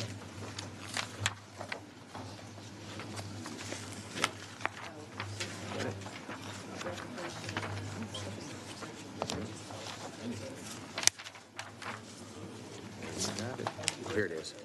It's behind here. Okay. At this time, the chair lays out as pending business House Bill 1212 by Jatan. Members, this bill we heard previously that is relating to verification of excused absences from public school for the purpose of observing religious holy days. Some clarification. This HB 1212 does not change the existing statute regarding the number of days a student can be absent. The current statute allows students to be excused for 2 days per school year to observe religious holidays. It does not increase the number of days allowed or add a new category for which students can receive an absence. This bill enables parents to send a note for a student to be excused as opposed to needing to receive a note from a clergy member. So basically, the parent can send it, doesn't have to be from the clergy. Requiring the clergy can be very onerous for families and congregations and resulting in a student simply receiving an unexcused absence and not being permitted to make up missed work. The chair moves that House Bill 1212 without amendment be reported favorably to the full House with a recommendation that it do pass and be printed. The clerk will call the roll. Chair Buckley? Aye. Vice Chair Allen? Aye. Allison? Aye. Cunningham? Aye. Dutton? Aye. Harris? Aye.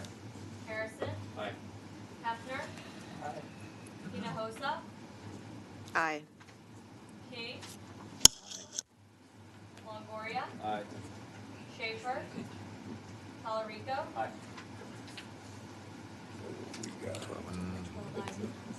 There being 12 ayes and 1 absent, the motion prevails. Chair lays out as pending business HB 900 by Patterson. Members, this is the bill we heard previously that is relating to the regulation of books sold to or included in public school libraries. Chair offers up a committee substitute.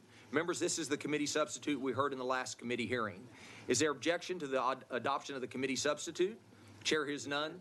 The substitute is adopted. I just want to ask one question before we go into the vote. Okay. I just want to ask one question before we go into the vote. Okay. You don't mind? Okay. I wanted. Can I finish? Okay. So did you get it Yeah. adopted first? No. Okay. Is there objection to the adoption of the committee substitute? The chair hears none. The substitute is adopted. That's fine. Vice Chair Allen. I wanted to know the essence of the bill is not banning books. It's not banning books. It is requiring vendors to issue appropriate ratings. That is correct. Okay, so it's not a ban. No. There are. We can certainly. There are certain books that vendors will not be permitted to sell to those. I believe the term was sexually explicit. That it could not be included for Texas public school libraries. Okay, so who's going to set the rating? Like, what's the rating going to be? Like A, B, C, or E, or R, or what's the rating going to be on the book? The ratings will the book titles will be determined, and I'm trying to. I believe it's by the vendor. Okay. And with the TEA's guidelines of what the bill lays out in statute in terms of the qualifications to be rated sexually explicit. Okay, I think we got to tighten it up a little bit, but what the ratings mean. But yeah, I think we got to tighten it up a little bit. Okay. Okay. All right. Okay, the chair moves that HB 900 as substituted be reported favorably to the full House with the recommendation that it do pass and be printed. Clerk will call the roll. Chair Buckley? Aye. Vice Chair Allen? Aye. Allison? Aye. Cunningham? Aye. Dutton? Aye. Harris? Aye. Harrison? Aye. Hefner? Aye. Hinojosa? No. King? Aye. Longoria? Aye. Schaefer? Talarico? No.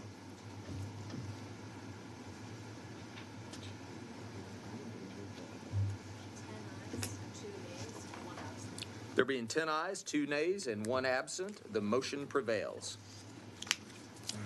Okay. Close it out. All right. Members, that concludes today's business. Is there any other items to be taken up by the committee? My desk is clear. Okay. Yeah. Where is it? Let me get it. The very front. Yeah, I just didn't get to it.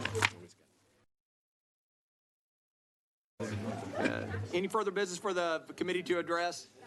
If not, the chair moves to adjourn. Is there objection? Hearing none, the committee stands adjourned, subject to call of the chair. Good job, boss.